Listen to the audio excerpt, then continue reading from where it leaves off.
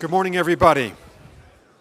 Good morning, everybody. Welcome back to the Aspen Security Forum. My name is Nick Burns. I'm co-chair of the Security Forum in the Aspen Strategy Group with my friend Condoleezza Rice. I'm going to say a few words this morning about the program and about who we are and the way we do business, and then I'll introduce my friend and colleague, Anja Manuel. We're up here in the Rocky Mountains, and in part because of the vision of three great American patriots, Joe Nye, Brent Scowcroft, and Bill Perry, and at a time in division in American society in the 1980s and in the foreign and defense policy communities during the Reagan administration, they were Democrats and Republicans who couldn't quite talk to each other in Washington. Does this sound familiar?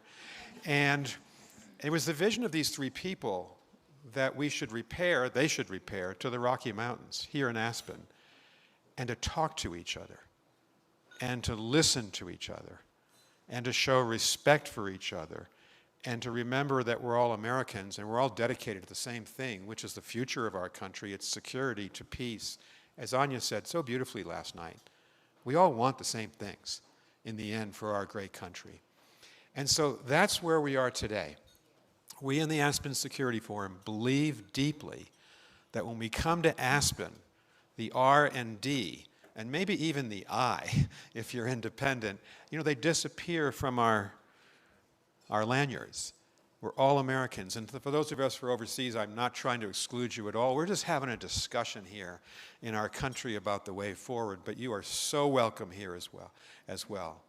But we come here to show respect and to show dignity for each other. And it's a learning process. And I hope that you'll find by the time that you leave here in a couple of days, it's been a beneficial experience. You've listened to people maybe that you wouldn't have met before, and we all would learn from each other.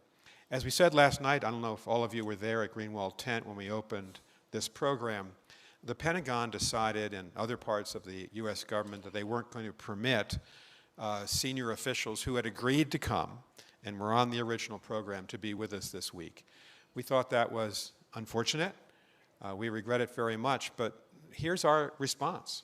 And we put out a statement, you can all read it. Our door is open, obviously, to the Trump administration. We want our government to succeed in the world. We want America to be successful. So it's open, we're open this week.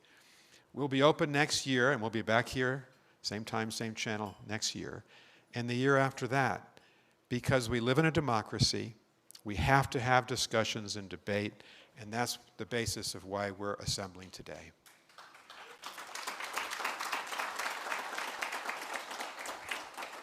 I got to say, too, as I looked at the program for today, it reflects the compelling nature of the world as it is today, and that's why we're so glad this is a global forum, that we have people from all over the world. And if you think about the future of 8 billion people, if you think about the future of our children, my wife Libby and I have grandchildren. Jane Harmon has 9 grandchildren. So we're at that stage of our life. And you think about them living in the second half of this century and hopefully even into the next century, they're going to have to think about space. That's our first panel this morning. And about the future of humans in space, and that's positive if you think about space exploration and living beyond this planet. But also, think about the fact that great powers are competing in space. I know that in spades from my time I just returned from China as the U.S. ambassador. You think about U.S. China competition, U.S. Russia competition, what the Japanese and the Europeans are doing. That's going to be a compelling panel. We're going to talk about cyber. And that, of course, has been a very divisive issue in global politics. Again, in the U.S.-China relationship, if you remember our great FBI director, Chris Wray's statements publicly in 2023 and 24, he cited that as one of the greatest challenges in the U.S.-China relationship, and I came back from China believing that to be absolutely true. We're going to hear about energy, and we have a collection. The former Secretary of the Energy is here. Megan O'Sullivan, my friend and colleague at Harvard Kennedy School, will be here. And that's going to be so important to talk about energy futures, the fact that we in the United States take great pride in now being the world's largest energy producer, but also the climate side, and the fact that you have to look at both sides of the globe's energy future. I very much regret that the United States and China are no longer talking about climate change. In our administration, John Kerry and then John Podesta were our two climate envoys. I spent a lot of time as ambassador, not always agreeing with the Chinese government on climate, but understanding they're the leading carbon emitter in the world. We're the second leading. I'm a climate change acceptor, not denier. And I think it's really lamentable that that conversation has stopped between the United States and China. So they'll talk about that. And I think one of the highlights today will be the Singapore foreign minister, Minister Balakrishnan. He's a really outstanding and experienced global diplomat. He's highly valued by countries and governments around the world. You know, Singapore plays this very interesting role in the Indo-Pacific. It's a city-state, and yet it punches so far above its weight. And I think Singapore has succeeded really from Deng Xiaoping's time forward to be almost the connector between China and the United States, and the country that really understands the United States and China best in that part of the world. And if you think about Singapore's trade picture, its largest trade partner is China, but its largest investor into its economy is the United States of America. So I highly value Minister Balakrishnan. I'll be introducing him later today. And then in the afternoon, we're merely going to talk about, I think, what is, if you look at the Wall Street Journal and the Financial Times most day, international trade and tariffs and the tariff wars and truces that are underway this year.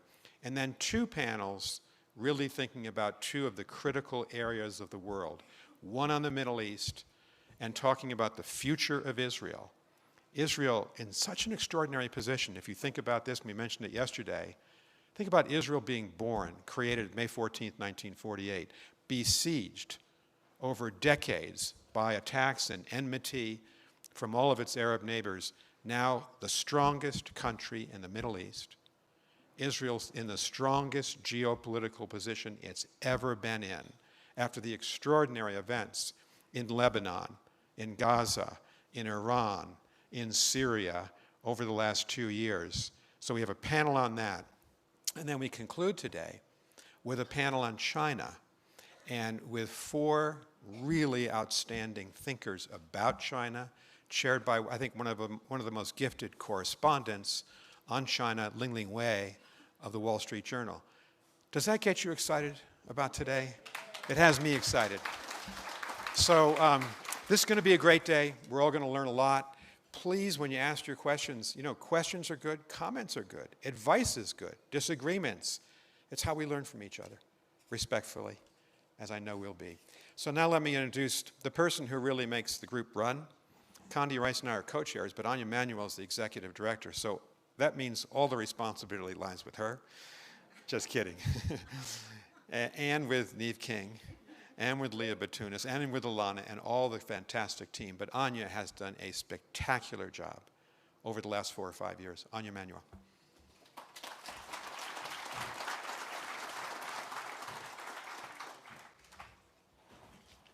Good morning, everyone. Welcome to Aspen and to these beautiful mountains. I am going to start with a shout out to our truly unbelievable team here. We are tiny. We are only a few people who work on this year-round. I'm part-time, but we are led by the great Neve King, right here in the front. She's still working. She can't even look up. Leah Batunis, Alana Drimmer, Deb Cunningham, our Scowcroft Fellows, our interns. Please say hello to them and thank them when you see them in the hallways, because this is a big show to put on. We're very happy to do it every year, and we're so grateful to be here with all of you. So Nick has given you a really great overview of what you can expect to see the next couple of days.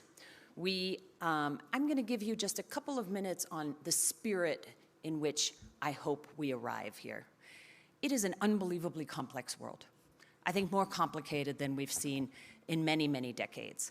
And when you read the newspaper every day, you can feel like, gosh, how's this ever going to work out?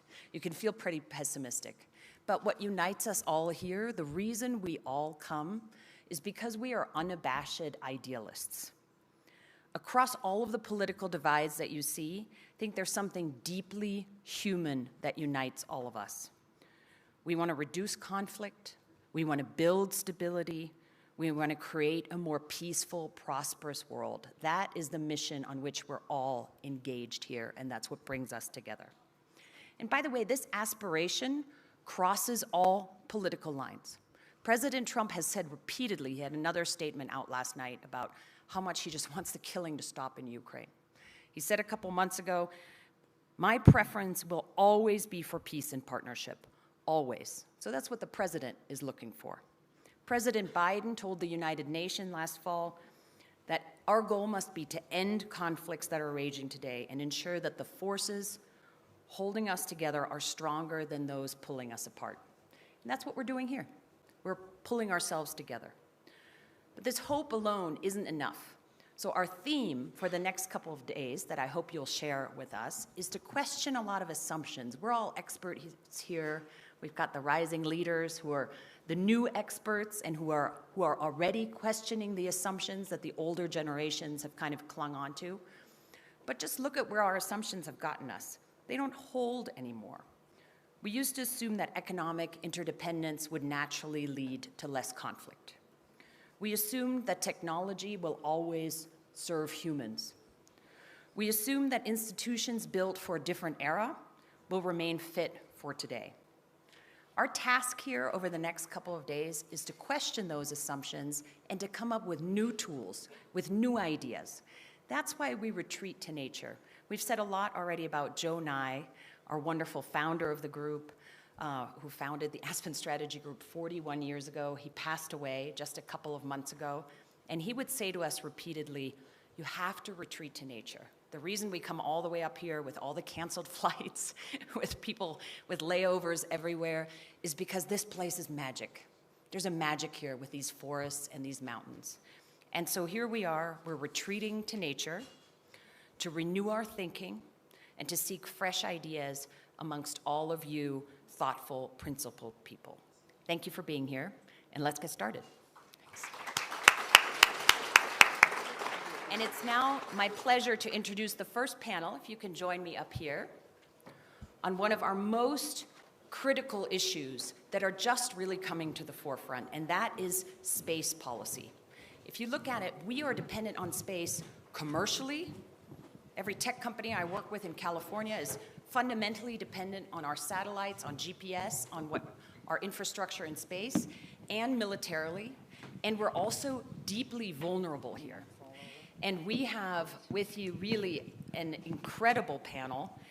Nina Armagno was one of the leaders who started the U.S. Space Force, who stood it up. There's still some growing pains, but it's an impressive thing that you did, so we're really grateful to have her with us today. Tim Ray is a retired four-star general and former commander of the Air Force Global Strike Command. Robert Lightfoot is the president of Lockheed Martin Space, so he is doing this for us, building this great infrastructure for us. And Jane Harman, of course, chaired the Commission on National Defense Strategy. She's one of our most experienced legislators on intelligence and others. And to interview them, we have Gordon Lubold, who is currently formerly of the Wall Street Journal and now with NBC News. Thank you all.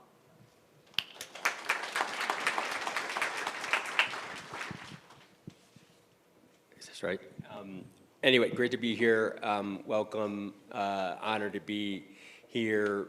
I guess now the first panel, talking about a great topic. I was chatting before we came up here that as in prepping for this panel, I was talking to various smart people I know, what's a good thing I should think about on space, questions or whatever. And one guy who's particularly smart, Jane and I were just chatting about, he said, yeah, like I want to know more about space. I just don't have time, or I just didn't really, I haven't spent a lot. I should be more into it, but I'm not.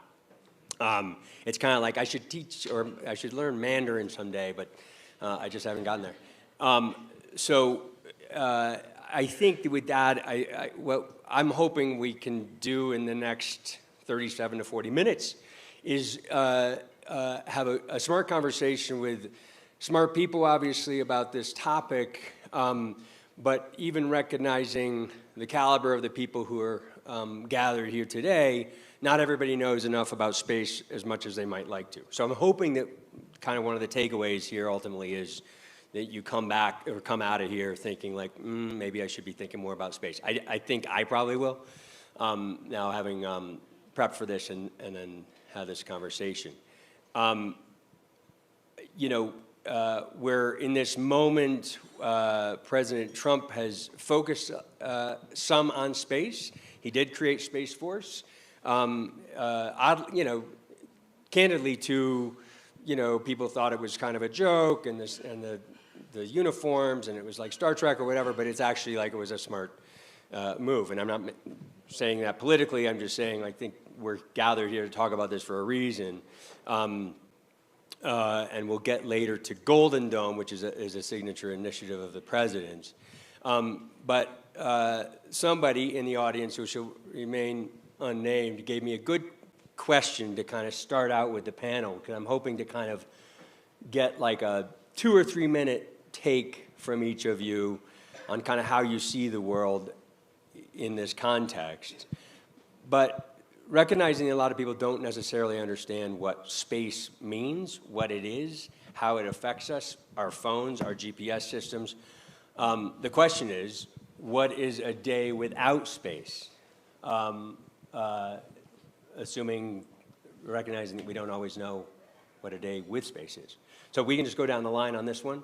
Jane, if you want to start, I'd love it.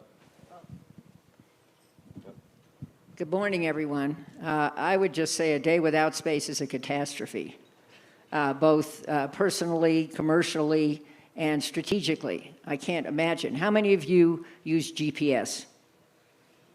Oh, look, guess what wouldn't work? Thank you, Lockheed, by the way, for helping us with GPS. How many of you use cell phones? How many of you, I mean, we could go down the list, but it is not just personal use and personal comfort. I would argue that everything we do, and certainly militarily, something I have focused on over time, depends on space. The U.S. is the largest user of space. You can hear more details from the smart people to my left. And we are the most vulnerable in space. And I'm sure we'll get to China and ASAT tests and everything else that China's doing to win the race against us in space. But I would just say a couple more things. When I was elected to Congress in 1992, in the Aerospace Center of Los Angeles, where the LA Air Force Base is, it now has a new fancy name, and the Aerospace Corporation, nobody knew what it was. Nobody knew how you could have an Air Force base that had to do with space. And the firms that worked in space were small, but I mean the big names that you all know. But then 20 years later, as our task force report for the Council on Foreign Relations, which Nina and I co-chaired, documents, there's been an explosion in space. And leading that explosion is not the US, it's China. Final comment, Mike Pence, whom I had served in Congress with for 5 terms, approached me during Trump 1 and said, we really need a space council. And he was the driver of the focus in the White House on space. I would say, in bipartisan fashion, that the focus in space lagged in the Biden administration, and with the exception of some guy who used to be my constituent, his name starts with E, wasn't really a focus of President Trump, and needs to be much bigger focus of President Trump and all of us. I'd like to just pull on the theme that Anja stated yesterday, the entire theme of this conference. Question your assumptions. We assume that we're going to have the capabilities that come from satellites. The United States military certainly relies on exquisite capabilities that come from satellites, from communications, strategic communications. All of our nuclear command and control go over satellite systems. Our weather, our missile warning, yes, GPS. Bringing it to this room, for the military, not one operation, certainly not any joint operation, but not even any single operation that happens in the Army, the Navy, the Air Force, or the Marine Corps. Nothing happens without space. So if you question your assumption, a day without space, this room would be dark. You would have had to pick up a map and walk here.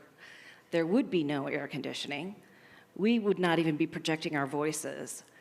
And it's not because the satellites are controlling every single thing individually, but very specifically, it is that GPS timing signal that has become so important to everything we do, from running the timing on your phones, which coordinates everything else that happens with your phone, to the timing that runs our energy grid, our banking systems. It is that important. So assuming that space will always be there is a very dangerous assumption.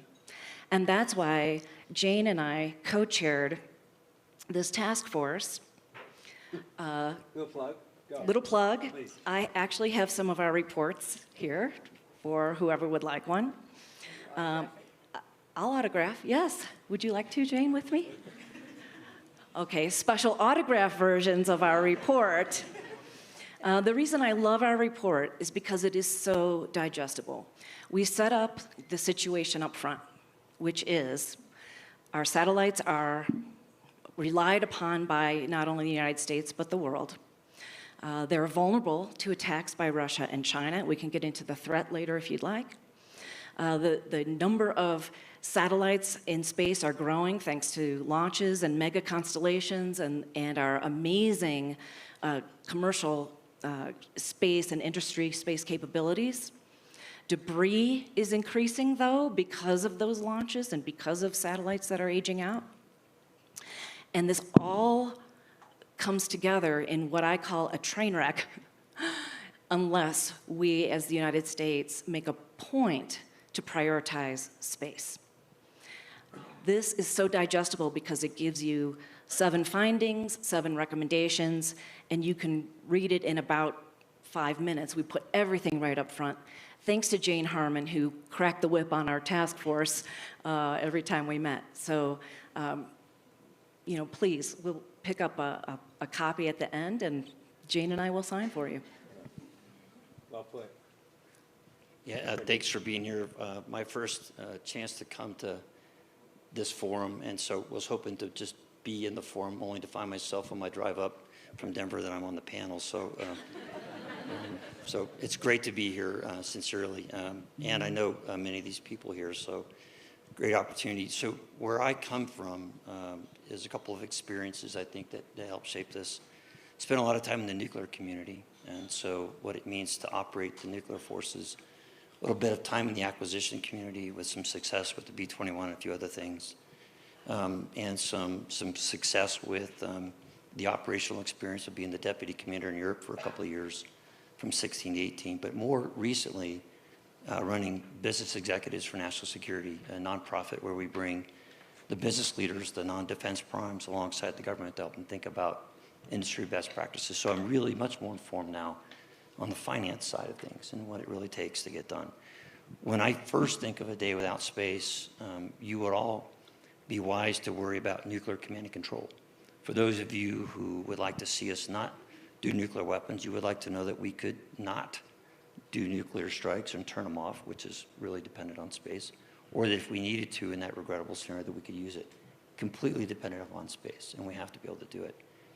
But really, in a bigger sense, the things that we would call national security 10 years ago was a pretty small group of topics we could all quickly agree on. In 2025, that size of topics now expands to almost the entire society that we live in because of everything we do, from supply chains, grid management, energy abundance, not just energy resilience, but how we do our workforce, how we deploy capital. And I think now for us to go forward into this area, you're going to have a tremendous relationship between finance and freedom to be part of the underpinning conversation. You see the gridlock in DC, it can't get there by itself. So how you manage the development of capabilities in the public and the private sector and how you master that art, I think is going to be one of the things that define our success going forward. So that's how I see this as a really important part of that chapter. Great, Tim. Thanks. Robert, please. Yeah, I think my take on it is a day without space is simply chaos, right? I don't know if we really understand that. We talk about space, the folks that work in space, we understand that perfectly. I'm not sure the general public or a lot of people that are very educated understand that. And so when you think about what we began to use space for decades ago, it was to allow terrestrial operations on Earth, things that would happen, whether it was business, whether it was finance, whether it was military reasons, right, for that purpose. A fundamental shift probably occurred as we got more dependent on space. I think the fundamental shift was 2015 when the PLA decided, or China decided that they declared space a warfighting domain. And when they did that, they actually changed the narrative, because everything we had built before that was to support things that are happening here on Earth, so we didn't have to worry about protecting that domain. So if you think about the domains, when we talk about domains, it's land, sea, air, cyber, and space. And I think cyber and space, and that's why I'm glad there are panels on both today, are the two that are least understood. You can see land, you can see sea, you can see air, you see planes, you see tanks, you see ships, right? So you get that fusion. You don't get to see satellites. And I think the understanding, if we can have one takeaway from today, would be this group, this thought leadership group that's assembled here, has a better understanding of your reliance on space and why we need to protect it and what's so important about that domain in our daily lives, but also in the security of our country. That's great, real well put. And also to drive home the point, we're not talking about just a day without space. Potentially, it's not like lights out and we lose power for some hours in our house. This is like potentially you don't just turn it back on, whoever attacks space or attacks the satellites that control our phones or whatever else. It could be a much longer term proposition. I wonder if we could just kind of dig down a little bit more on the threat posed particularly to the U.S. By our, as Americans, reliance on space, the satellites and all the rest of it. You know, well, let me just back up and say, I think we understand that American capabilities in space are amazing. You guys can speak to that if you want. But it's, in particular, China's ability to blunt some of those capabilities, their counter capabilities, that I think is where you see the rub of this kind of space race. So I wondered if you could all just talk about that, talk about the threat. And not everybody has to answer every question. Everybody can jump in. You all know each other. Jump in, argue, disagree, agree, whatever. But whoever wants to jump in first.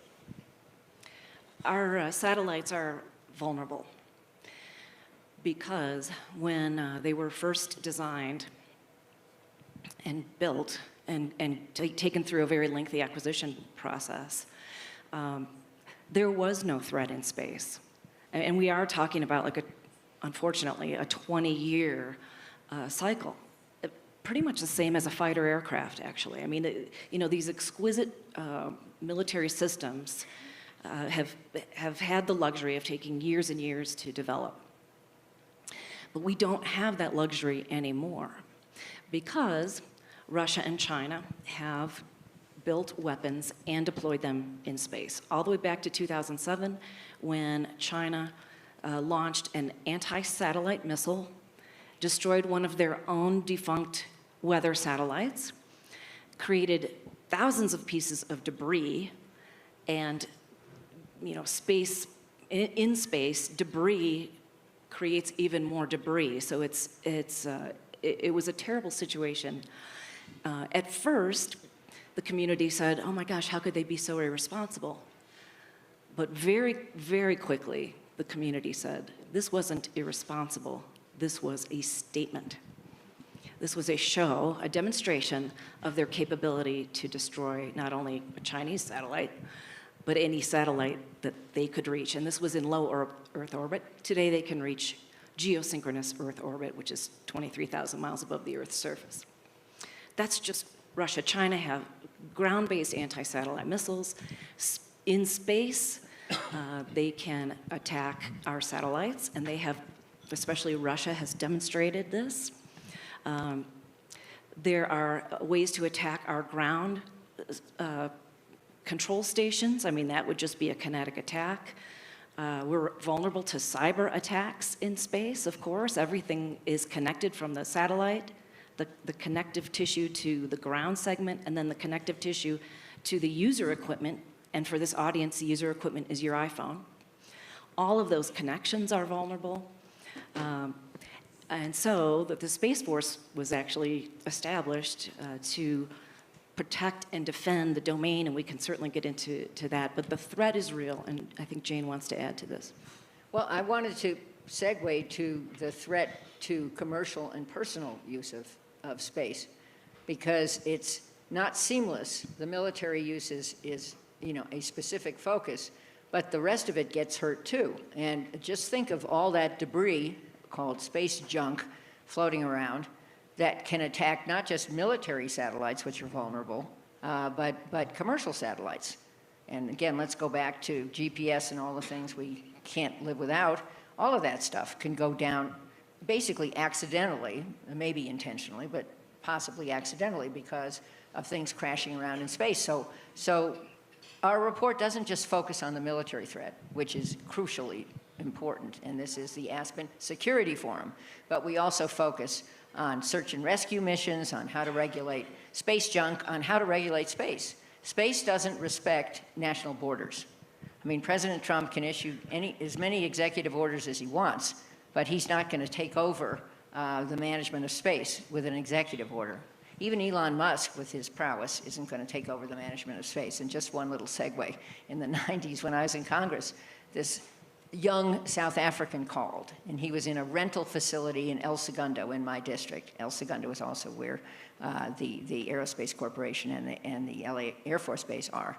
And he said, I want to talk to you. I'm building these less expensive missiles with Russian technology, and I want to sell them to the Pentagon. So I don't know what your reaction would have been. Mine was, really? And shows what my judgment is worth. But more seriously, I'll just make one comment on that. He has shown his incredible genius, but so have other companies, one of whom is on this platform. And it is important not to rely on sole source contracts. It's important for our government to use all the innovation the private sector can provide. This was a recommendation of the Commission on National Defense Strategy that I chaired as well, and to leverage, respect, applaud, help amplify the prowess of the private sector. Yeah, I'd like to pitch in there. I always think about these as the margin to respond. You can't, on the surface just stop somebody from acting. You need to deter. But the capacity to take a punch and respond appropriately is a really important part. And what Jane just said is a really important piece about what the industry can do. You've got a really big challenge in our country is that we've never scaled real capabilities since the end of the Cold War. We bought a lot of things for the war on terror, but we've lost that gene, right? So how do we tap into that innovation becomes a question of mastering the finance question, of how we get the players on the field. You've got about $8 billion a year playing in the venture capital world, and it's pretty stable. But you're not seeing the private equity world come in because there's no cash flow, free cash flow scenario. So when you want to say go faster, tap into it, there has to be a realistic approach to the finance piece of it to actually pull it off. And so you're pretty healthy from a venture capital perspective. I think the relationship between the Space Force and the commercial space industry is really a great example. But because there's been that venture capital that's played, there's a pool to pull from. Other sectors of the industry are not as fortunate. So there has to become this acceptance of who can play and what we do with them. And the fact that we're not going to pull all those venture capital people across, you actually need to reconcile what you're going to do with the things you don't buy so that the Chinese don't buy them at dimes on the dollar. But to tap into that innovation, we don't have an innovation problem. We have an adaptation problem. We have a scaling problem. We are very good at innovation. How do we pick up those pieces, coherently put them together, and build margin is the real question. And that takes all those great recommendations and goes to the next. If you think you can go to Congress and make that happen, that's probably not a great strategy. But really knowing how we tap into the commercial financial markets to make that risk reduction a reality, I think that's going to be one of the formulas for success. Yeah, I think to pile on that one, I think that's really important. I've got a lot of my competimates out here in the audience, that build these systems. And how do we bring in the new ideas but help them scale? You take a company like Lockheed Martin, we've got plenty of scale, we've got plenty of legacy, but we're also used to exquisite and bespoke. We do plenty of innovation, but others do innovation too. And how do we partner as opposed to compete, right? And that's the way we're going to deal with this threat, because the one thing that I think the biggest threat we have is time. We can't buy time. And if you look at the threat space, in the last, I forget the numbers, I think since 2015, China has increased the number of satellites they have for intelligence, surveillance, and reconnaissance by 500%. 500%. I don't have time to go be bespoke and perfect and everything. I need to get capability on orbit that deters. This is a deterrence discussion, not necessarily a defend and defeat discussion. So our ability to, as maybe a more established company, to work with folks like the General's talking about, we've already been doing that. We're doing that in several places with our technology demonstrations, but that's the way the country is going to be more successful, I think, going forward. The other piece of that, really, if you think about threat, I know we're talking about in space, the threat is can we get the workforce? How do we excite the next generation to come into science, technology, STEM roles, right? Engineering and math. That's drying up. China's graduating ridiculously more engineers than we are.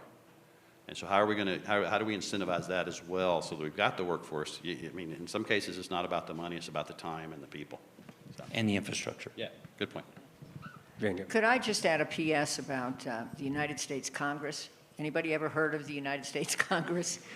Anybody care about the United States Congress? I admit I bailed at a time when it was becoming more partisan and headed the amazing Wilson Center for 10 years. Sadly, that is going away due to drastic cuts by this administration. But my point is that Congress does have a role, a big role here. It did have a role, it does have a role.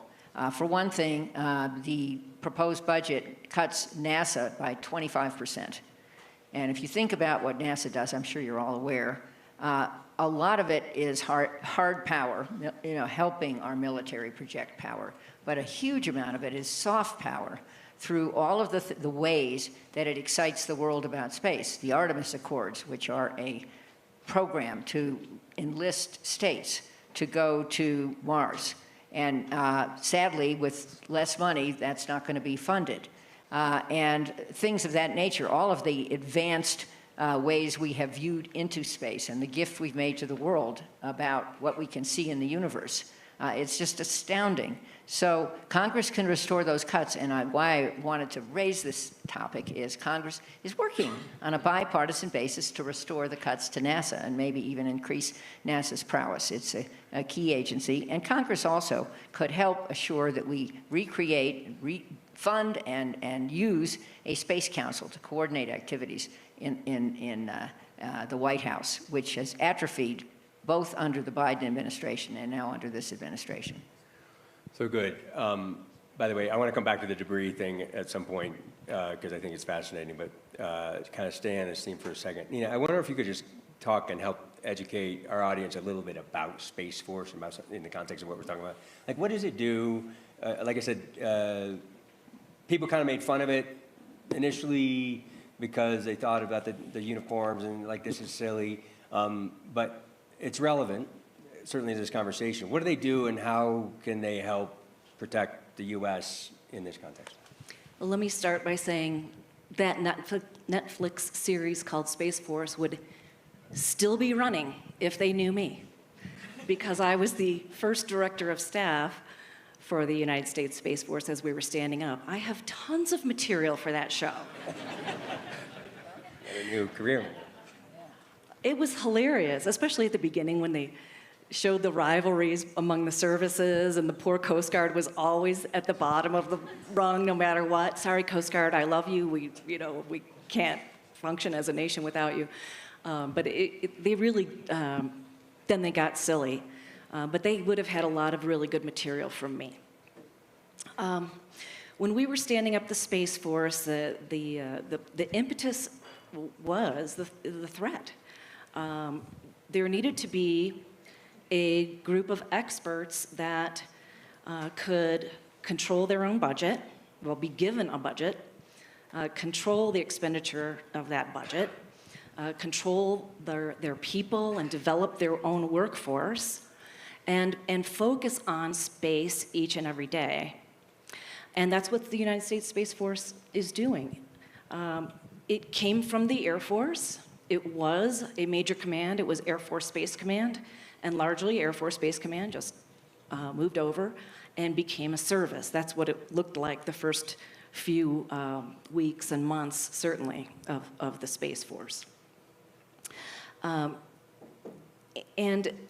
what I like about what they're doing now, yeah, those first few months and years were about the uniform and the song, and it was just it was an effort to establish a separate culture, you know, internally, a separate look externally. But what I like what they're doing now, I mean, there are doctrine documents being written about how not only to protect and defend in space, but how to ensure that those capabilities that we have continue to operate through conflict, so that the Army, Navy, Air Force, and Marine Corps, in all domains, air, land, sea, undersea, can continue to function, you know, to win wars. That's what the Space Force is all about. But there's a new domain, and in space, with the threats I did explain earlier, there needs to be a very deliberate approach to not only protecting and defending our satellites, but just like any kind of other military, we are now starting to talk about defenses and offensive capabilities in the space domain. Congress is on board. The Department of Defense is on board. Wasn't there a cut to the Space Force budget, though, and then maybe reconciliation helped it out? But The I mean, Space Force what was that budget about? is flat. The first couple years, you did see almost a doubling, but it has been flat. And, you know, I have been critical of a flat budget for the Space Force. They are mission-focused. They are small, maybe not as savvy as the other services as far as arguing for their capabilities. When you see, I'm just going to be honest, when you see the Army growing in those first couple of years, the Army growing, and the Space Force, you know, 3% of the DoD budget, that's a foul. And you're right, the reconciliation bill has very much boosted space capabilities, or has the promise to, as well as Golden Dome. I want to come to Golden Dome, but Let me throw something on please. top of that, because I was on the sidelines watching it, know Jay Raymond pretty well and listened to how he thought about it. I think if we prevail as a nation in the next 50 years, one of the most strategically important decisions we made was to build the Space Force. It will be an elemental move, because you went from an intel perspective in space and a lot of very expensive programs. You needed somebody as savvy as these guys to grind the gears with Congress to shift, because that was really a very ungraceful transition, but there was no other way, right? And you can't get this without Congress. But I'll always admire the strategic wisdom to go down that path and to create this DNA. And I'm a strategic nuclear guy, but I'm their biggest fan because of how they did it. It was a huge lift, but you really needed those experts in the room making Congress allies and to get those big shifts in the programmatic piece. But, you know, I think it's going to be a game changer for us going forward. I'm just fascinated by the debris thing, so I just want to come back to it really quickly, because I'm pulling from the report that we can now plug it once again. 40,000 items in space that are bigger than 10 centimeters long, traveling at speeds of up to 18,000 miles per hour, which, by the way, I didn't know that was a thing.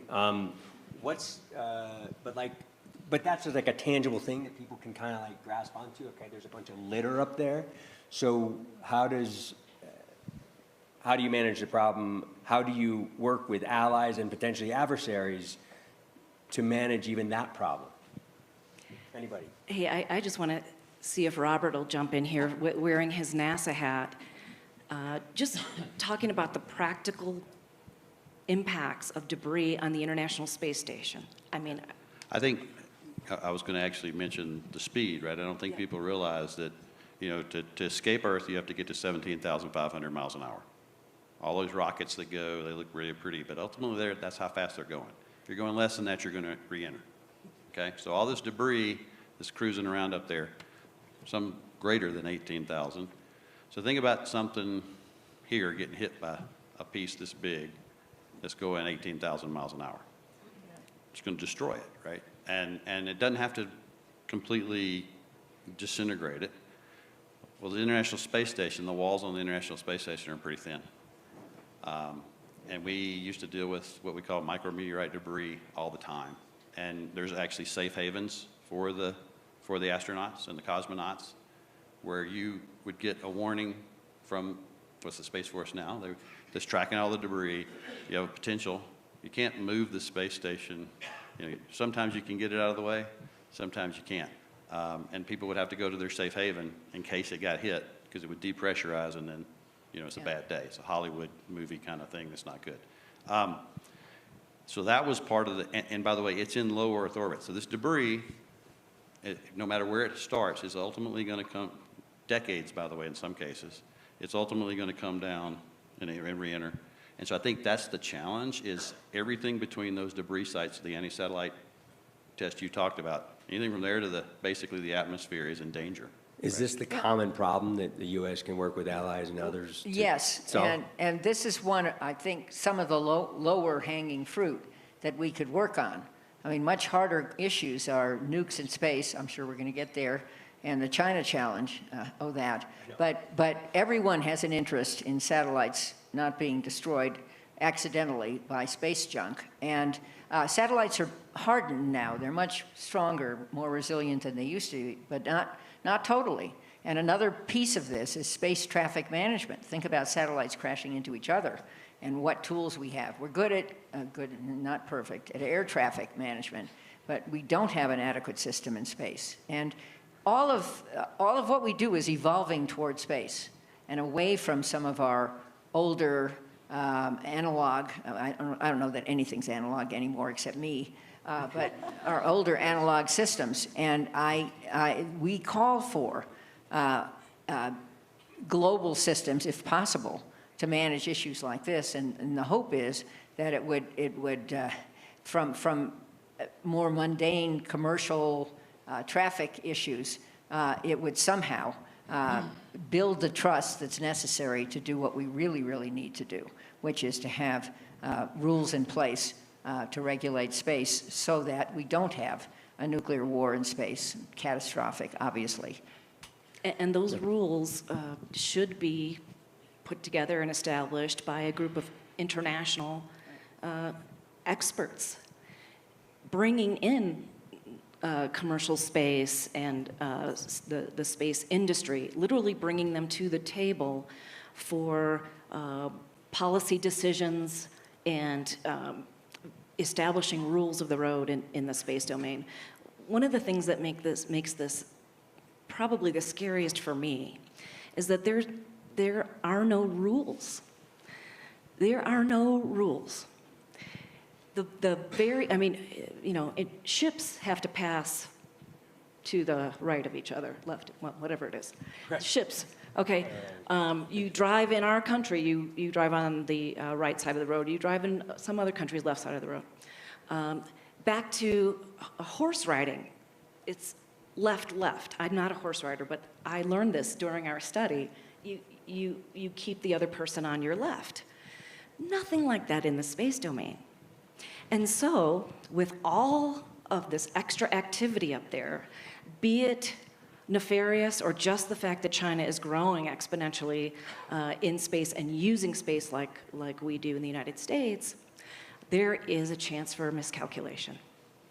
That is and then you add to it that we don't communicate with China. Ambassador Burns mentioned it yesterday. Communication is the biggest thing, the biggest breakthrough that we need to make with China. Supposedly there is a hotline between the Pentagon and China. I've never seen it. T-Ray? I've not. Oh, okay. He's not confirming nor denying. There is a line. I don't know if they pick up. They don't pick up, right? The United States is the one who does space traffic management. It's a small squadron in Colorado of military Space Force guardians. They do it for the world. And they email China when there's going to be a collision or a potential collision. And do you think they get answers from those emails? No. So we need an international approach, and we need China to be at the table with us. We can explore that further, but I want to hit, if this thing's right, we have not that many remaining minutes. I want to hit Golden Dome real quick because I think it's the, again, kind of a signature initiative by the president. I think it's a tangible thing that people can kind of be like, understand kind of a system of systems to defend the American homeland. It's in its nascency. I'm not sure that there's a strategy necessarily that the administration has settled on. I think for various reasons, and we'll leave it at that. But the president did throw out a $175 billion number. I think somebody suggested to me that that number was maybe pulled out of space a little bit. But does the U.S. need a Golden Dome? What's changed since President Reagan suggested Star Wars years ago? And is the president's vision, such as it is, realistic for everybody? I'll tell you, divorce yourself from the source and embrace the idea that you now have two nuclear triads you have to deter. The Chinese are hammered down on matching us. Your triad is ancient and really struggling. You've got to rebuild it all. You can't keep up with two. So for every two I build, they just have to build one. You have to go there with missile defense. You saw my time in Europe. I was the three-star who would run the integrated defense systems with Israel. It's a numbers game, bottom line. But the homeland is no longer sanctuary on many dimensions. And you cannot deter, with one triad without changing the relative magazine depth of our adversaries. You got rogue actors that we did great with the North Koreans. But this is something that is going to be paramount. It's going to be key to our survival. It's going to be a huge infrastructure bill. It's going to be a huge tech bill. It's a big space piece. But we don't have the luxury of waiting to debate this. You're out of time. And Time's the enemy. I think the general said it well. The difference between now and the Reagan era, two things. It's the threat space is totally different. And the capabilities of our adversaries are not just ballistic missiles, right? That's what we protected against. Now we have hypersonic glide. ICBMs, hypersonic. Yeah, which is a tough putt. It's just a tough putt, right? And then the second piece to me is we have a lot better technology than we had back then. And it's proven out. A lot of that technology is the same technology we're seeing in the Middle East will be kit that is brought to this battle from a Golden Dome perspective. And while we built all that from a deterrent perspective, it's working pretty well. Yeah. I would just say, I think the concept is worth pursuing, but if it eats the whole defense budget, and if it explodes our debt even further, that's a huge new vulnerability for us. So we have to do this carefully, strategically, and not just go to a sole source contract. Think somebody whose name starts with E, and which is what I think generated this time I got that. The first time generated this, although there are real threats. Just, okay, that's not a partisan comment, Nick. I don't know where Nick is. I promise it's not. Because he was my constituent, so okay. But my point is, it needs to be considered in a context, and this commission that I chaired recommended that we have to use all aspects of national power, including soft power, to project adequate U.S. strength against our enemies, China, Russia, and others, and rogue actors, and obviously terror groups. So let's keep that in mind as we debate this.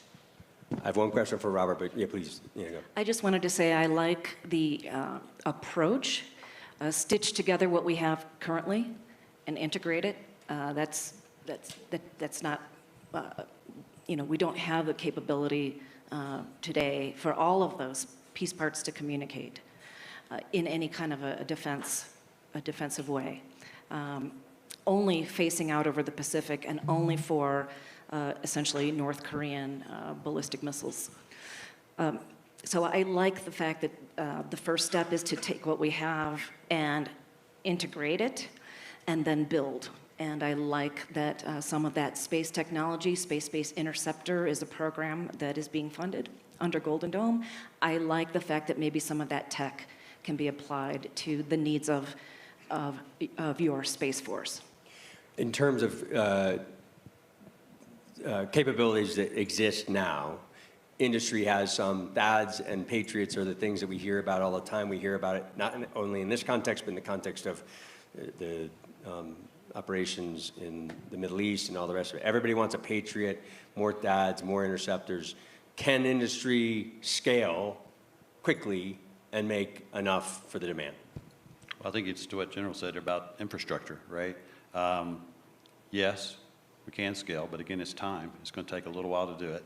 And I think what you'll see, I mean, not to make it political, but the administration is now looking at funding munitions ramp-ups, and that's in the reconciliation as well, recognizing what is that magazine depth, what are we going to need to go do that forward, and so those fundings happen, and industry's ready to take that on. Yeah.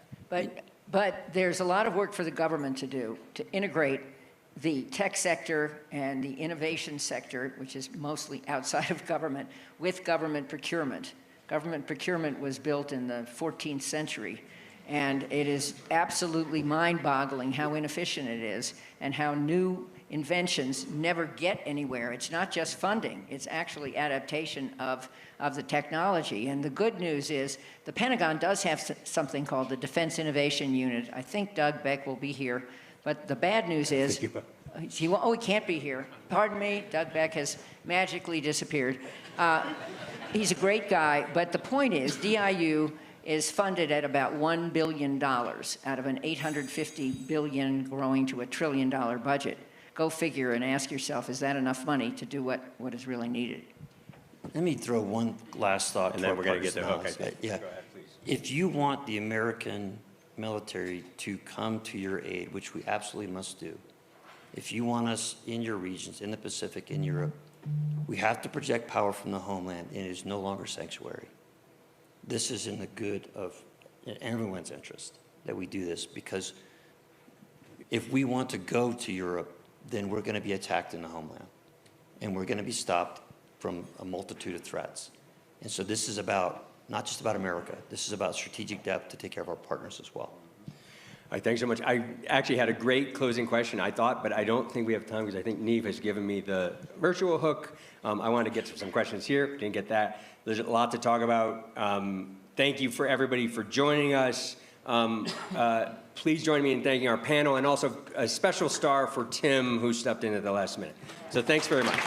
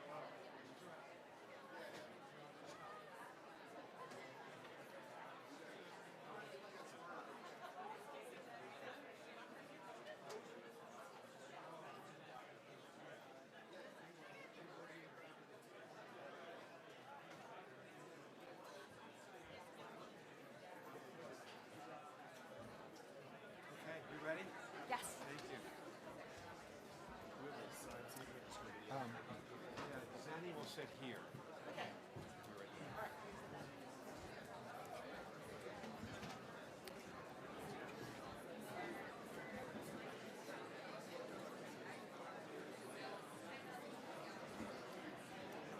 Okay, everybody, please take your seats if you can. Hey, Neve.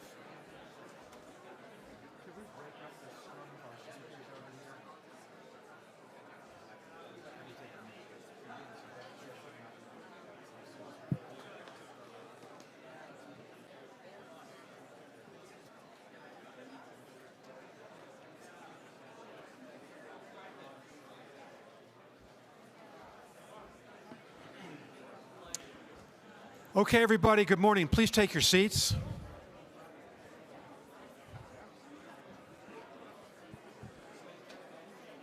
Please take your seats, everybody.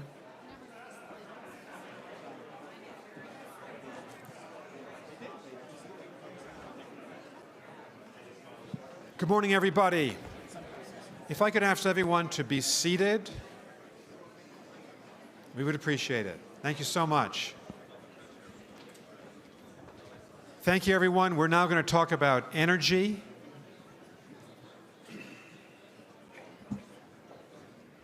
When we think about power, among the great powers of the world, you think about the metrics of power, traditionally military, or diplomatic, or economic. Energy power has taken center stage. The United States has significant energy power. Russia, it's one of its sole sources of power. China, deficient. Maybe the Achilles heel.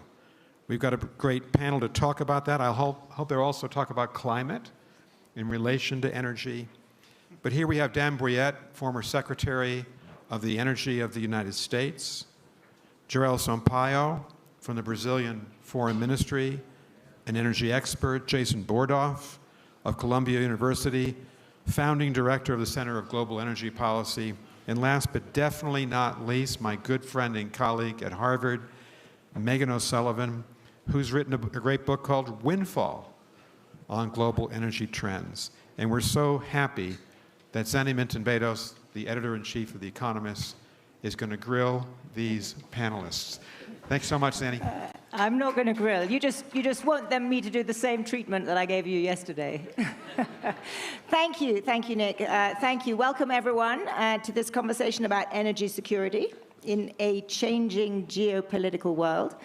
I think it's worth reflecting that if we had had this conversation, 5, 10 years ago, and certainly if we'd had it in Europe, but I think probably here too, we would have expected to be talking about how do we transition affordably and sustainably away from fossil fuels in a decarbonizing world. That would have been the focus of our conversation. Today, that may be part of it, but it is certainly not the only focus of our conversation, because the world is so different, as Nick has said, and as Anja has been telling us, that geopolitically, it's transformed. Economically, it's transformed. Gone is the world where we want to integrate everything in a globalized world. We're now much more focused on industrial policy and resilience. And we are in the midst of this enormous shock revolution that is artificial intelligence, which has also transformed the energy landscape. And so I think energy security means something very different today than it did 10 years ago. And what I want us to do in this conversation is kind of explore that. And I think now, if you think about a country's energy security, you are thinking about literally the security of your energy supplies, but you're also thinking about affordability. You're also thinking about, do you have enough energy supply to cope with the AI revolution? You're thinking about reliability. You're thinking about supply chains. You're thinking about a whole manner of things. And just to give you a sense of the scale of the change, we are suddenly in a world where energy demand looks very different than it did a decade ago. And electricity is what is going to drive the AI revolution. And just a couple of stats. In the developed world, in the rich world, energy consumption was essentially flat for the last couple of decades. In the US alone, the latest projection that we wrote about a couple of weeks ago, is from a consultancy, these figures, for a 25% increase in demand for power by 2030. and a 78% increase by 2050. And that's just the United States. So to drive this AI revolution, we are going to need a huge amount more power. Secondly, the geopolitical landscape gives an enormous number of new strengths and vulnerabilities. Those of us who come from Europe are acutely aware of what over-reliance on one provider of a key energy source means. If we didn't know it before February 2022, we certainly know it now. But it's not just Europe, although Europe's particularly poorly positioned. If you look at the United States, it's the biggest exporter of oil and gas, but China dominates supply chains for clean energy. There are vulnerabilities there, I think, for the US. And then the third area is the area of political economy, which I think has changed very dramatically. We are learning that there is a limit to the price that voters are prepared to pay for decarbonization. We are learning that it is not simply possible to optimize only for the climate. We're also learning that the biggest economy in the world has what one might call an erratic approach to energy policy. If you look at the thrust of the IRA and you look at the thrust of the BBB, they are very different in terms of the attitude to energy. So I think there's a kind of policy, what should we call it, inconsistency or policy shock there.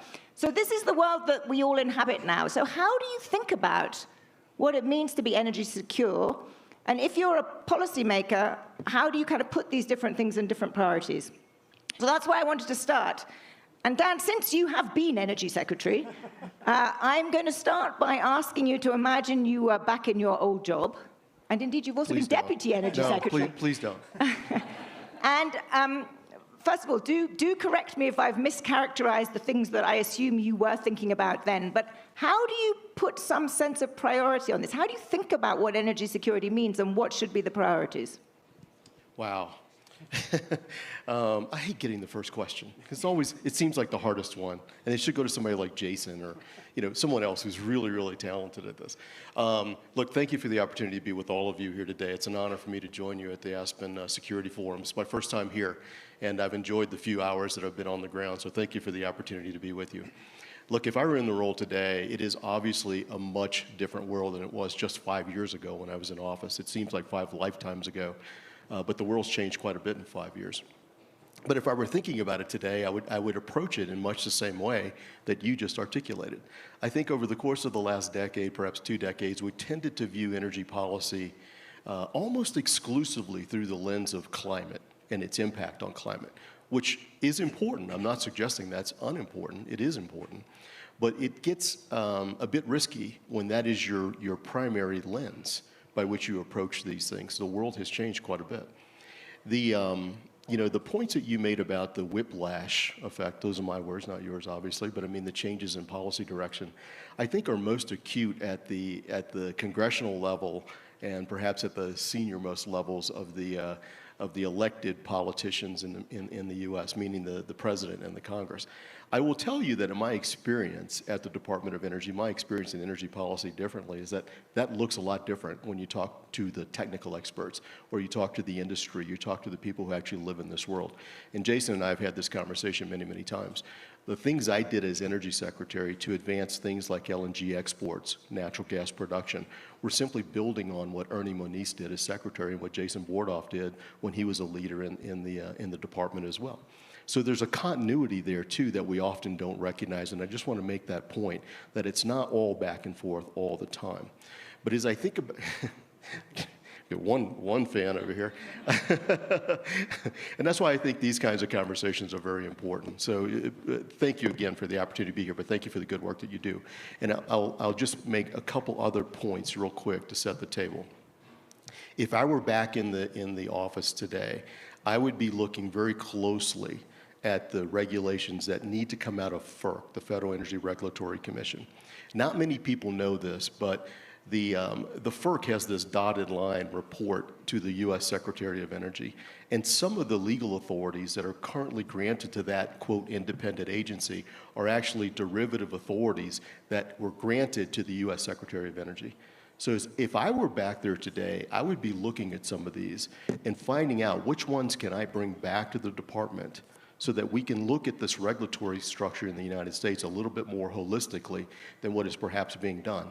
And the reason for that is because what we just talked about, the increased demand for electricity as a result of AI, as a result of trade policy, increased manufacturing, whatnot, all of those things are true. And my fear is that we won't build the generation that is necessary to meet that demand under the current regulatory regime. And that's not the fault of utilities. They're just hamstrung by the current regulatory regime. So I would be looking very closely at that, and we can talk about what the details of that might look like. That's a really good point. So that it's greater cooperation, greater regulatory. So you'd start with the regulatory area as being one where there are sort of low-hanging fruit. Jason, I assume that you would agree with that. I'm going to come back to the international stuff in just a second. But since Dan mentioned Jason, let's assume you were Energy Secretary. And which perhaps in another world you might have been, but tell us what you would do if you were in that job. Now, what would be your way of thinking through the priorities? You know, thanks again to Anja and the whole team and Aspen Security Forum for having me back, and thanks to Secretary Bouillet for being here and for those kind words. He was really a fantastic energy secretary, and he was focused on the energy policy goals don't really change. The mechanisms to get there, the approaches may change, but you know, energy policy wasn't really a phrase people used until the 1970s. Energy was about energy security. That's the history of energy policy in World War I and World War II. How do we make sure we have enough energy supply? So energy security, energy affordability for economic growth and economic competitiveness, and sustainability and environmental protection. That's sort of the lens with which you should think about energy policy. And to your points in your introduction, Zanny, Megan and I wrote in the New York Times around 4 years ago. I think we concluded an op-ed with a line like, if climate ambition comes into tension with security of supply, affordability, or reliability, climate ambition will lose. And I think that's kind of where we are today, because I do think it's correct. I think climate is an urgent problem, and we need to focus a lot more attention on it, but we are recognizing that we need to do multiple things at the same time and think about energy security, think about affordability, and think about sustainability and decarbonization all at the same time. The world is very different, though. We're in a world now that is becoming more competitive, more fragmented. If you think when Megan wrote the book that was mentioned in the introduction, you know, the U.S. was undergoing the largest increase in oil production of any country in history. We were in the middle of this enormous shale revolution to bring more supply to market. Electricity demand was flat. Renewables and batteries were falling 70, 80, 90% in cost, largely because China was making them cheaper, and now that's a bug, not a feature. And so the whole way we need to go about thinking about this is quite different. So we need to think differently about domestic sources of energy, and as you said in your introduction, for all the rhetoric around drill, baby, drill, that means build, baby, build more than anything else, and it means power, it means meeting rising electricity needs, that's going to mean natural gas, it's going to mean nuclear, it absolutely needs to and should mean renewables as well. We're going to need permitting reform to make it easier to build in this country. Again, we should be thinking about efficiency and reducing demand. That also helps make you more energy resilient. We learned that about a month ago, despite the fact we are a net exporter of oil now, after importing 60% of our oil in 2008 or 9. We were still really worried. Our president was really worried if something happened in the Strait of Hormuz because prices are set in the global market. We'd be more resilient if we used less, not only if we produced more. And we need to be moving much faster as well to think about what's happening in the rest of the world. So we can come to that in a moment. But I think that is kind of at a high level the approach that is consistent with I think what Dan said. It is consistent. This is wonderfully, bipartisan comity. This is exactly what we want here, a very sensible list on both of you. Megan, can we now open the aperture to a more international perspective? And as Jason said, the world is very different than when you wrote your book. But can you tell us, at a sort of big picture level, who sort of wins and loses in terms of energy security in the current framework? Like, how do you think about energy security globally, given where we are now in terms of demand and geopolitics? Sure. And thank you for hosting this panel. And I'm disappointed I don't get to be Energy Secretary. I have much greater ambitions for you. I'm thinking Secretary of State, actually. We're going much bigger. Well, on that note, let me say that I think this shift to focusing on energy security is really a global one. It's not just the U.S. doing it, and that it's really important to understand why this is happening, why the world is shifting to focus on energy security, because that's the only way we're going to be able to address energy security accurately. So, let me make 2 points on that. In terms of why it's happening, there's a lot of reasons. You mentioned AI, even climate change is contributing to energy insecurity, but I'd say the biggest ones are the changes in the geopolitical environment. So Jason referenced, and so did Secretary Briette, the last couple of decades really being, in retrospect, a kind of global energy age where we had abundant energy, the shale revolution, decrease in price in renewables, and we had a copacetic international environment. We had international cooperation, and we had increasing globalization. You put that all together, countries felt pretty comfortable from the US to China to rely on the market for meeting their energy security needs. And now we're in a different world where you're in a geopolitically competitive, great power rivalry situation, and where protectionism, not globalization, is the norm.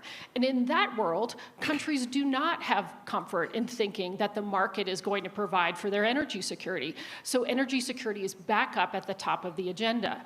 But as Jason sort of intimated, there may be kind of a false policy confidence. Oh, we know how to deal with energy security. We dealt with it in the 70s, and we've dealt with it through a lot of the last 50 years.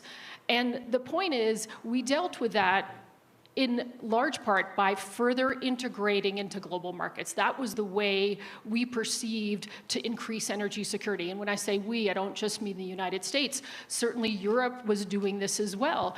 And doing that in today's geopolitically competitive environment is a recipe for crisis. So if you go back to 2021, what Europe was doing, it was saying we're in this global age of energy abundance. The natural gas boom is further integrating regional natural gas markets. We're going to move away from long-term contracts. We're going to go to spot markets. And so we're going to no longer sign these long-term contracts with Russia. So before the invasion of Ukraine, Russia started saying, well, we're only going to meet the things that are actually contracted for. We're not going to supply the rest of that natural gas.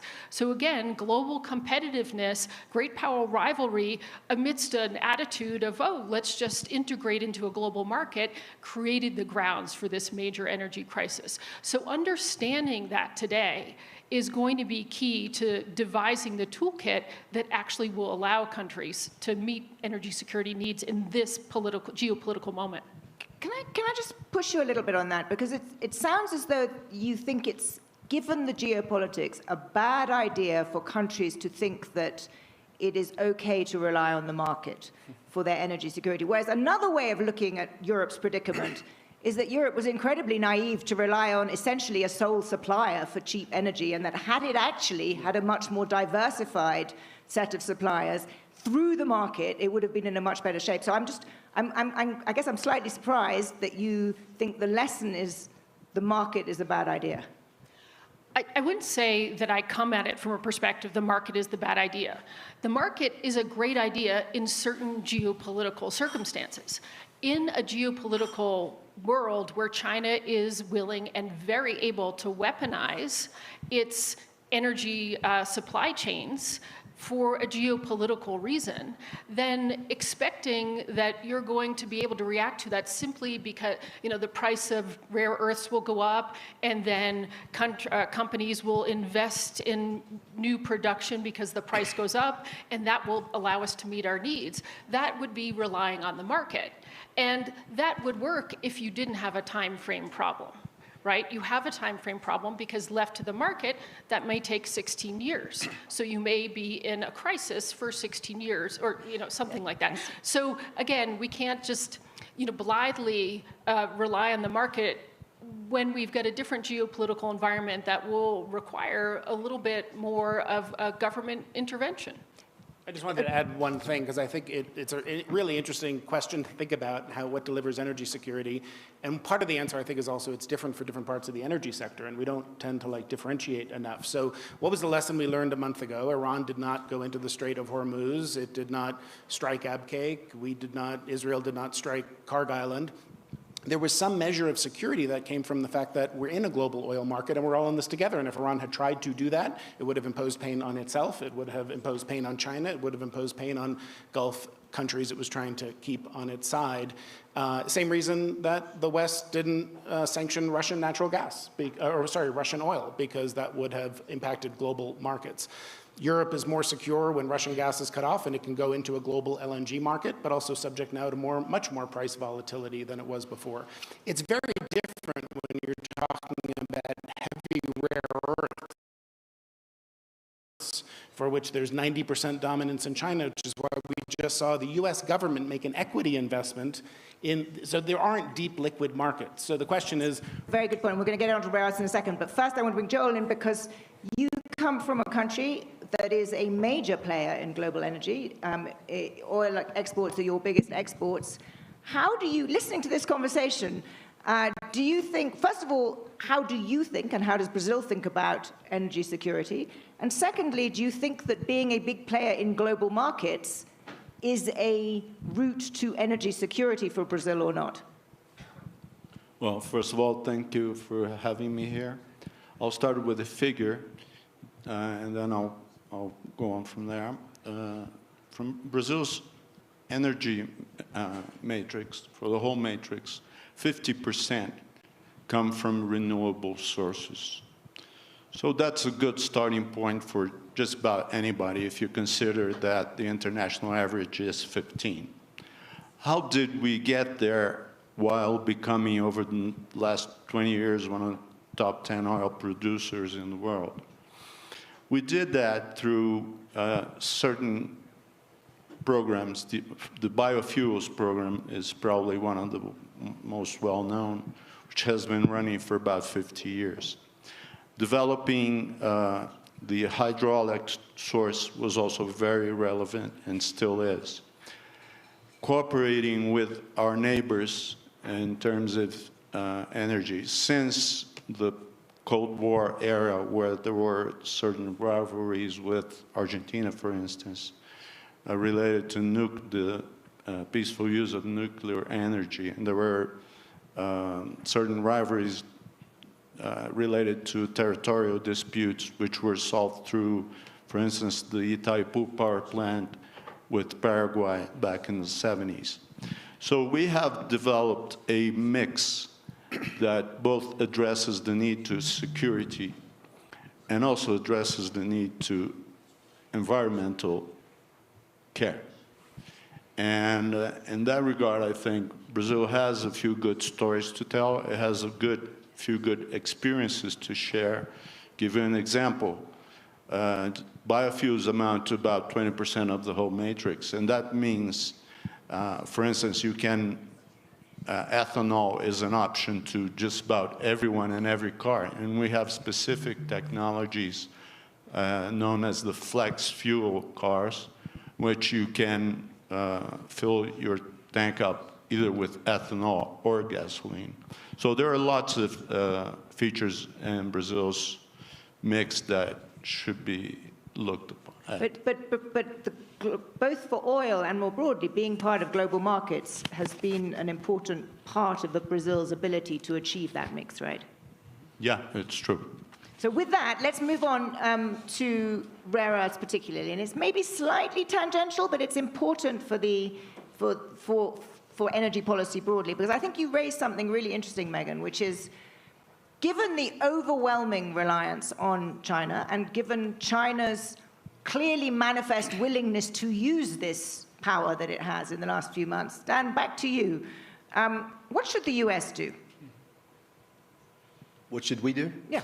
Start mining here in the United States and start developing some of the processing capabilities that we lost over the last 2 decades. And in order to do that, again, to that point of electricity generation, these are energy-intense processes. So we have to develop more generation here in the U.S. Look, I think, I want to go back to what you were saying, Megan, because I was really struck by your comments as well. I agree that global markets have increased our collaboration with other suppliers, other buyers, other sellers, producers, if you will, of both crude and natural gas. But I wonder if there's been, in the course of the last 3 to 4 to 5 years, a great power rivalry around renewable energy. I mean, we saw the United States pass the IRA, which, many argued, I don't know if I agree with everything that was said, but some argued that these were just great subsidies for renewable power. And then we saw Europe's reaction to it with their Green Deal. I mean, I remember distinctly some of the news stories where they were quite upset that the U.S. was starting this race, if you will, to develop more and more renewable power. So in that sense, perhaps there was some geopolitical tensions, too strong of a word, but rivalry to develop these technologies. And when I look at what China's doing today, I think they read those cards pretty effectively. They said, wait a minute, if these two powers are going to subsidize these and we're going to develop these technologies, they clearly do not have the storage capacity available to meet this 24/7 demand that everybody thinks is going to come on. We'll start to invest in the areas that we know they're going to be dependent upon in the future. It's not unlike what OPEC and OPEC Plus do from time to time, where they increase production, store more fuel, and make it available to the market when the market appears to be short. So I'm curious about reactions on that, and whether or not that is even remotely accurate, or do people agree with it? I think, Megan, to you, I think just as the resident European here, I think what we were really cross about with the IRA was the protectionism in it that didn't give us access to it. Well, that too. But Megan, why don't you answer that, but also perhaps give the example or tell us how you think the Gulf is playing this game, because that is a region that is shifting from, great strategic power in one energy market now with, huge investment in data centers and so forth in the new world. So put that in context too. Sure.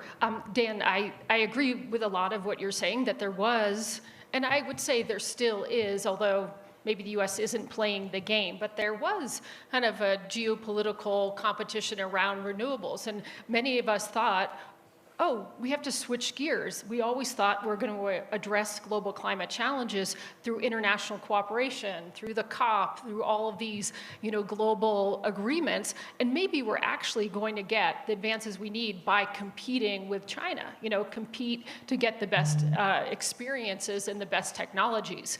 And so I think the IRA would have never happened if China were not so out in front in terms of being competitive on clean energy. So it was part of the impetus and part of the reason that the votes were there for it.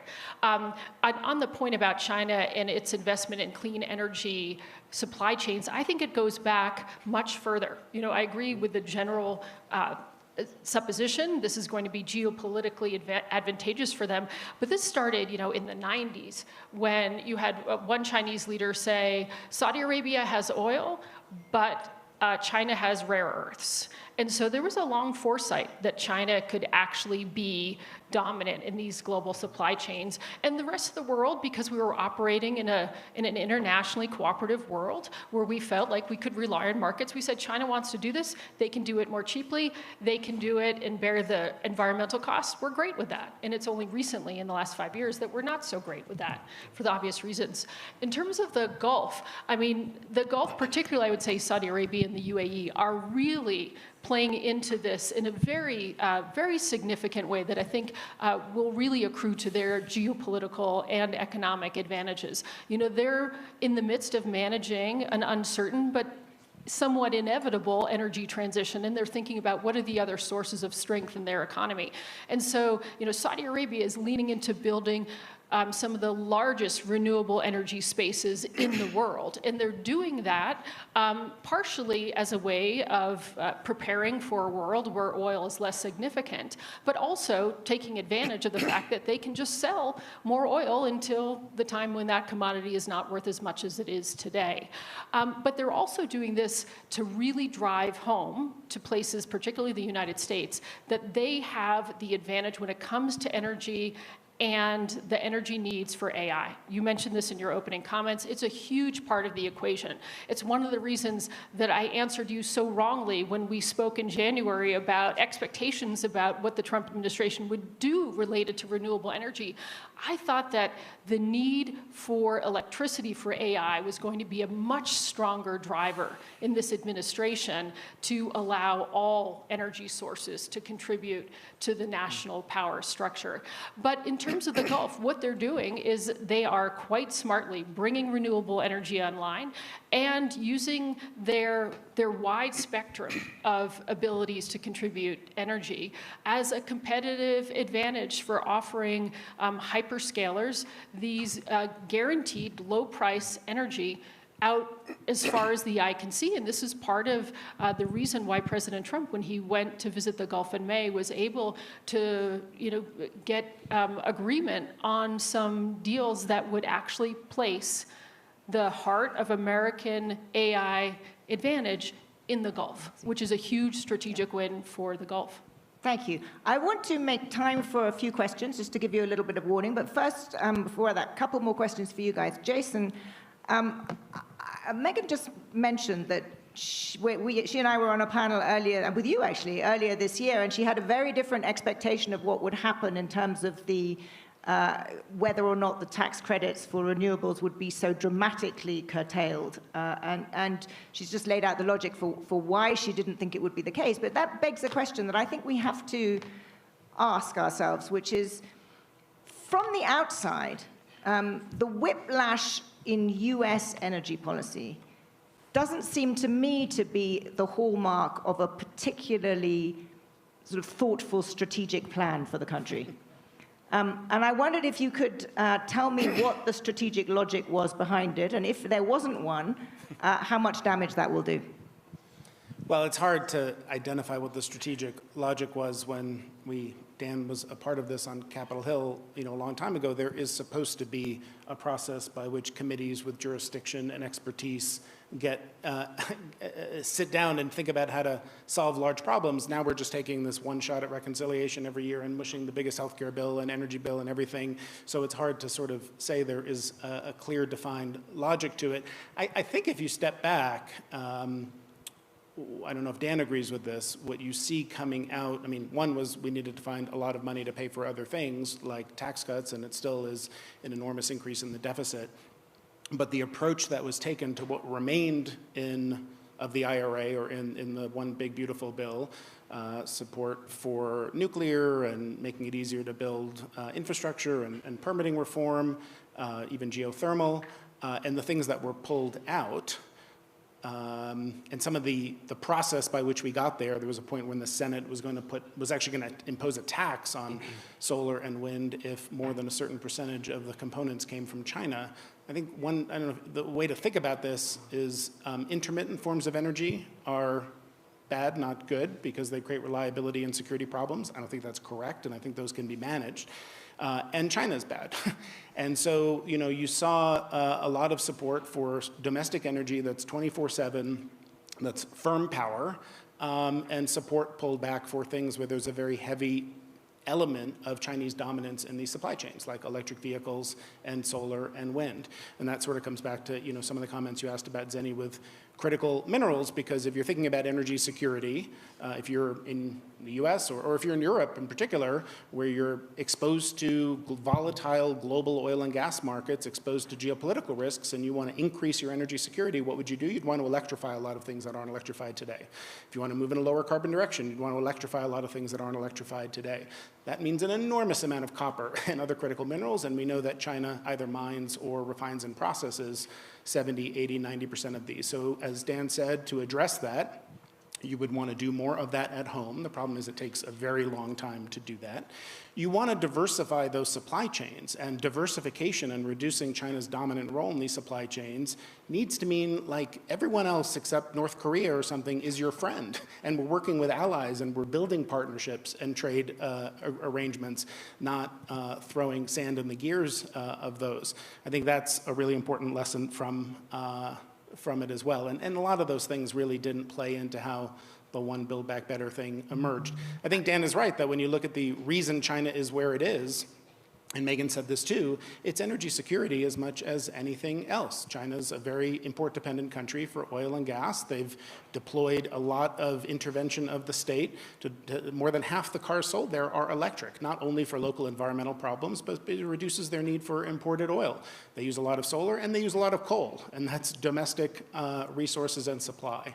And so I think we need to approach diversification of our energy system similarly, but we need to be honest with ourselves about the fact that even if you do all the things we should be doing, China's going to have a really dominant position in these supply chains for a very long time, and we need to be thinking about other tools of resilience to manage that dependence, the same way we did in the 1970s by building strategic stockpiles of oil, for example, reducing the potential leverage they have because they're going to be in this position for a long time to come. I'm going to just bring in Joel here because there's one question I want to make sure we have time for, and then we are going to get to a couple from you, which is, we started this conversation by saying that, or I started it by saying that 10 years ago we would have talked overwhelmingly about climate change. This time we've hardly talked about it at all. Your country is trying hard to maintain progress there and push it on the international agenda. When you hear this conversation about energy and energy security coming from the United States, do you think that it is going to be possible to continue to make progress on the climate agenda? It's clearly a tough sell, but we're stubborn, and we have good allies, and I think there's an understanding that the environmental aspects of it should be taken care of. As far as energy security, I think with the current exception of the dispute between Venezuela and Guyana over the rights of drilling in a territorial disputed area, cooperation has worked very well for South America as a whole, and it's still true today. For instance, the shale gas projects in Argentina are clearly another source that we will cooperate on. So I think cooperation and attention to the environmental aspects of it are very important. And also, as to American interests as a whole, I would say engagement is key. Not engaging is giving room to other actors, and not only this one you have been mentioning quite often. And those actors have taken full, they have identified and they have used the opportunities that are available in the Brazilian market, which has transitioned in energy from state-run to market-driven. So there are lots of opportunities to be addressed there. And engagement is key. That's a very important point. Right, questions? Yes. 5 rows back there, gentleman in the light jacket. Yeah. Keep it very brief, and we're going to get a couple of questions and then come back to you. Go for it. Hi, thank you. The panel was great. I think we discussed a lot of the issues at hand, but not enough of the solutions. Micronuclear seems to be the solution to everything we discussed as the problem. So it's scalable, brings jobs to the U.S., the public markets love it. Look at Oklo and NuScale. Oklo's up, 180%. Department of Energy head was a board member. Reduces our dependence on Gulf states and any bad actors. And I think it's an inflation reducer, right? So it helps the middle class as much as it does AI. Keep it short, because I want to get another couple of questions in. Okay, but micronuclear, we haven't discussed it. Can you give some thoughts onto that? Okay, we'll get a couple more questions, and then we'll get to micronuclear. There was a lady over there. Yes. Thank you. I have a quick comment and a question. Very quick. Very quick. The comment is that the Department of Energy Office of Science Laboratories are doing amazing, innovative research at the TRL 23 that can save, that can very much have impact on energy security with cryo data centers, with factors of 3 or 10 for AI data centers. And also particle colliders and particle accelerators can be used for fabrication. I want to thank my former boss. Okay, thank you. Can you just give us your question? Because otherwise we're going to run out of time. The question is why the mining of rare earths in the US is so strongly regulated. Today, I think the Department of Defense just now committed $400 million to MP materials in California. So what are the regulatory processes to make this better? Again, to my former boss. Thank you. Okay. I think we're going to have to actually leave it at 2 to give you a chance to answer them. Micronuclear and the regulatory barriers to rare earths. I think they're both directed at you. I think, you know, the answer is similar for both questions, I think, in some respects. That's kind of what I was alluding to earlier. We have to allow small modular reactors behind the meter. If they're going to work, we have to put them behind the meter because the regulatory structure in the United States, state regulators will not allow the cost of that first-of-a-kind technology to be borne exclusively by ratepayers in those geographic regions. So we have to come up with a new paradigm, a new regime to allow hyperscalers or others to pay for the generation, perhaps let the utility operate it, but it's got to be behind the meter. And we'll have to figure out the tariff schedules if they want to use the grid for backup power for that generation source. But that is what I was alluding to earlier, and that really needs to happen. That's a tough challenge. I don't want to minimize how hard that is. It's very, very difficult. The same thing with reprocessing or processing of critical minerals here. We've developed an environmental regime here in the United States that says that's going to be very difficult to do if you want to do it here, which is why we've exported it to countries around the world, like China. If we want to bring that back, we have to, 1, look at the environmental regime that we've established here, but 2, we also have to think about how do you generate the electricity that's required to do that processing. And that gets back again to the small modular reactor or other forms of generation that state regulators are not going to let the ratepayers in their geographic regions pay for exclusively. Industry wants to do it, the regulators are going to say let industry pay for it. Okay, we have 30 seconds. So Jason, I know, I'm not sure, you've got to answer something in 20 seconds, but if we have this increase in demand that we've been discussing, and if we don't solve all of these regulatory challenges that the Secretary laid out, we are going to see a large increase in prices. Talk me through what happens then. Yeah, it's starting to happen already. If you look at the utilities and the requests they made for rate increases this year, it was twice what it was compared to last year. So you're already seeing that impact. I think your caveat at the beginning was right. If we see this increase, clearly power demand is going to go up. There was an article in the New York Times a few weeks ago about 2 gigawatts to train the next generation of anthropic models. Just to put that in perspective, 2 gigawatts, I think, Dan, it took 11 years and $35 billion to bring Vogtle online. Coming to the point about nuclear, that's 2 gigawatts. And to put it in scale, New York City is roughly 6 gigawatts on an average day. So for all the reasons Secretary Briette talked about, first-of-a-kind risk, bringing those costs down, I am optimistic about what's happening with advanced nuclear technology and how much capital is really going into the space now. And there's a real geopolitical reason to do that, too. 80% of the reactors under development in the world today are China and Russia. So there's a reason for us to have leadership there. There's like a caveat to keep in mind. There's a Forbes op-ed I came across the other day from 1999. And the headline was, "Dig More Coal, the PCs are coming." And it was about a study at the time that the internet would consume half of US electricity. So people do tend to draw like straight line exponential increases.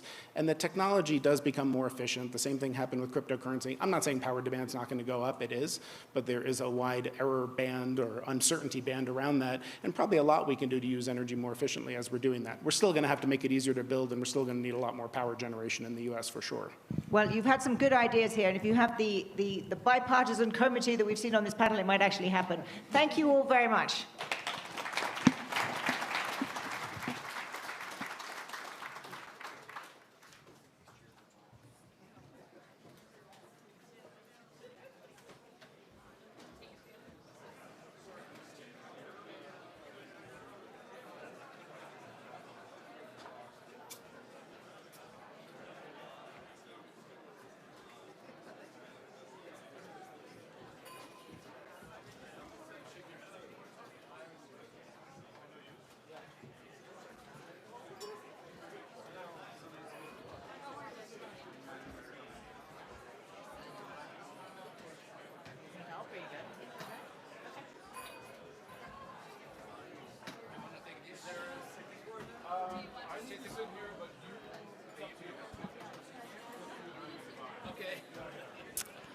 Good morning, everybody. We're ready to start our next panel. If you could take your seats, please. Good morning. Thank you for taking your seats so we can start the next panel promptly. Okay, terrific. Our next panel promises to be very fascinating. As many of you know, we miss our currents being here, but formers always get to be more frank, so we're excited to hear from them. Navigating Great Power Competition Global POVs. On our panel today, starting from the left, we have Balázs Orbán, the political director for the Prime Minister and a member of Parliament for Hungary. Next, we have Hina Rabbani Kar, the former Foreign Minister of Pakistan and chairperson of the National Assembly's Foreign Affairs Committee. Then we have Claudia Ruiz Massieu, Congresswoman from the Chamber of Deputies of Mexico and former Foreign Minister of Mexico. And then also El Bajord Shakia, who is the Distinguished Visiting Fellow at Hoover and the former President and Prime Minister of Mongolia. We have an excellent moderator today, Jim Sciutto from CNN, who actually wrote the book on this. He has a great book out called The Return of Great Powers, Russia, China, and the Next World War, and it's going to be available at our mobile bookstore. So thank you very much. Welcome, panel, and I'll turn you over to Jim. Thanks so much, Niamh, and thanks so much to all of you.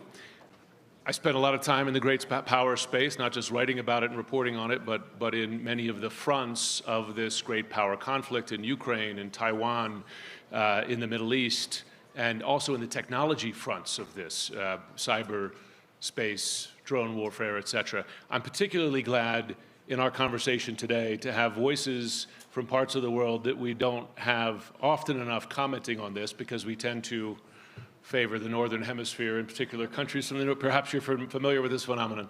So I'm glad to have the folks we have with us here today. I want to begin with a big picture question, one of which is, do you agree with the framing of a great power conflict with China and Russia allied on one side and their smaller partners, Iran, North Korea, and others, and the U.S. and its Western allies or democratic allies on the other? And do you agree, and I want to quote from one of the panelists yesterday, a line that really stood out to me, Thordis Gylfadóttir, former Icelandic foreign minister, who said that when you look at Ukraine as a front of this great power competition, that it is literally a test of everything that we stand for, and the we in that sentence being the folks on this side of the frontier of great power competition. I might begin with you, if I can, El Bajord, because you mentioned to me prior that Mongolia is the only democracy between Russia and China, and I hadn't thought about it, the framing in that way. But do you agree that this is a conflict, that there's essentially a dividing line down the planet, right, and a meaningful conflict in terms of values, investment in a rules-based international order, et cetera? Is that an accurate framing and a fair framing? Thank you. I'm really happy to be part of this great gathering, and thank you for inviting me. And I think when it comes to great power competition, of course, during Cold War, that was kind of the bipolar. And now it's very different, and we all know. And also there is a new player, and technology, AI. And you know that my country is only democracy since 1990 between Russia and China. And I was one of the leaders of the democratic revolution.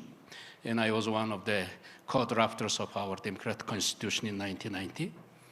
And I see that even a small country, I think resistance is possible.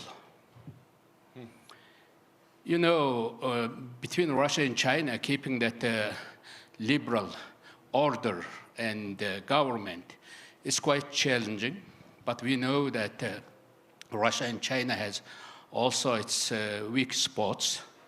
And when it comes to China, of course, there are issues. China is not tested power since Vietnam War. And also those authoritarian states usually afraid of their people's voice. And that's one thing. And during my prime ministership and president, I met President Xi and Putin around 3 dozen times, each of them. And I actually have no illusion. And thank you. Yeah. Balázs, your Hungary in Europe has often been a contrary voice on Ukraine as relates to other fellow NATO allies. Do you, and also offering itself as a mediator between the West and Russia on the Ukraine war and other places that they come into contact. Do you agree with the framing? Do you find yourself on one side or the other? Well, first of all, thank you very much for having me. I'm coming from a country which is well integrated into the Western structure. We are members of NATO, members of the European Union, but also having a strategy which is based not on bloc formation logic, but on the idea of connectivity. So we are working together with the Chinese on the Belt and Road Initiative. We are observing members of the Turkic States Organization, and I think this is very important for us, because a realist-based, national interest-driven foreign policy should look like this in modern times. And then I understand that there is a great power rivalry. I understand that the Chinese thinkers, politicians, and the American thinkers and politicians, they look at each other in that way, but there are at least 190 other countries. They are not great powers, and they don't want to. They don't want a third world war, and they are not happy with the rivalry idea, and they are not happy with the bloc formation logic, which is actually pushed by the liberal thinkers and politicians from the western part of the world, because.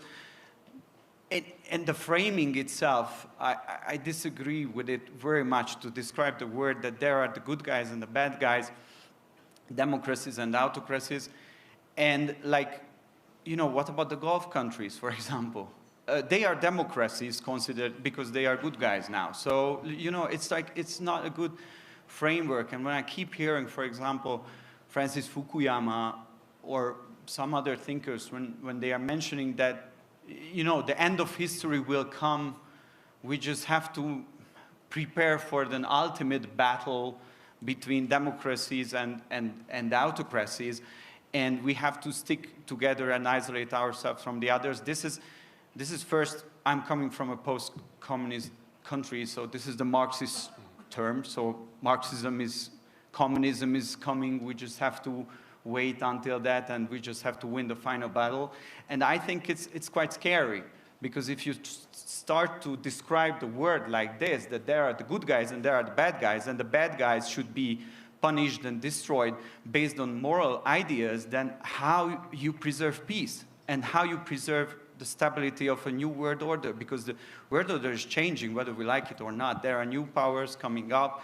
There are some unfortunately declining, like the European power is declining. So I think we should rather focus on figuring out a different framing, not so hostile towards each other, but more friendly, because the challenge of our generation will be about how to preserving peace in this very tensionous environment. I suppose the question is are there steps too far, in your view? For instance, violating another country's borders or attempting to absorb another one.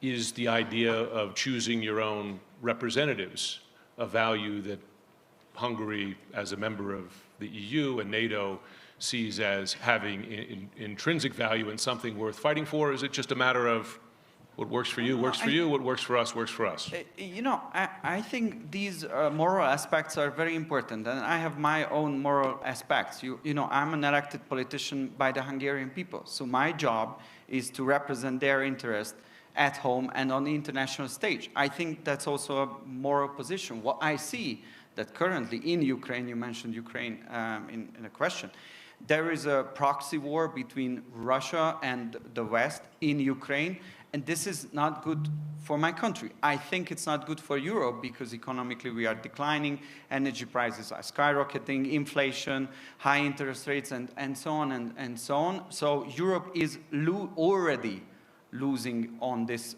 conflict. So I think my moral responsibility, I'm not questioning any other's decisions. Ukrainians have the right to fight. That's their decision. But my idea would be that, you know, if something is bad for my country and my people, then I should be against it. And this is why the Hungarian position on the war is a little bit different. We are just talking about restoring communication, ceasefire, try to solve the conflict. The sooner we solve it, would be the better for I think my country definitely, but for many countries as well. Claudia, do you, and I hesitate to use the word middle powers because that suggests a sort of agreed upon hierarchy of nations, but as a nation outside the Russia, China, U.S. kind of nexus, but still very much a close ally and trading partner of the U.S., do you find that countries such as Mexico feel a pressure to choose sides? And is that a pressure that you would rather not face? Well, first of all, there is a struggle between great powers to define who's going to be the hegemon in the coming years. And that's a struggle that's going to take time. And that's a struggle that's putting everyone else in the world in a very, let's say, cautious or difficult position.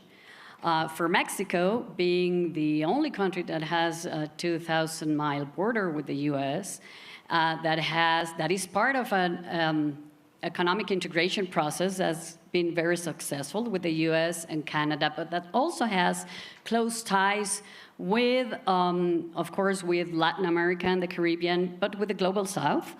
That puts us in a unique position. We have, and I have to say, most of Latin America as well, have taken an active, non-aligned stance in this conflict. We're determined not to choose sides. That's what we're trying to do. We don't see it as a zero-sum stage as yet. We have been, each of us, depending on our historical and geographical and national interest perspective, dealing with both the U.S. and China, particularly from a different point of view, but trying to have ties with both. And depending on our unique perspective, how deep those ties go. For Mexico, there's no question. The U.S. is our largest trading partner. Our natural resources management, our security, our human mobility issues have to do with a common approach, or at least an understanding with the U.S., but we are not in a position to choose sides. And we're going to very much be in accordance with all the other Latin American countries in this regard, not choosing sides, but cultivating productive relationships with both, and being active in the international arena in order to increase our room for maneuver and not being forced to pick sides. By going to war, in effect, with Mexico in a trade context, is it your view that the U.S. under President Trump has actually weakened its position in great power competition by reducing those alliances, which were seen used to be in a bipartisan way as a strength in great power competition to keep your allies close? Well, there's no question that all old alliances have been put to a test by the new administration in the United States. And what we thought were, paradigms and were the rules that we had all agreed to, and that gave us certainty in how to navigate our relationships and our challenges, are being put into question. But in that sense, there's also reality, and reality is often, weightier than other considerations.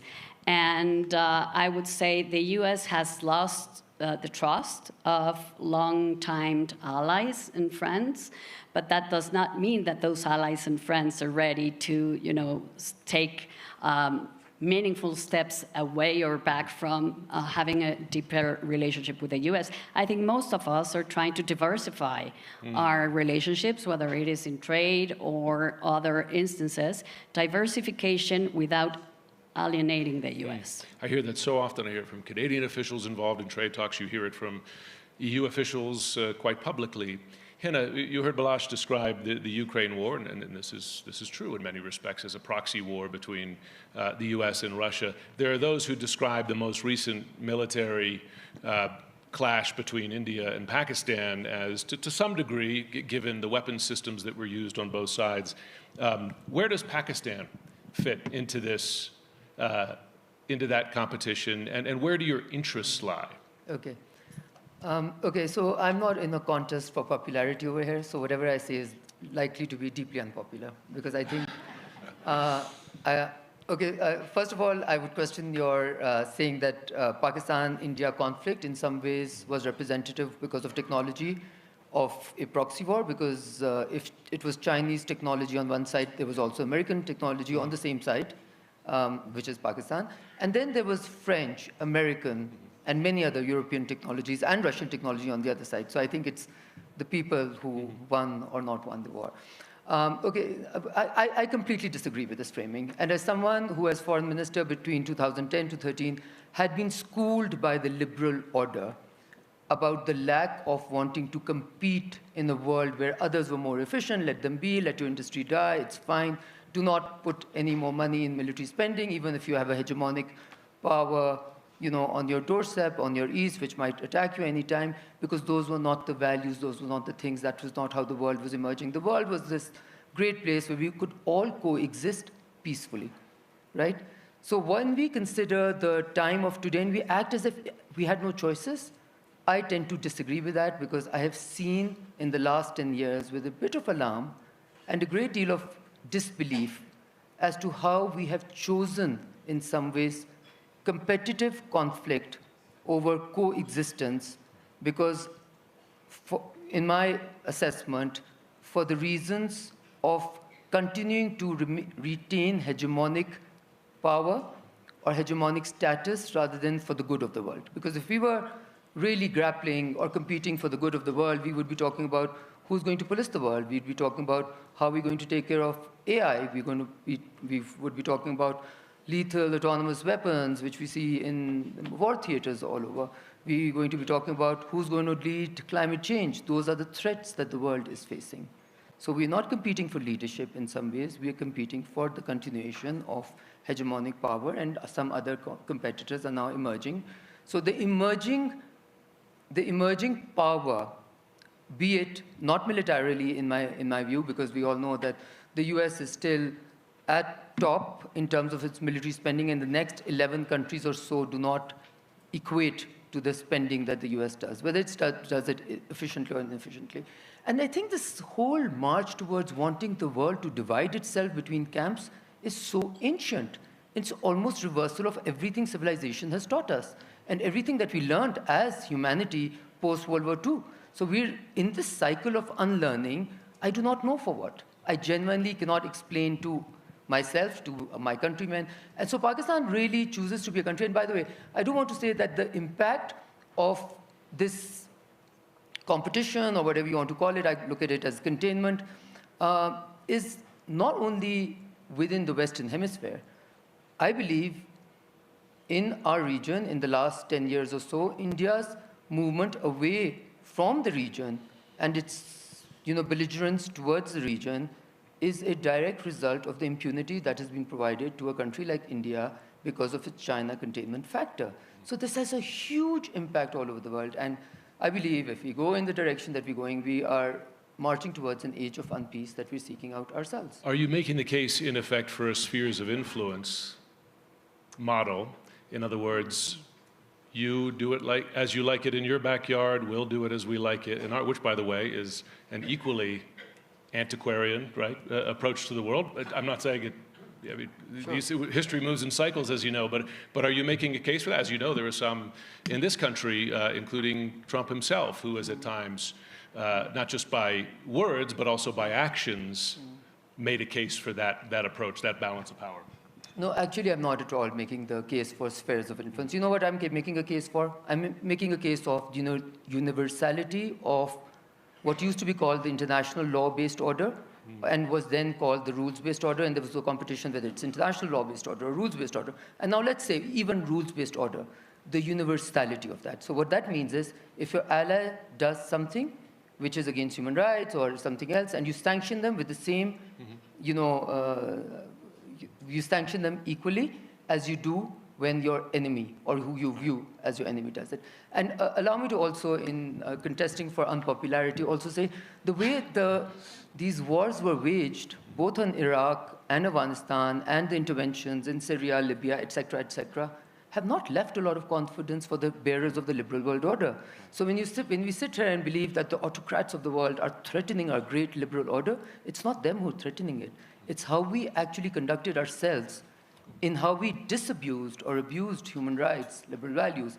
Everything that we do within our geographical borders tend to be very, and not have the same actions when we're outside of her. It's almost as if they're people of lesser God. And all of it, I would maybe want to, sort of summarize in one line, which is that all men are equal, but some are more equal than others. And if that continues to be the case, others have ears so they can hear what you say when you talk about great values, but they also have eyes, and they can see what you do also. And that has created a lack of credibility, which predates, by the way, in my assessment, President Trump and his coming into power. Claudia, I saw you nodding. I feel you have a response, and then I'll come to you, my friend. No, I totally agree. I would say, going back to your question with regards to the Ukraine, as an example of how countries in Latin America see what's happening in the world in this great power struggle. Of course, everyone agreed, in Latin America I'm talking about, that it was something we had to condemn. But how did we condemn it in the region? We all voted in the UN to condemn with the language used by the UN resolution. But individually, the countries varied in how they condemned it. Few straight out said, I condemn the invasion of the Ukraine. But everyone agreed, and we do that because there's safety in, not safety, but there's a sense of security when you go back to the principles and the universal principles that you were talking about. And one of those principles is territory integrality and sovereignty. And when we go to that place, to the principal place, it's easy for all of us to agree that there was an aggression to the Ukrainian territory, and that as international community, we have to condemn it. But how strongly we condemn it, how strong the language we use, that varies from country to country. So it is easy for us to agree within the UN framework, but not as easy to navigate that individually vis-a-vis our own relationships with those great powers. So I think that's one of the issues that are facing middle powers in the terms that we're talking about them in this panel. And in that sense, I think we all benefit from having those universal rules, principles that bind us together, because those principles and rules help us navigate our differences in size, strength, might, economic power, or military power. And that is, I think, the issue that makes this current struggle between the great powers and the new order that's going to emerge an opportunity for mid-sized powers or emerging countries, because it is an opportunity to try and be part of the definition of what that new world order is going to be like. Is it going to be more inclusive, more representative of different countries and regions, more sustainable? And that's in all our interests, but it's definitely in the interest of middle powers and middle countries, not necessarily for the great powers. So sanctity of borders is one that's clearly being challenged today. The war underway today is one, attempting to absorb an entire country. The other one is self-determination, and given you took part in a country claiming that right, and Mongolia democracy it's had its ups and downs, but it survived since 1990. Do you, listen, this comes down to a fundamental philosophical values disagreement that goes back many centuries, but do you believe that self-determination is I don't want to ask the philosophical question, universal right, but in the context of this great power competition, listen, you look at folks on either side of the divide. Two systems on the other side do not have self-determination, and while imperfect, the countries, and I'm not saying good guys, bad guys, on the other side do. Is that universal? Is it worth fighting for? Is it in the interests of those defending it? When it comes to great power competition, I think there are two things really important. And one thing is building that alliance and keeping that alliance. And I think it's equally precious as moon landing. And also other thing, we have to keep our enduring commitment to freedom. I really believe that God has planted in every human heart the desire to live free. Even that desire crushed, that rises again. When we talk about the building alliances, I think we need to think about the people. If you build alliances with the people, that's actually long-lived.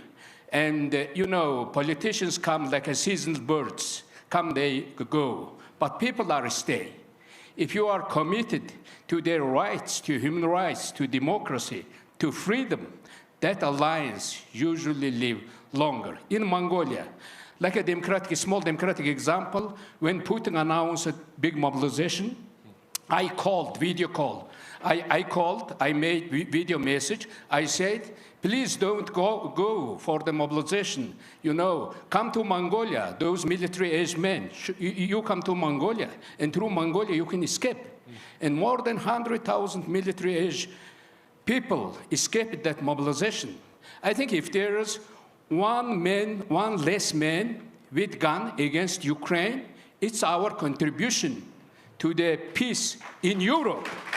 And that's really important. But when it comes to the leaders, I know that Putin one time claimed that showing that imperial Russian map and saying that Ukraine was their part or something that I actually found out during that time, Great Mongolian Empire map. And I wrote Twitter during that time. And I said, after Putin's talk, I found Mongolian historical map, and I said, don't worry, Mongolia is peaceful and free nation. And that tweet actually reached more than 12 million people worldwide. Please follow me on X, actually. And there are ways. I think human voice is the most important invention. All other inventions we invented still. That's very important. When I was in office, also in Mongolia, we talk not only for our freedom, we talk for the freedom of other people. I had a chance to lecture at Kim Il-sung University in North Korea. Wow. And they agreed on one condition. And they said, Mr. President, don't mention 3 words. They say human rights, democracy, and market economy. But I did not mention those 3 words. But I titled my lecture, No Dictatorship Lasts Forever. And actually that lecture cost me my meeting with the Kim Jong-un.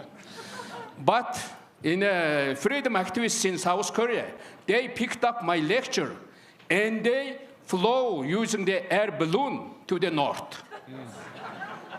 I think you have to keep that commitment to freedom and to alliance. You know, human rights, freedom, things. When in 2000, I studied in John F. Kennedy School of Government. During that time, great John Nye was dean of our school. I learned during that time, you know, that soft power thing, it actually talks about power of attraction, power of attractiveness. As a human being, we attract to each other. You know, American attractiveness always associated with freedom. With freedom. When America comes, usually that country, that continent, Europe and other countries became free. That's the universal. And you have to keep that commitment. That's really important. I mean, listen, as you know, there are challenges to that today in our own country. I might, if I can, because I want to get your responses, and I'm sure you have thoughts, but ask it from a slightly different angle. Does the portions of the rules-based international order, right, this kind of catchphrase that relate to rule of law, right? Is that a universal interest, right, in that it serves everybody? It's just folks will often make the point that free shipping lanes in Asia helped grow China's economy much as they did America's economy, and we're seeing today a challenge to, we're seeing the cost of the loss of free shipping lanes in the Red Sea, right? That matters to a lot of people. Ships sinking in the Red Sea, in the Strait. Is that something worth defending? And do you see one side of that divide as being a better champion of the rule of law than another? I'll start with you only because I was looking at you, but Hina could. Thank you. You caught me because before I became a politician, I was dealing with constitutional law. And so I was studying rule of law, what does it mean? And I think we all agree in this room that without rule of law, no country can be successful. But what does it mean exactly? We use it as a universal term, or we pretend that it has a universal meaning, but it hasn't. So when it's quite a modern expression. Albert Van Dyce, a British constitutional lawyer, brought back this expression in the late 19th centuries. And he was saying that rule of law can only exist in the United Kingdom and nowhere else, because that's a concept which fits only for the Brits. And we use in a translation, for example, there is a German word, Rechtsstaat. And if you say in English, rule of law, then they translate it to German as Rechtsstaat. But it's like a state, but it means like a state based on law, which is different than rule of law. So it's like, even from the wording, it's understandable. When the Germans started to use the word Rechtsstaat, they meant something different. It was important for them, but it had a different meaning. Well, let me give you a concrete example. So, if you disagree with your government, are you more likely to go to prison in China and Russia or fall off a balcony there than here? Concrete. So it's like, I try to be concrete. There is a way of life what we Hungarians admire. It's based on freedom, based on individual liberty, based on community-based liberty. But there are other structures as well. So if you talk to other people, probably they would say they have different values. They have a different mindset. They want a different functioning of the state. Is it my job to lecture them? Is it my job to convince them that my way of life is how should be done by them?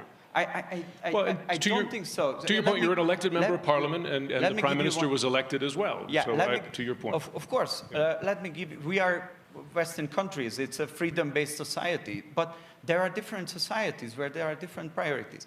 So my question, which is important, is if we follow the liberal foreign policy agenda, why should we put on the top of the priority list this? Because we experienced that there was a foreign policy establishment which was very hostile towards Hungary for like years. There was an ambassador who was marching in the front line of the Pride parade. They were sanctioning us because we were not in line with their Ukraine policies. Is it serving the interest of the United States? They canceled the dual tax agreement between Hungary and the US. And in the meantime, there is a tax agreement still between Russia and the US. They made the investment of American companies harder, actually, in Hungary. Does it serve the interest of the United States? I don't think so. And we are here at this panel. We never met before. We never spoke before. Hungary is a NATO country, but not the biggest and the strongest one. Pakistan, important country. Mexico, important country. Mongolia, important country. We never spoke before, but we are in the same line. That this description of the word based on so-called progressive liberal principles is just not working. It's dysfunctioning. It's alienating countries from each other. Well, one of those is debate, of course. I want to give Hina a chance to respond. Yeah. Okay, so, one thing which was very, left a deep mark was once Margaret Thatcher was asked about Lee Kuan Yew and, Harry Lee. And she said that she had great deal of respect for him because he was able to look outside and think outside of conventional thinking. Okay, so allow me to say that I think in the West right now, what we have is this conventional thinking which is based on exceptionalism, which is rooted on past behavior and not the current behavior or the behavior of the last decade and a half or so. And there's no introspection in terms of how different the application of the rules-based order is, whether it is the sea lanes or the upholding of WTO or the upholding of WHO or the upholding of UN URBA. So it has almost been so clear and glaringly clear, and this wasn't the case in the past. This has changed, this has happened in the last 2 decades, and I think there's a lot of room for introspection in terms of what has actually gone wrong. And much of that has been the lack of universal application of the same rules across the board. So when you say we feel very strongly about human rights, but only selectively, then others. And I want to also say and break the myth of, oh, the others don't white. Others have been taught and have actually bought your values more than you think. They are absolutely espoused to those values, but they are espoused to those values to be shared and implemented universally. Yeah. So I think that's... Well, to your point, I mean, listen, no one would claim the U.S. is upholding the values of the WTO in the midst of a global trade war. Please, you both have thoughts. Yeah. And quickly, if you don't mind, yeah. I'm watching the clock. Yeah, thank you very much. Neve will kill me. You know, never encourage aggression, never encourage invasion. If you give that 20% of Ukrainian territory for the Putin's term, I think that will be signal to China, take Taiwan forcefully. And because of that, I know that now these authoritarian governments actually alliance, that's not theory. Now it's fact. You know, North Korea becoming silently that ground force in Europe already. 10,000, 14,000. Now we see that news that they're going to commit for more 30,000 military. And plus Iran, and working with Russia and China, silently working with Russia, and that's already battle-tested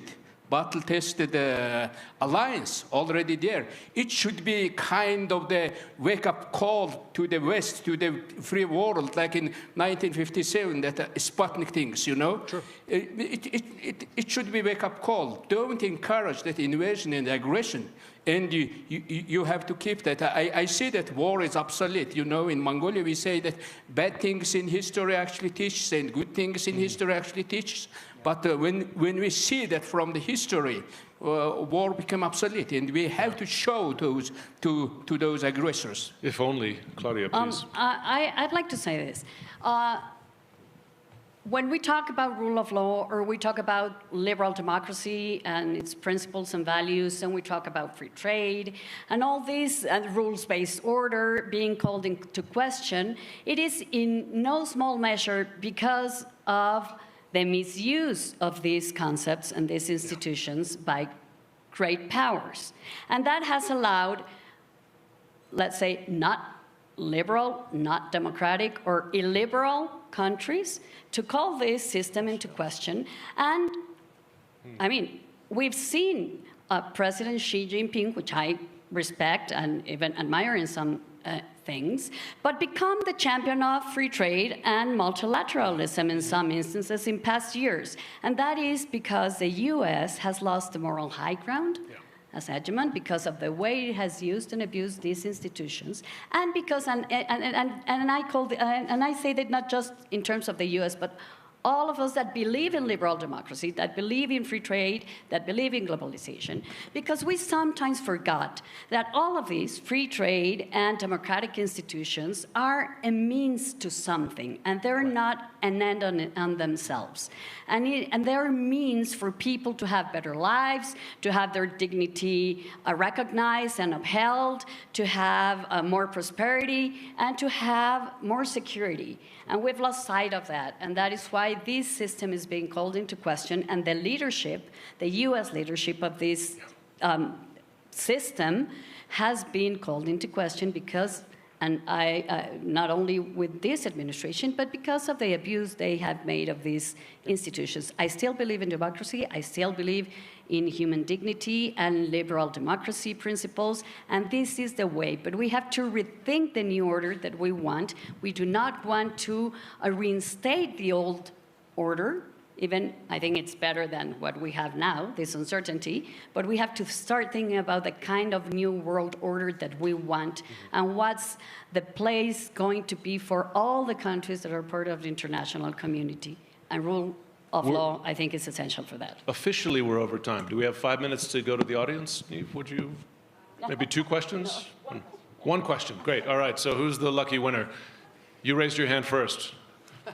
Brief, if you don't mind, and if you have someone in mind on stage to ask, Real quick, and I'll leave it pretty broad so anyone can answer. So obviously we talked about Ukraine. I'm curious, thank you so much for sharing your international perspectives with everything going on in the Middle East, conflict in Gaza, the strikes on Iran. What is your perspective from your perch on those happenings? Who volunteers in 30 seconds? I think, yeah, if you are tallest boy in a class, you have a responsibility. America was tallest boy in a class. Now we got another tall boy, China. And as Nelson Mandela said, most powerful weapon is to sit down and to talk. And that's really something. And just talk with the Chinese. When you talk about that, keep that principles. And you know, freedom is non-negotiable. When I meet Xi Jinping or Putin, I usually say that. You know, in Mongolia, freedom is non-negotiable. That belongs to people. Let's talk other topics. And they usually accept that. You have to show to them where you are stand, where you can negotiate with the people talk. Any quick final thought? Please. It has broken away or taken away any remnants of soft power that existed. I cannot overproject the impact of what is happening in the Middle East and people seeing this on live screen, children butchered, etc., and seeing most of the West standing on one side and some countries now finally coming there, and the veto power being used, etc. I cannot emphasize enough in the rest of the world the credibility, complete earthquake it has given on all the values which have been projected. And remember this, please. We have, when I say we mean everyone, or the world, the Western Hemisphere mostly, and behind which countries like mine have also stood, gone to war for human rights in many, many countries where many, many people have lost lives. We have used economic sanctions which have starved people for human rights and things like this. So when people see this type of butchery in some ways, right, there is an impact. And also just want to say at the end, I think the difference between, even within the Western Hemisphere, how the younger adults are reacting to this and the older generation is. So it's in some ways the older generation is leaving for the younger generation something that they do not entirely agree with. There's a clear difference generationally, not just on that conflict. Thanks so much to all of you. Spirited conversation. Appreciate it. Thank you.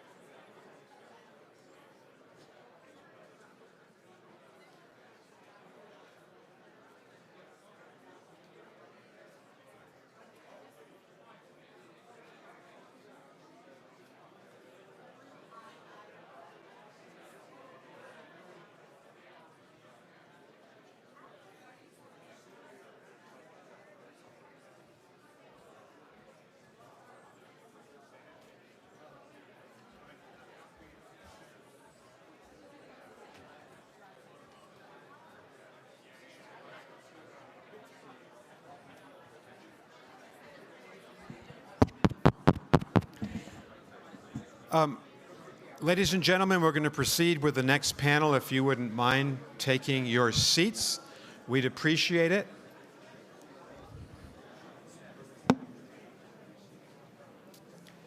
Thank you so much. Please take your seats, ladies and gentlemen. Come into the room. Thank you. And maybe just over here we could, thank you. As I looked at the agenda, please take your seats, ladies and gentlemen. Come on in.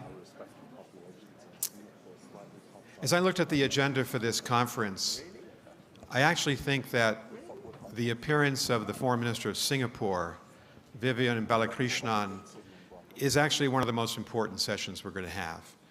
Singapore is a very close partner of the United States.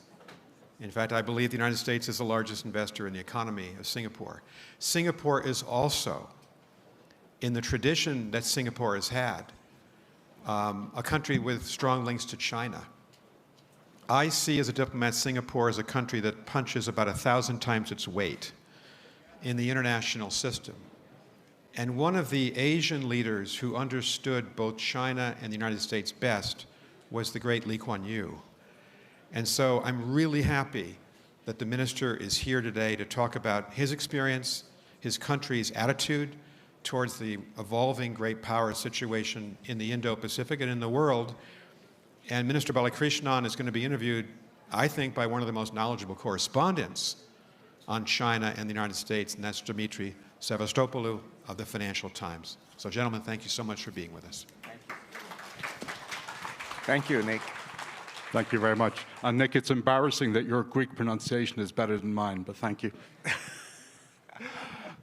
Vivian, it's a pleasure to have you here. Great to see you too. I think if you put both of our countries together, we'd have the population of the size of a mid-sized city in Guangdong, but Singapore Probably and Ireland smaller. both punch above their weight, as Nick said. You've been in this role for 10 years, roughly as long as Wang Yi in China. You've a bit long. He's been there a bit longer. A bit longer, okay. You have dealt with the Trump administration the first time, obviously the Biden administration, now we're back at Trump again. So I want to start off by asking you, how is Singapore navigating Trump 2.0? And just to put a little bit of context, you have a trade deficit with the U.S., you have a free trade agreement with the U.S., yes. You haven't received one of Trump's trade love letters yet. Not yet. Not yet. Is Singapore in a safe zone? Singapore is a tiny city-state, an island 1/5 the size of Rhode Island. And we are not yet 60 years since independence. So just put things in context. Small place, heart of Southeast Asia, but our trade volume is 3 times our GDP. So I say all this so you understand where I'm coming from. Next point is because it's only been 60 years of independence, we have, in a sense, had a turbocharge to our economy from 2 large factors, Pax Americana and the reform and opening of China from Deng Xiaoping.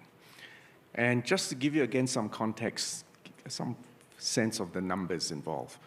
When we were made independent, and I say made independent, in 1965, because we were divorced from our northern neighbor, our per capita GDP was $500 US. Today, if you check ChatGPT or whatever your favorite search engine, you'll get a figure somewhere between 80 to 90,000 US. So not bad for 6 decades. But the point is that it was Pax Americana and China. And let me just, what Pax Americana did was that the US, which was the ultimate victor of the Second World War, and actually the ultimate heir of the Industrial Revolution, was a very unusual victor because it usually, victor collects the spoils, imposes its will, life goes on. The US in 1945 embarked on a unique, historical, unprecedented action. Rebuilt those it vanquished, Japan, Germany, Marshall Plan for Europe, it actually envisioned and underwrote in blood and treasure what we today call rules-based multilateralism, globalization. The UN, the WTO, the World Bank, the IMF, in a very ironic sense, a hegemon, but a magnanimous hegemon, actually created multilateralism. And because that set the stage for globalization, do you see how a tiny city-state in Southeast Asia with no hinterland, no resources, and in fact very much like Ireland, by making ourselves relevant, hospitable, and to facilitate the expansion of multinational corporations. And today, I think in Singapore and Ireland, we both have more than 5,000 American companies. And that has been a turbocharge to our economic development. So when we say we kind of like the Americans to be around, we even like even better the American investments, and we believe in free trade because Singapore's trade volume is 3 times our GDP. Can you understand? It's not a negotiating point, it's lifeblood. So just to give you some context of where I'm coming from. And I think there are quite a lot of parallels with Ireland. So I can't let you escape without answering the question, which is Singapore safe?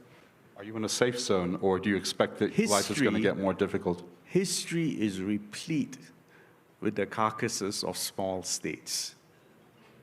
Well, let's be realistic about it. And the thing that Mr. Lee Kuan Yew always reminded all of us, take the world as it is, not as how you wish it to be.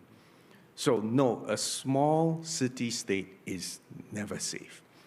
And what is happening now in the world is, in fact, that magnanimous hegemon has changed its posture. But that change, and I don't want to personalize this, but think about it. What has really changed is domestic politics in the United States. Because at the end of World War II, American GDP was 40% of global GDP. At that rate, it is entirely worth America's while, in its own enlightened national interests, to underwrite in blood and treasure the global system. Because for every additional dollar generated in the world, 40 cents came back to America. Today, it's 26%. Now, in nominal terms, the US is still the largest GDP in the world. But at 26%, it is an entirely legitimate question for the American voter to say, excuse me, why are we shedding blood and treasure underwriting this system? Shouldn't there be a fairer distribution of the burden? Shouldn't there be less free riding? And all this thing about the peace dividend, right? If the US spends 3% on defense, what about the rest of the world?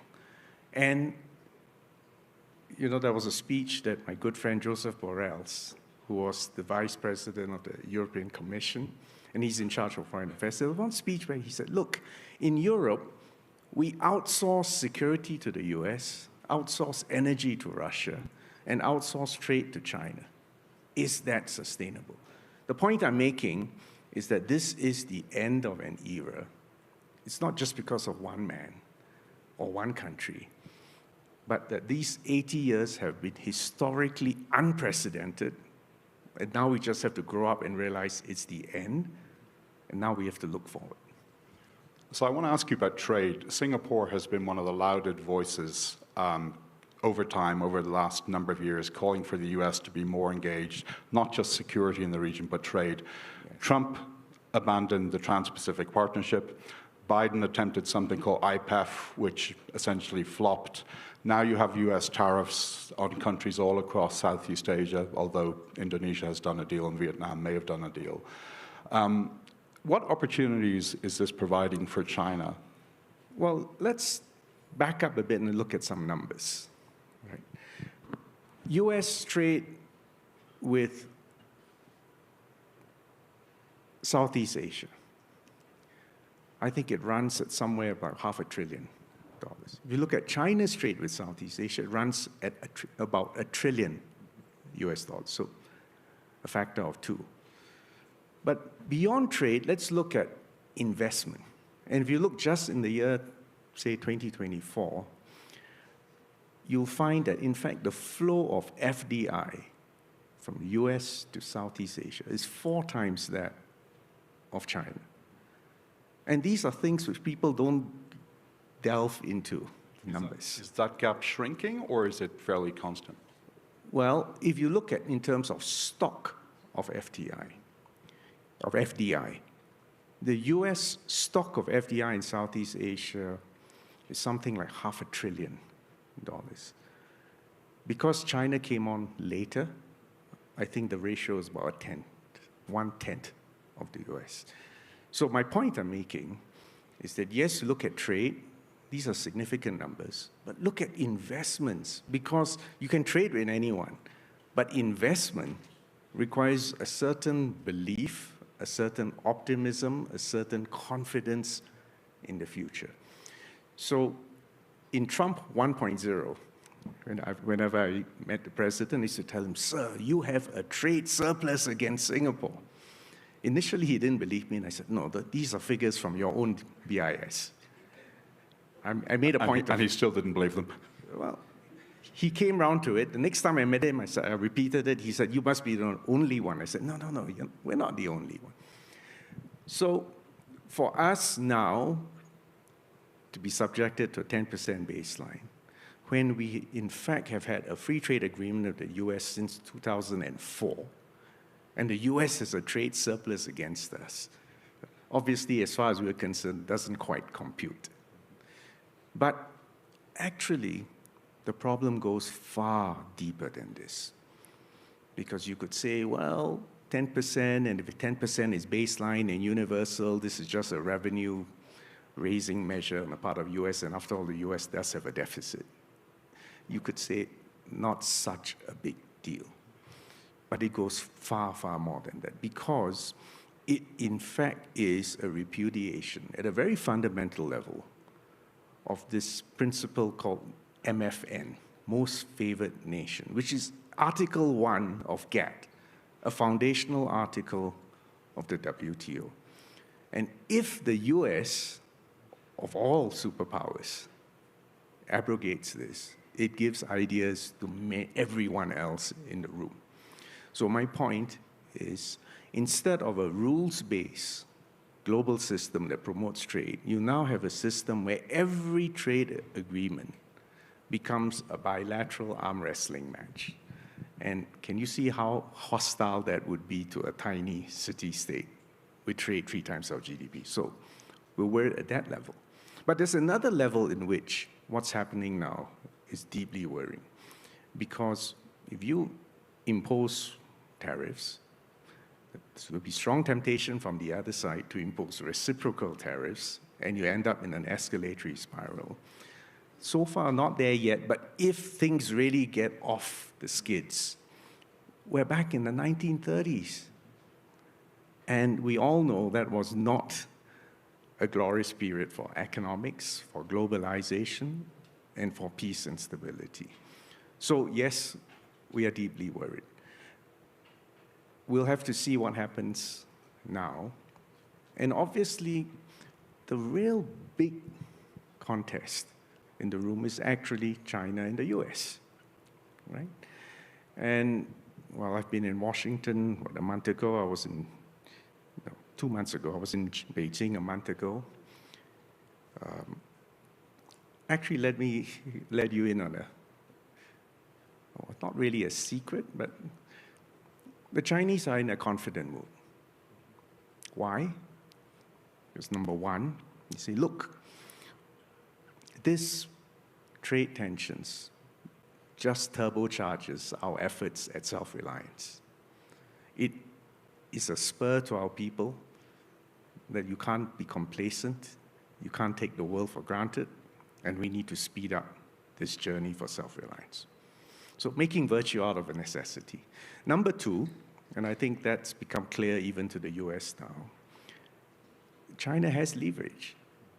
Take rare earths, critical minerals, for instance. So it's not as if your counterparty has no agency.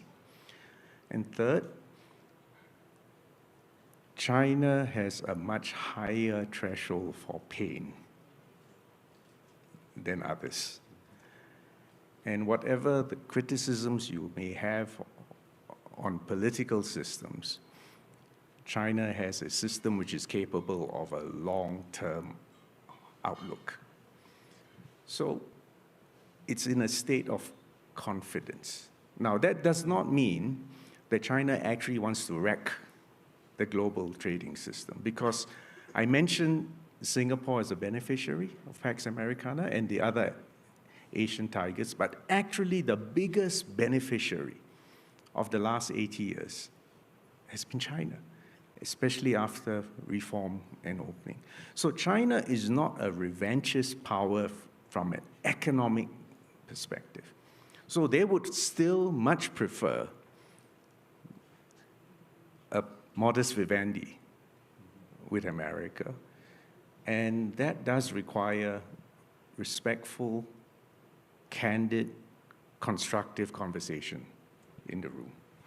I want to come back to China specifically in a minute, but before that, I'm going to do something very unfair.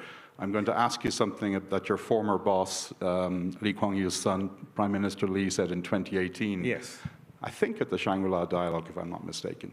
He said it would be better or desirable if ASEAN countries did not have to choose between the US and China, but the day may come when it has to. So my question is, are we closer to that day? Let me give you a Southeast Asian view. When we look at Europe, and I know there was discussion of the war in Ukraine just now, it seems to me, and Nick can correct me, that the fundamental strategic question in Europe is, where is that line? The Iron Curtain, the Warsaw Pact, the eastward expansion of NATO. Where is Ukraine? And where does Russia fit into Europe? Where is that line? And unfortunately, that question still results in ongoing bloodshed. In Southeast Asia, we don't want to be trapped in that same paradigm of where is that line. The preferred strategic model for all of us in Southeast Asia is to make sure that the two superpowers, the United States and China, and the middle powers, including India, Australia, the Middle East, have skin in the game and have a stake in our continued peace and prosperity, and that we do not want Southeast Asia to become, again, an arena for proxy wars. So can you see we are on a completely different, operating on a completely different paradigm? What my former prime minister said, in Southeast Asia, we believe in overlapping circles of friends, which means your circle may be different from mine, but they're overlapping circles. And we truly believe in win-win arrangements. We are champions at negotiating free trade agreements. I mean, from a Singapore perspective, over 90% of my trade is covered in some free trade agreement or the other. We are strong proponents of the WTO. We engage in multilateral, plurilateral arrangements, but we still make all these stepping stones to ultimately a free trade area for the world, right? So it's a completely different paradigm. So when you pose the question, do you want to be forced to choose sides? Of course we don't. That goes against our organizing principle. But having said that, we don't control the agenda in Beijing and Washington.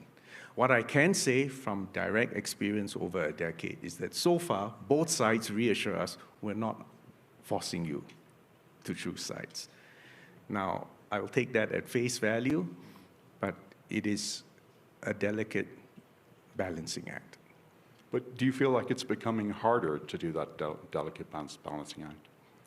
It will become, let's put it this way, in a period where you've reached an end of an era and the rules are no longer underwritten, and any student of history will know, the most dangerous phase is the interregnum between one world order and an inchoate new world order. Are we in that interregnum? Yes, we are. Are we witnessing hot wars in Europe, hot wars in the Middle East? Yes, we are. Are we anxious about potential rising tensions in the Pacific, in the South China Sea, in the Straits? Yes, we are. So I am concerned and on a macro level that this is a very dangerous time geopolitically. This is a very unconducive time for trade because of the profound damage to an architecture which has served us well for 80 years. And I may add, the United Nations and the Security Council is essentially paralyzed. So there are enough reasons for amber lights to be going off. And it's not just because of Washington and Beijing. I'm trying to take a broader, a broader and longer view of what's happening in the world. So I want to ask you on China, one of the interesting slight differences of opinion last night between Nick and Zani and their talk. Yes, I replayed his session twice last night. Twice? You deprived me of an hour of sleep. So the one area where they had a slight disagreement was China and the US have been essentially in a game of economic chicken over the last few months. I think Zani's view was that China came out on top. Nick's view was not necessarily. Actually, the US had measures it used. How do you see it? I don't think China sees it as a chicken game. I think their posture right now has been to stand firm. Right? As I said earlier, they have a high threshold for pain. They have a longer-term perspective. They have leverage. But at the same time, they would still much prefer the system continues with appropriate reform. Right? So they're still holding out. And it's not just China. Frankly, the rest of the world still holds out hope that a reformed global architecture, politically and economically, will emerge. And maybe let me answer what we are trying to do in Southeast Asia. For Singapore and my Southeast Asian neighbors, we have ASEAN. And within ASEAN, we are focused on bringing down systematically and comprehensively, not just tariff barriers, but non-tariff barriers. Because in fact, intra-ASEAN trade can and still should expand. We are also members of overlapping multilateral free trade agreements. So for instance, we've got the Regional Comprehensive Economic Partnership, which is the 10 ASEAN countries plus 5, China, Korea, Japan, Australia, New Zealand. Singapore and I think another 3 more ASEAN states are also members of the CPTPP. Now, the TPP, which is its predecessor, is worth unpacking. The predecessor to the TPP was the P4. In fact, it started off as Singapore, Brunei, New Zealand, and Chile. 4 little minnows. It is only after Japan and the US got interested that the TPP became a trans-Pacific big deal. Now, I know you said earlier on that President Trump pulled out the TPP, but it is worth remembering, even before the election, Secretary Clinton also backed off.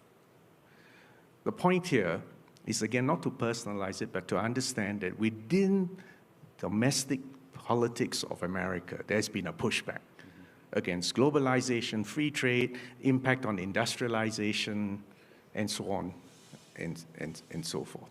What we are now trying to assemble is the CPTPP and the EU, which makes quite a natural partner for globalization, rules-based trade integration, to explore whether we can do some sort of partnership between the EU and the CPTPP.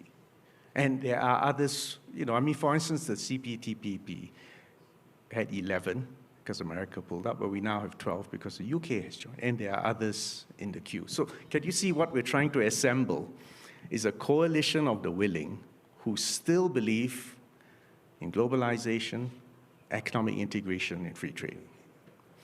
But we still hope that America will come back in some form or the other. And we're leaving that door open. So I'm going to ask one final question, and then I think we'll have time for one question from the audience.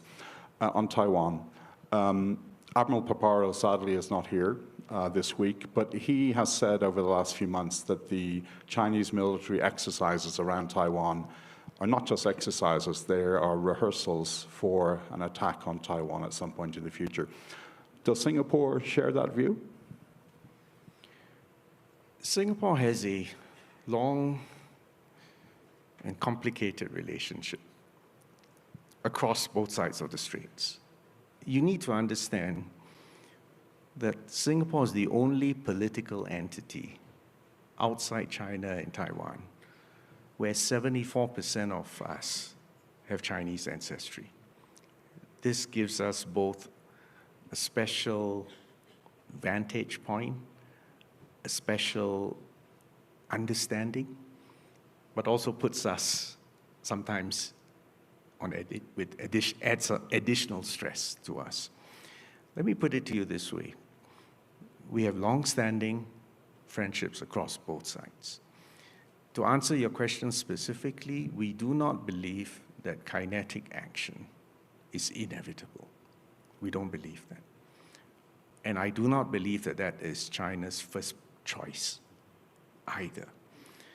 But having said that, strategic ambiguity, which prevailed now for 53 years, America did enough to deter China from embarking on kinetic action, but it also projected enough ambiguity to deter Taiwan from declaring independence. But over 53 years, the relative power has shifted. And also, although everyone proclaims that they are maintaining the status quo, you know as well as I do that everyone is salami slicing, slowly but surely. So that's why this is a moment of danger. But if you accept my hypothesis that kinetic action is not inevitable, then the question becomes, well, how are you going to avoid that? And how do you reduce the chances of accidents and miscalculations spiraling and escalation? And again, the standard diplomatic answer, which I think Nick and I will certainly agree, is you need to sit down and talk, arrive at a modus vivendi. You need to make sure you deploy forces in a way that they don't even accidentally get into collisions. And mind you, there was a collision. I think it was in 2001. I think the Chinese plane crashed with loss of life. The American plane was severely damaged but managed to land in Hainan. And there was intense negotiation. I don't know whether Nick was involved at that point. No. There was intense negotiations, and a solution was found. Can you imagine a similar incident today? And if you can't even pick up the phone and be sure that someone on the other side is going to listen, it's far more dangerous. So our hope is that there will not be a war, since it's not inevitable and it's unnecessary, but that everyone can calm down, talk, and there are many situations in diplomacy which cannot be resolved overnight. Territorial disputes, for instance, and I know something about that in Southeast Asia. And sometimes diplomats need to understand you need to leave it to future generations. Right? But don't prematurely push, because sometimes instead of putting things together, you get a rupture. And that's not in anyone's interest. So I'm making the plea for strategic patience and engagement, and to organize, the prospect of a modus vivendi between the U.S. and China. If that happens, bear in mind The biggest thing that's happening in town now is the technological revolution. AI, quantum, biotech, energy.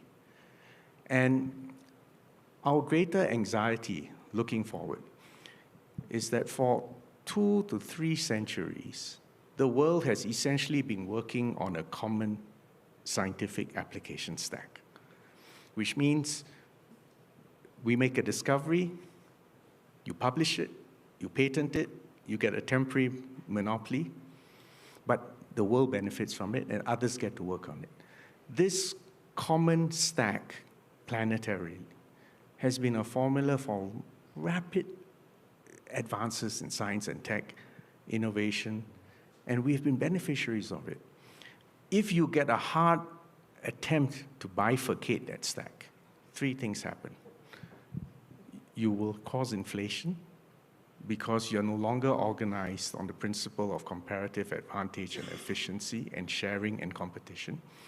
2, you get a more disrupted relations because you have less to lose from just chucking the whole kitchen sink at the other person.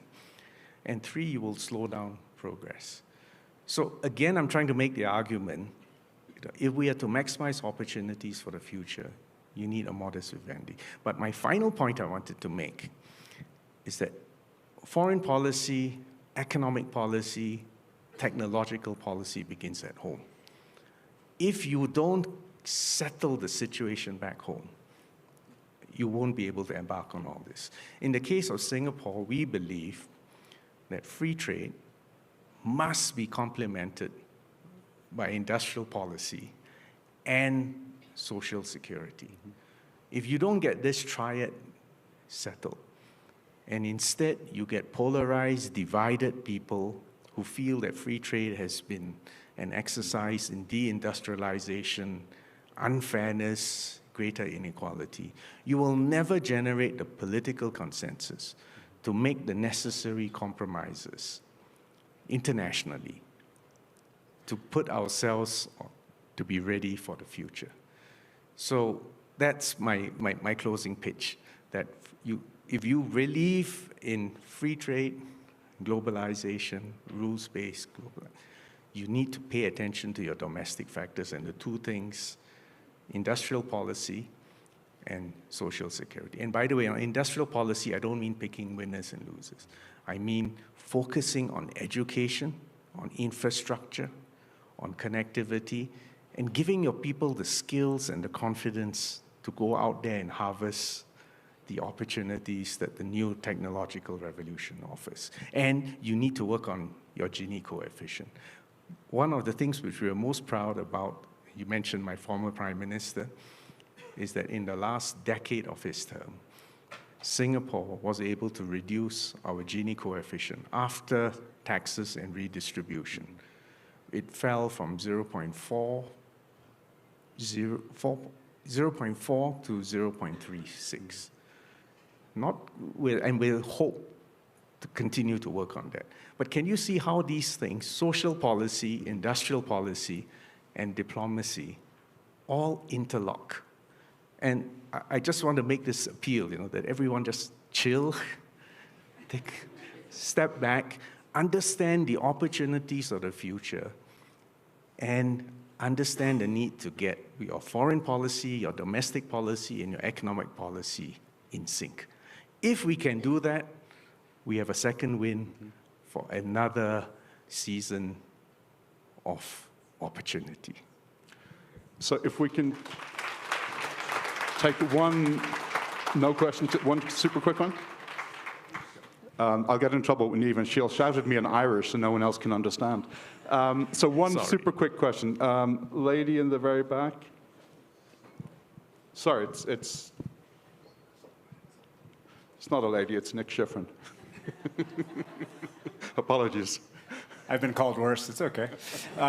Thanks very much. Great session. Can I pick up on the security aspect where Dimitri left off, which is that you may believe that conflict is not inevitable, but what seems to be the reality is an expansionist Chinese policy throughout Southeast Asia, whether it's military, economic, or diplomatic.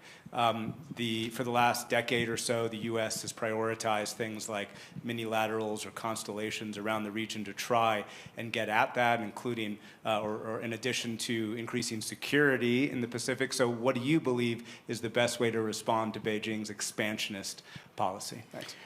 I used every year, I used to pay my respects to Henry Kissinger in his office, right up to the final year. And the point he kept reminding me was that a war between China and the US must never be fought because the consequences are just too catastrophic. And I think even now, Henry's admonition and reminder to all of us is worth bearing in mind. So if you start with that as the first line, then next is to understand the domestic politics and self-image of both China and the US. China is a 5,000-year civilization. And the reason we are both speaking English today is because the Industrial Revolution began in England and then went across to Europe. And the ultimate beneficiary, or the ultimate heir of the Industrial Revolution was the United States of America. The last time China had a maritime fleet, you've got to go back to the Ming Dynasty, 1403 or so, Admiral Zheng He, the rest of it. And then China decided they would stop these fleets. There was a waste of money. Anyway, China had reached the zenith of civilization. There was nothing the barbarians could teach. And China paid a very heavy price for turning inwards. And Europe and America won. And what the Chinese remember most now is, if you really want to trigger a Chinese diplomat, talk about unequal treaties. I think Nick is familiar with it. Do you agree? That's, if you want to press a button, unequal treaties. And China is not short of treaties in the last 2 centuries which are highly unequal, including some with its greatest pal today. Let's not get into it. Right? The point is that if you look over millennia, every time China was at peace and intact and running a continental-sized economy, it constituted about 25 to 30% of global GDP. But the trouble is, if you look across 2 to 5 millennia, the United States was not there. The United States is, what, 249 years? Thereabouts. So what you have now is 2 superpowers with no historical memory of ever having to engage with one another. Do you see that? So we are truly in uncharted waters.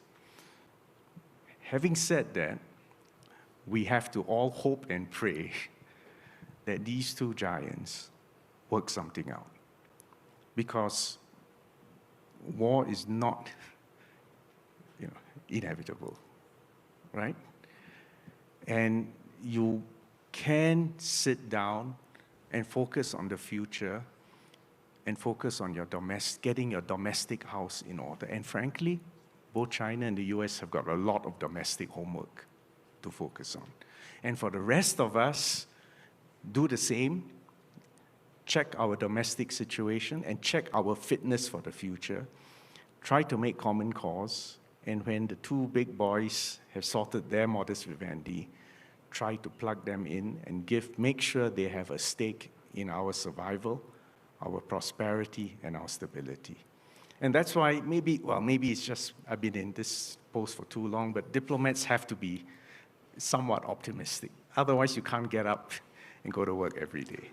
So anyway, I hope you accept my thesis. Coming from a tiny island city-state, dependent on the world, but having to take the world as it is, but still have enough hope and vision that there is a better tomorrow. So on that optimistic note, Vivian, thank you very much. Pleasure. Thank you, Minister Balakrishnan, and thank you, Dimitri. We'll take Minister Balakrishnan's advice and chill for a little while. For those of you who'd like to go hear our book talk, we've got Edward Fishman on his book Choke Points downstairs with the Wall Street Journal's Alex Ward. Lunch will be provided down there. Otherwise, lunch is out in the Marble Garden tent and also in Davis Commons.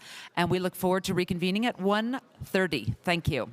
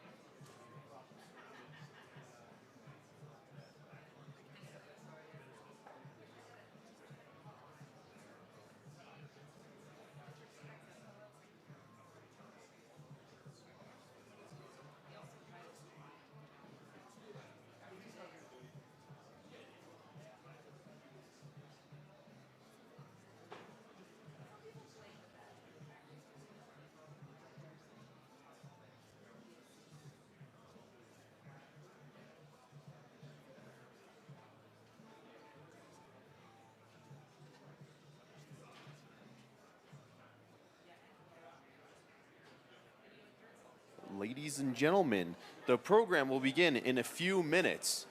The program will begin in a few minutes. Please find your way to door hosier as the program will begin in a few minutes. Thank you.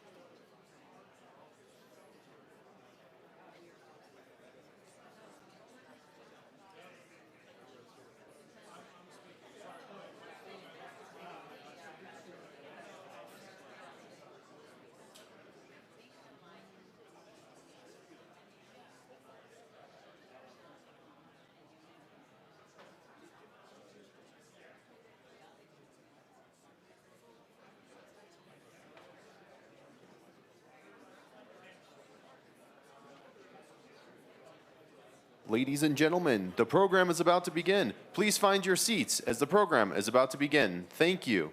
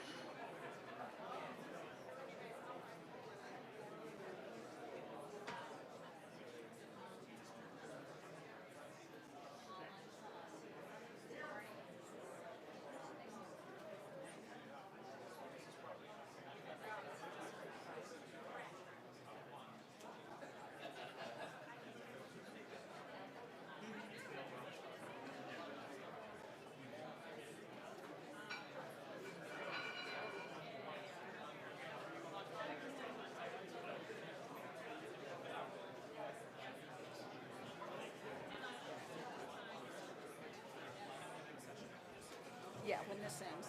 Thank you.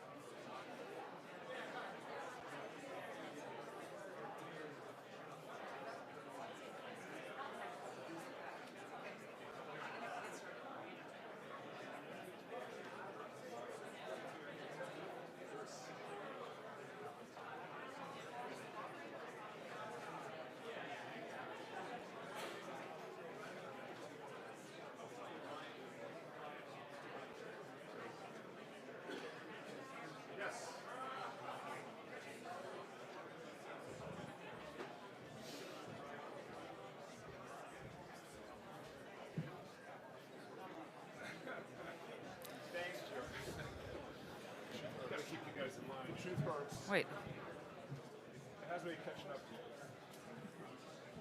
Okay, good afternoon, everybody. Welcome back. Hope you had a lovely lunch. If you're hanging around outside, if you could please come in and sit down now, that would be terrific. We're thrilled to be bringing the next panel to you. It's had some shapes and movements over the last 48 hours, but we're in for a treat. It's a great topic. From acquisition to adoption, integrating commercial tech for warfighter advantage. We have Greg Levesque, who's the CEO and co-founder of Strider Technologies. We have Joe Felter, who's the director of the Gordian Knot Center at Stanford University, and Chris Brose, who's president and chief strategy officer at Anduril, and also an Aspen Strategy Group member. Thank you, Chris. And this is all going to be wonderfully moderated by Jim Sciutto from CNN. Please join me in welcoming them to the stage. Thank you. Thanks to all of you as well. Hope we didn't rush your lunch. Good to have you gentlemen on the stage alongside me. Of course, we were meant to have a DIU component to this, but one of the victims of the Defense Department's decision. But we have a lot of folks here plugged into defense innovation, and I think we're going to be able to dig deep. I want to start big picture if I can, because just from our pre-discussion, a couple of you made the point that as we speak about technology for war-fighting advantage, that we're already in that war. We're already in that conflict now. And I wonder, perhaps, Greg, I could start with you. Tell us how, and on which fronts specifically. Yeah. So, I mean, if you take a big picture view of what's happening geopolitically with, China, Russia, Iran, industry and the emerging technology startups and ecosystem are dead center in their eyesights. We're seeing this across not just the United States, but the world. So we are already in the tech race. That is happening every single day. A great example of that we all know about is the DeepSeek announcement that came out, right?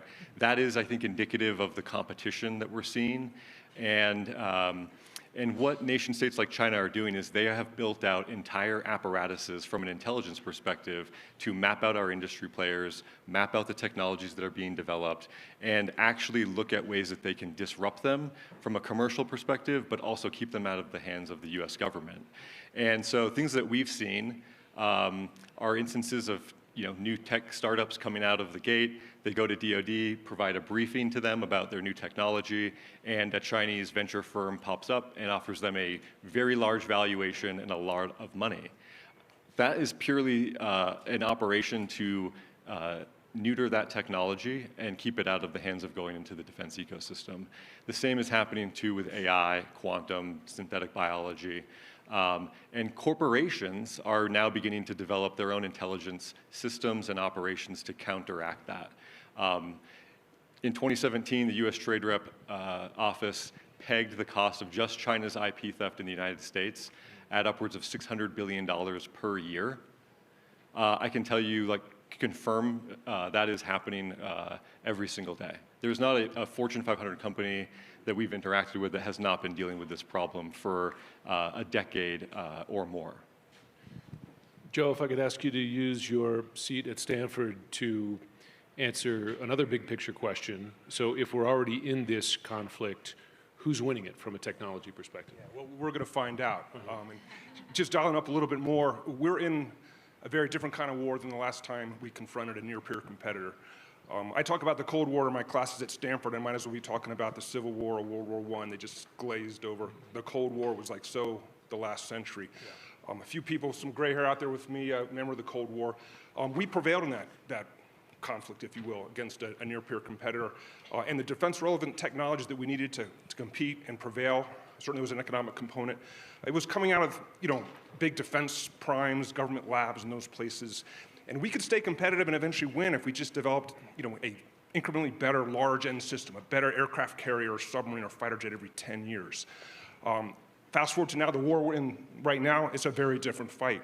The type of technology that we need to compete and win in this conflict, it's coming out of the commercial technology base. It's AI, cyber, autonomy, that slew of technologies that Chris Brose's world.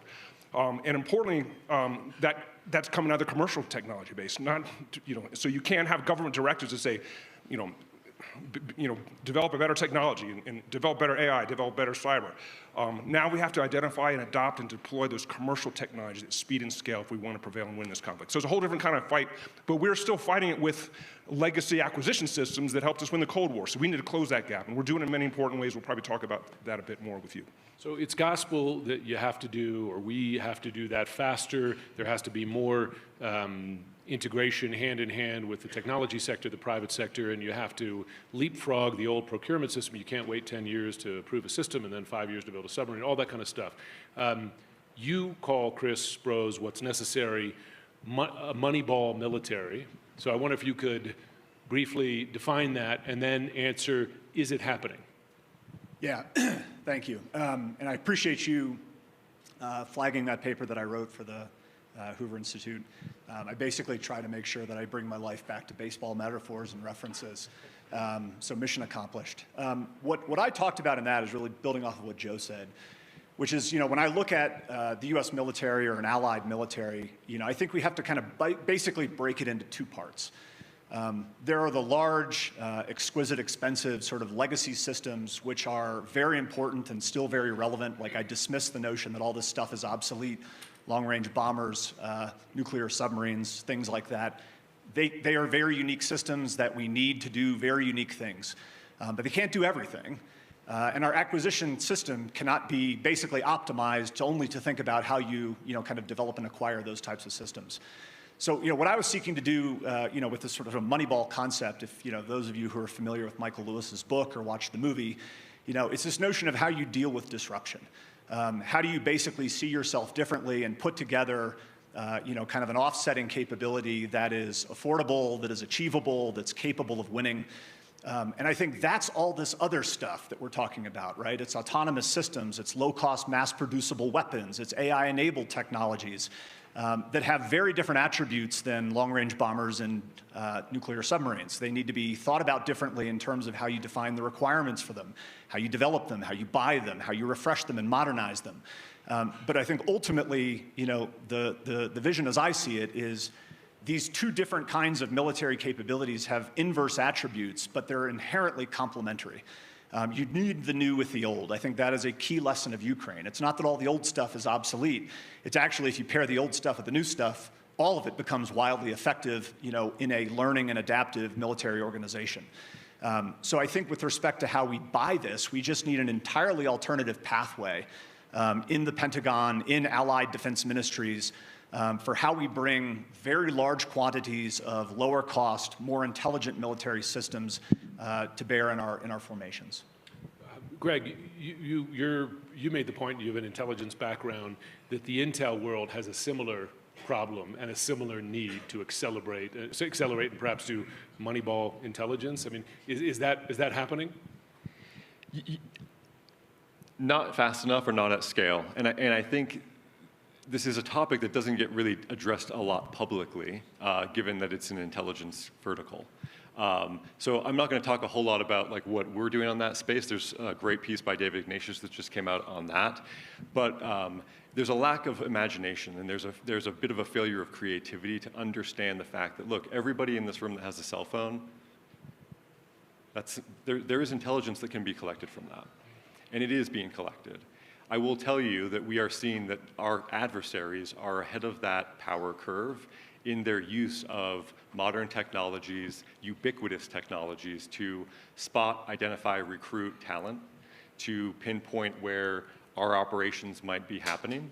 And this is something that I think we all need to begin to wake up to, because, as I said earlier, I mean, even as a corporate entity, Strider, right, we have been able to see how China is leveraging this technology to infiltrate our systems and our companies. And we really have no meaningful defense at the moment. On the flip side of that, we're not deploying the same types of approaches and models in our own intelligence operations at scale. Okay, so I think we are in this inflection point in a realization that, as Joe was saying here, we have legacy systems that are now confronting very abruptly modern technologies that are being developed, deployed, and utilized in a commercial context. And there's no frameworks for how those two things converge. So right now it is a bit of a Wild West domain. So the Pentagon has a DIU, which preaches this gospel, right, and it is acting on it. And if Doug were here, and I know he wanted to be here, he would be explaining to us right now about how they're doing it. Joe, so I'm going to ask you to speak for your sense of how well the DIU is doing in this space. Is it accomplishing this transformation? I would say the short answer is yes. And I was with Ash Carter. This, I think, is finally realizing Ash Carter's vision for it. Now over 10 years ago. Some great leadership under Raj Shah, Mike Brown, and now with Doug Beck. But it's been a long road. It's been over 10 years, and we're finally getting to the point where it's getting the resources. I know Jane Harmon identified it's getting $1 billion, which it's a lot more than it used to have, and it could do more than that. That's still a fraction. It's a of the fraction, defense budget. point-something% of the budget. But right now, DIU, again, if Admiral Paparo was here, he could tell you about DIU being embedded in Indo-Pacific Command, for example. It is a direct report to the Secretary of Defense, which is key and which I think constrained it in previous DIUs. And it also has a lot more flexibility with the color of money. It can really spend much more effectively and efficiently. So Doug will tell you that they've got a ways to go, but they've made some great progress. I think Ash Carter would be proud of it today. A lot of examples, counter-UAS systems. I could reel off a few, but maybe that's a little more detail than you want. But they are getting down there, embedded with the warfighter, reporting directly to Secretary of Defense, and having some flexibility with their colors of money, and they're really having impact and building capabilities out there, getting that commercial tech deployed at speed and scale and have an impact. So give them more money, they'll do a little better, but they're doing pretty well, and we should be proud about everyone who's responsible for that. So I had him come speak to my class at Yale this spring about this, and he gave a couple of examples of where DIU is making progress and moving cutting-edge weaponry quicker through procurement, and he mentioned a couple in the drone space specifically. But I wonder, Chris, can you describe some weapon systems where we're seeing this bear fruit? Yeah, I mean, I'll give you a personal example with Anduril. I think the answer is, is DIU changing the Pentagon? That was never DIU's job, right? DIU is helping the Pentagon move faster, access a lot of the commercial technology that's out there, and then connect that back to the institutions of the Pentagon that really buy things and deploy things and operate them at scale, the Army, the Navy, Air Force, et cetera. Anduril got started on counter-drone work through DIU. Shout out Scott Sanders, who's here, who led that effort for us. This was something that was enabled by DIU that basically put us immediately out into the operational environment in the Central Command Middle East AOR.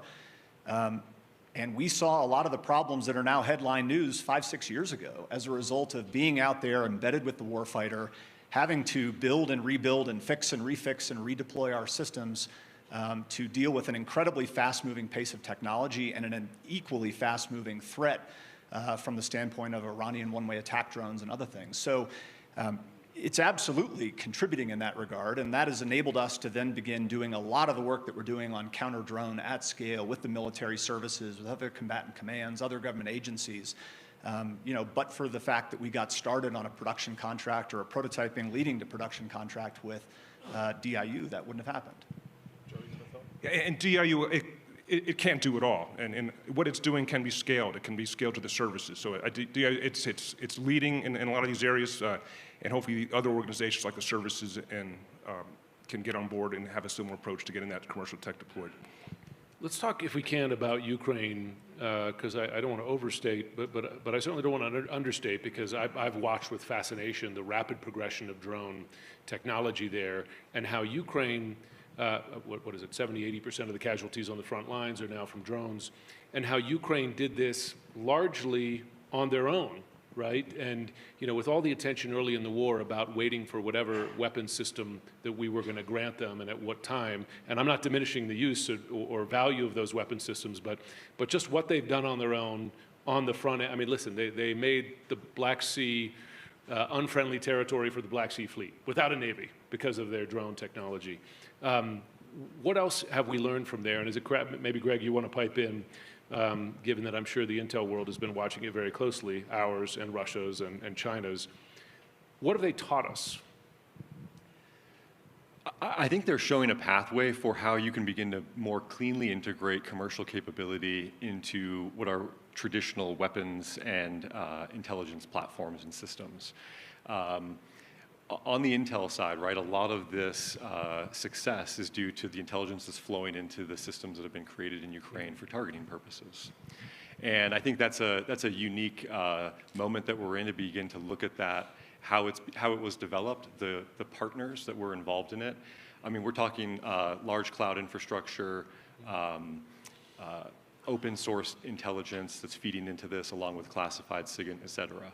So this is a fusion that's coming together in a pretty unique way, where it's traditionally, in many respects, siloed. And that is what happens in wartime. Right? When you're in a war, you have to begin to integrate and combine these capabilities together for a clear mission and a clear objective. I think a lot of what we're chatting through here in the United States and other places is we are still acting as if the war hasn't started. So there is a lack of clarity around the intention behind what companies like us are doing and where to orient that capability in practice today. I think all of us on stage would say the war has already begun. It is here, it's real. And so that's, I think, what we're now looking at Ukraine to say, when it becomes kinetic, right, what does that then mean? We should be developing these programs, systems, strategies, concepts before it goes kinetic. Can I add to that, Jim? I completely agree with all of that, and would just add another point of what it's teaching us, and then there's another question of whether we're adequately learning these lessons, is the importance of scale. I think for basically the past generation, we have been optimizing the American military to be like relatively small, very expensive, very exquisite. We're going to win through technological overmatch against adversaries that aren't exactly that sophisticated. When we go to war, we're not going to shoot a lot of weapons. We're not going to lose a lot of vehicles. The war's not going to last a long time. If you actually look at that in the context of American history, it's a total anomaly. And I think what Ukraine is showing is really kind of where we are now going in this quote-unquote new era of great power competition, which is back to the future. The volume of systems that they are needing to produce, regenerate, lose, produce, regenerate, is almost inconceivable, I think, in like a U.S. DoD Pentagon context. I mean, Tim Ray spoke eloquently on these questions of scale earlier today. I think we're off by an order of magnitude, the number of military systems that we need to build, right? I mean, we've had years and years of war games where we run out of all of our critical munitions in the first 8 days of the war. That's a little easier to believe when Ukraine goes through an entire decade's worth of anti-tank and anti-aircraft weaponry in the first several months of combat against Russia. So the things that we're thinking that we're going to go to war with are not rapidly producible. They're not rapidly replaceable. And when we shoot them all or when we lose them, we're not going to get them back quickly. And I think the lesson from Ukraine is, in addition to all of this legacy capability that's very important, boy, we better start creating this Moneyball military or sort of complementary set of capabilities that are defined by the ability to mass produce them, to lose them quickly, to replace them fast, to change them and adapt them as new circumstances, threats, and technology force you to. The thing is, I've been hearing that for years, right? Particularly when it comes to munitions, right? They talk about, let's say, in the nightmare scenario of a conflict over Taiwan, how quickly anti-ship missiles, you name it, would disappear, hours, days, et cetera. We just passed an enormous, big, beautiful bill. I mean, is there any money in there for being put in the right places? I think the answer is yes, and I think to be determined. I think there's a lot about that bill that people are still digging through. I think how exactly all of those dollars are going to get kind of laid out is still a work in progress in the Department of Defense. But my sense is that when you have this conversation, which I agree, it's been ongoing for years, but it feels like we're starting to converge a little bit more around the idea that we do need these complementary set of capabilities. I think the challenge is, great, we now agree. So show me the programs that are really delivering on the scale that we need, right? And that's not DIU's job, right? That is, how do the military services change themselves? Like I think, Dan Driscoll and the Army is doing an enormous amount to change the Army. I think the Air Force is doing a lot, but I think we're still a far cry from the ability to do this. And what I would tell you is, I don't think it's going to cost an enormous amount of money. Like in the overall scheme of the defense budget, I'm not saying we got to allocate half of it to this stuff. Like I actually think we could change on the timeline that we need to the degree that we need with probably like 2%. It's just a question of then how do you marshal that in the service of new programs that accomplish those objectives. So, Joe, how are our adversaries doing, specifically China? And I mean, it's a different system, right? They don't have to go through an appropriations process, but how are they doing, and are they ahead of the game? I think they're certainly closing the gap. And they have a lot less constraints than we do. I mean, certainly continuity of leadership. I mean, Xi Jinping is arguably emperor for life. He can look out to 2049 and say, I want to get here and have these incremental goals to get there. We have a little different political system here, and that creates some challenges. They don't have to deal with the same challenge like with IP, with their state-owned enterprises. They just have a lot more efficient and effective ability to identify goals and objectives and marshal their national resource to get after them. I think we still have huge advantages, and I hope to have a chance to chat before the end.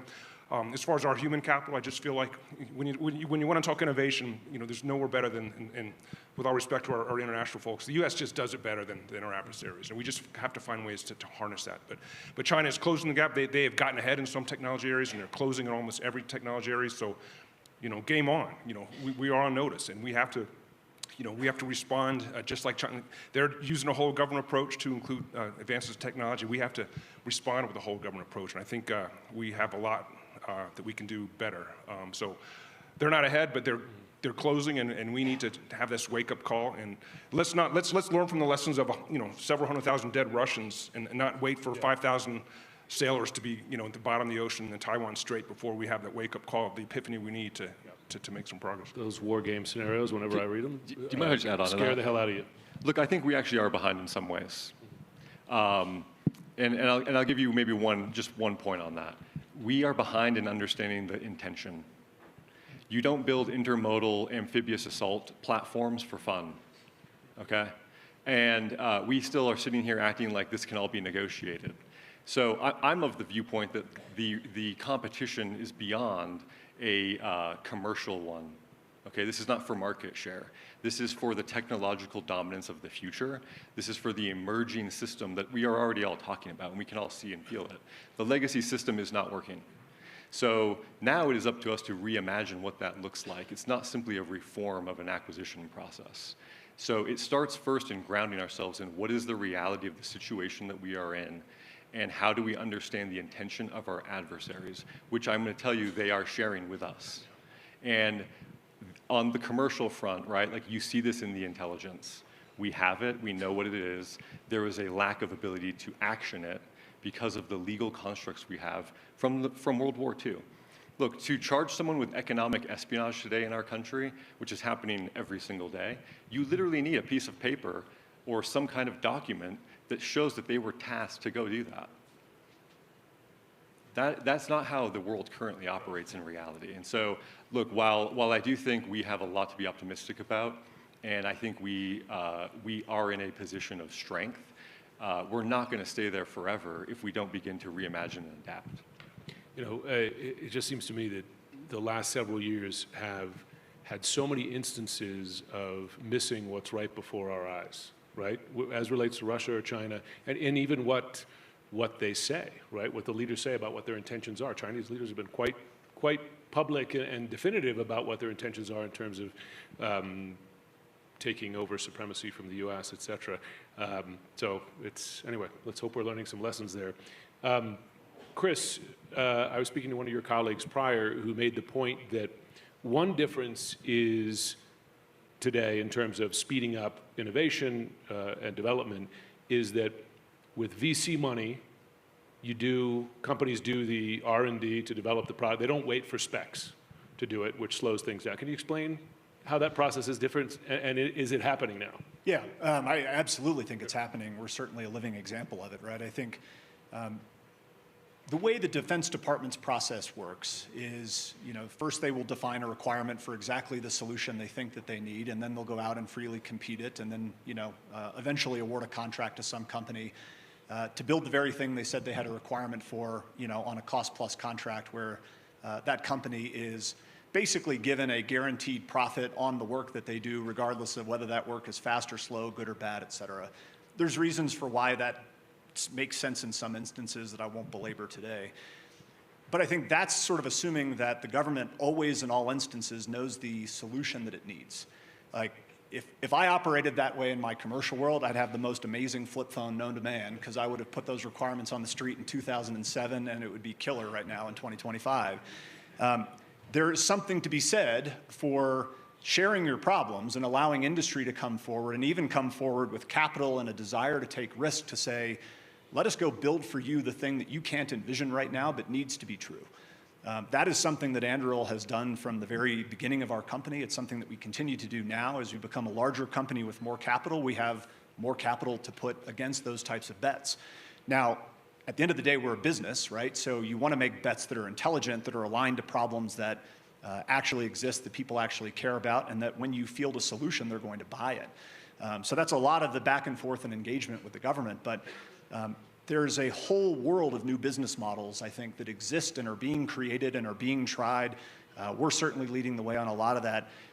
For how the government can get out of the business of basically trying to give color by numbers solutions to industry and actually get back to where we used to be, which is I'm going to provide you problems and then I'm going to reward performance and capability and schedule. I'm going to buy what works, I'm going to field it quickly. I think there is now more money going into defense technology than ever before. As a company, I would submit we are spending more of our own independent capital than large defense technology companies, large defense primes. And I think now there is, again, something that didn't exist 5 or 10 years ago, dozens and dozens of companies that are eager to do the same thing, that are doing the same thing, that are starting their own journey and scaling. That's an enormous good news story for America. That is American innovation, competitiveness, capitalism at work. I think the real question becomes, is the government capable of meeting those companies where they're at, putting the onus to them to say, I need you to build me things that matter, but when you do, I'm going to reward you through large production contracts that get that capability built and deployed at scale. Joe, you had a thought? Just doubling down on something Chris said about requirements and how that's the root of some of the problems we have in our acquisition. I know some early success stories like Palantir. I had something called a forward deployed engineer, I think years ago when I first came across them, where they literally would put engineers embedded into tactical units to get direct feedback. I know DIU right now is embedding elements in COCOMs. Certainly I know I've met the one out of NUPACOM. Our program at Stanford, we turn students away that want to take our defense innovation class if they come with a solution. You've got to go through the customer discovery process, the beneficiary discovery process. So I think Chris is dead on. We've got to create more opportunities for the folks that are going to be tasked with coming up with a solution to really better understand the nature of the problem. I think we got some a long ways we can go in that respect. Greg, I just want to dig down on something you said earlier, that we are already at war in this space. And is that, are you saying that in the context of a rapid competition for the dominant weapon systems in the event that the superpowers or great powers would go kinetic? Or are you saying that already in certain fields, I mean, I imagine one would argue that in the cyberspace, there's already a low-grade war going on, perhaps in outer space, right, given the weapons that have been deployed. Can you describe more exactly about where and how deeply the powers are at war? Sure. So if you begin to kind of frame it in a China perspective, I'm going to focus on China just for a minute, okay? They talk about, and this is classic like Chinese policy documents and strategy, they talk about achieving the quote-unquote commanding heights of these emerging frontier technologies.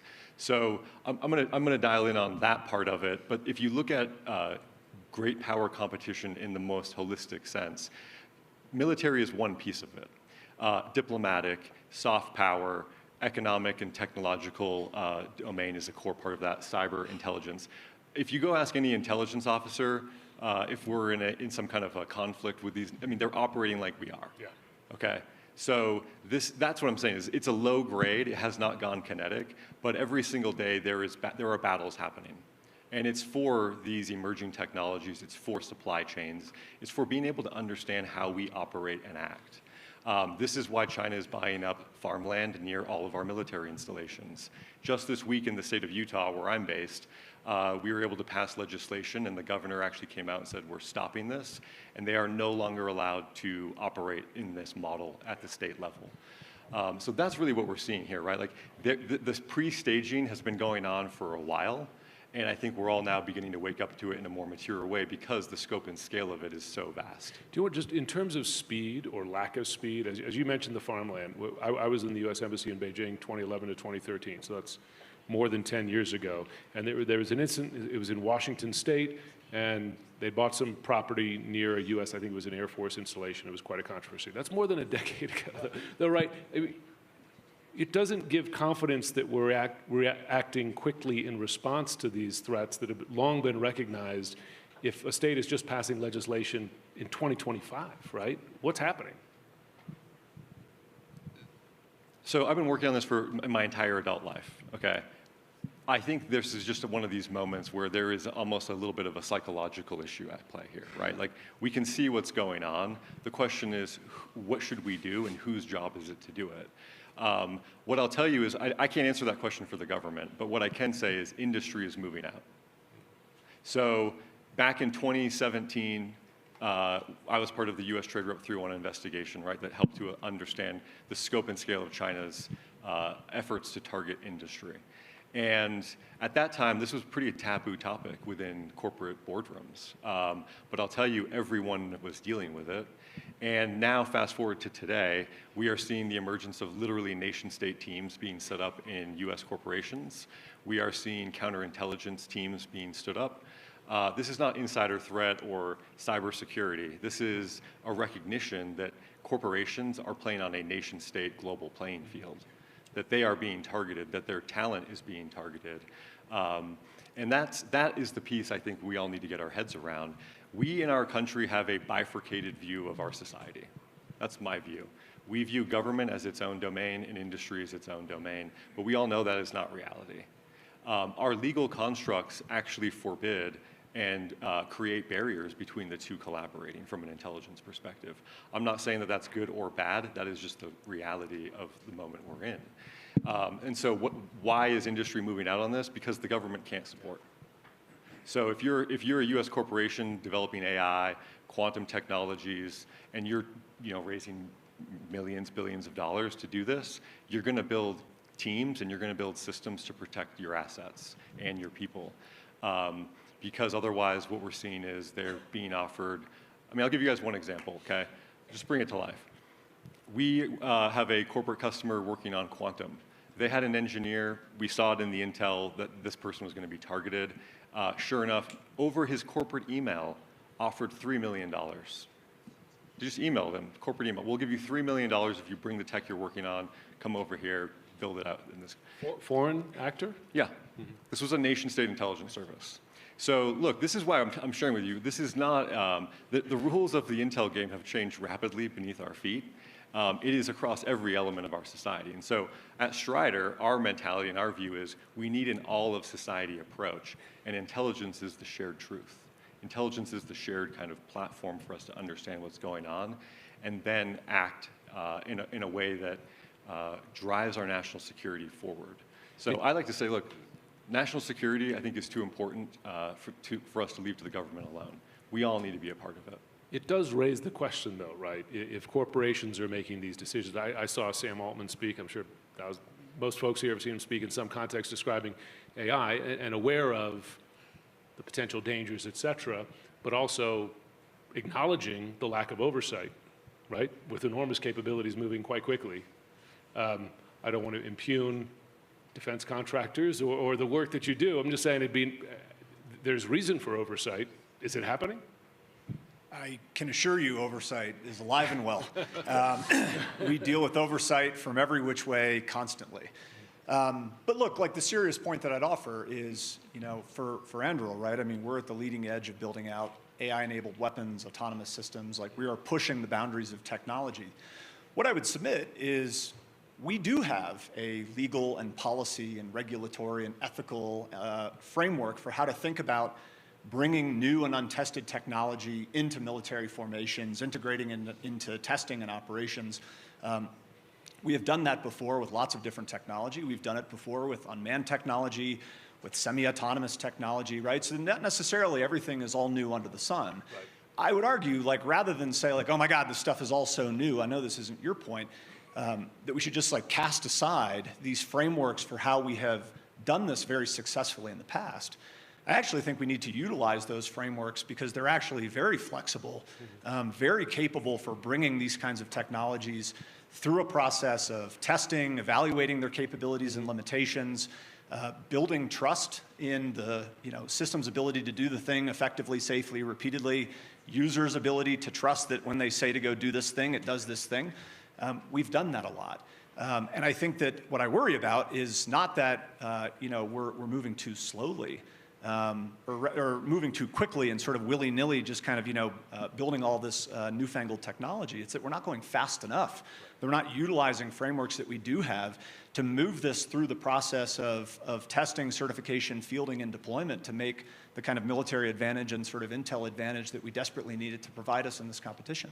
Okay, we had a lot of smart folks in this space in the audience, so can I have 2 quick questions? Just keep them short if you can. You were first up. Please. And maybe direct your question at someone if you have someone in mind.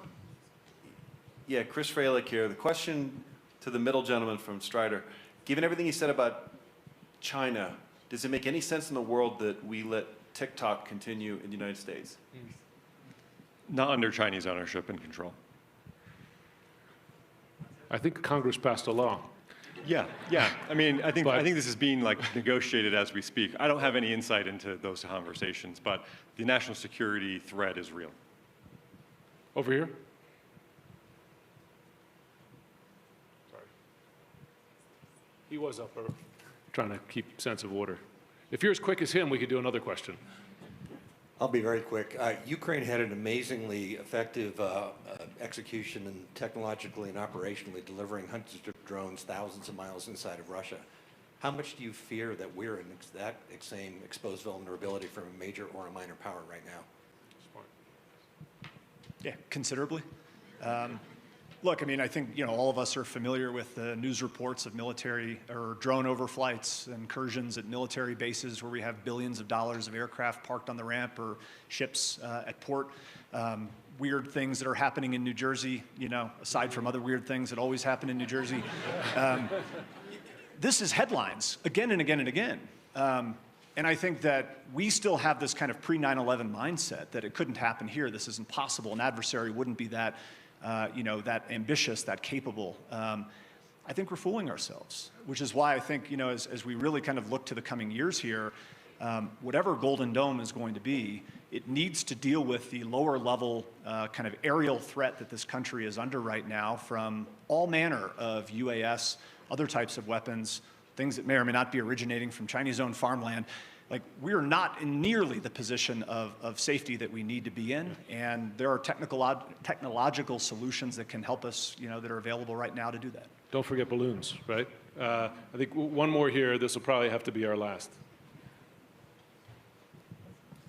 Thank you very much, Brigitte Tazelaar, the Dutch ambassador. What is your view on the allowing the NVIDIA H20 chip to be exported to China, and maybe more broadly, the export control regime on semiconductor? I mean, look, this is a great point, right? Which is the foundational elements of technology are what is being negotiated right now. So Jensen Huang went and met with President Trump and got a license to go sell these into China. Our export control regime, our economic toolkit, in my view, is outdated. Slapping a company on a sanctions list is meaningless. You can create a new company overnight. When we block a transaction, I'm telling you, literally what will happen is you'll just see another entity pop up down the street, and then they will apply for and receive a confirmed application. This is happening all the time. So look, we need to also step back and say, what is happening within an industry? How does business operate? What are the constructs that guide their activity on a daily basis? Because that's where our adversaries are hiding in place at the moment. As Chris noted too, to answer that first question around some of the domestic threats, look at the commercial activities of nation states in our country. They're focused on strategic assets, ports, land near bases, but we all look at it, because we're American, right? We look at it through a commercial lens. It's not commercial. Chris, Greg, Joe, thanks very much. Thank you.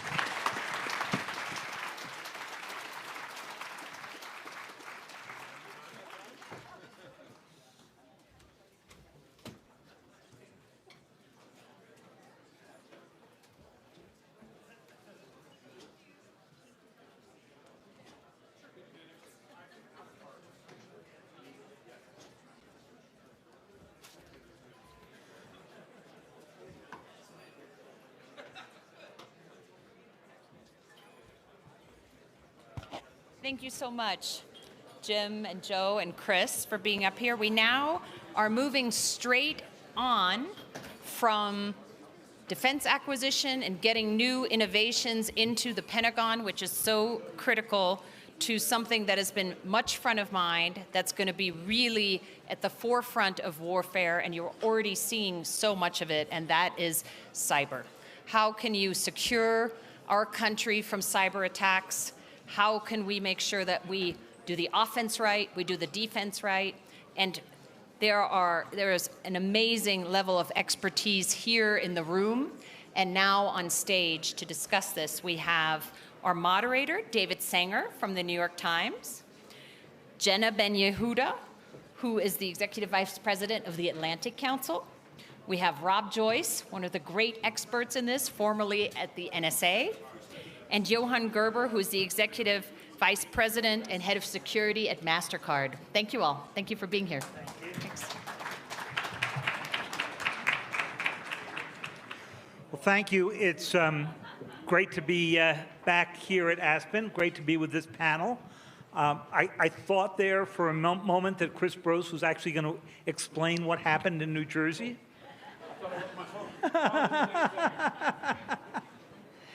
And but no, we're going to have to get him at the cocktail parties and figure that out. We do have a great panel here today, and you know there was a moment. I've been going to Aspen Security Forum since they started, and you may recall that for a number of years it was very focused on counterterrorism. Then it became very focused on cyber. Then the world changed a bit with President Trump's first term, and we've begun to deal with a range of issues, but we've never left the cyber issues behind. And I would say what marks this year is that we've had a lot of surprises along the way. Obviously, AI is changing the nature of the cyber warfare elements, and we'll get to that in some time. Obviously, China's Salt Typhoon has made us recognize that the era of state competition is not only here, but persistent.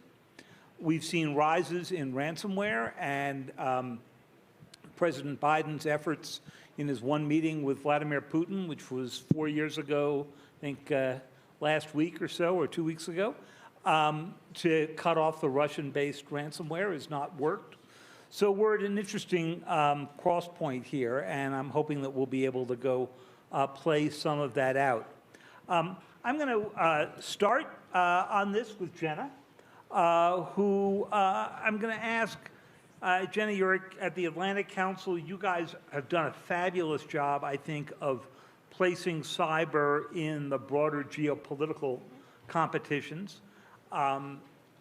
We thought in the early days of the Ukraine war that we were going to see more cyber activity by Russia against us. We did see a lot of it, obviously, against the Ukrainians and the Ukrainians on them. But give us just a little picture of where you think this fits in now to the big global competitions that we're seeing underway. Yeah. Thanks, David. It's great to be here with all of you and with these great co-panelists.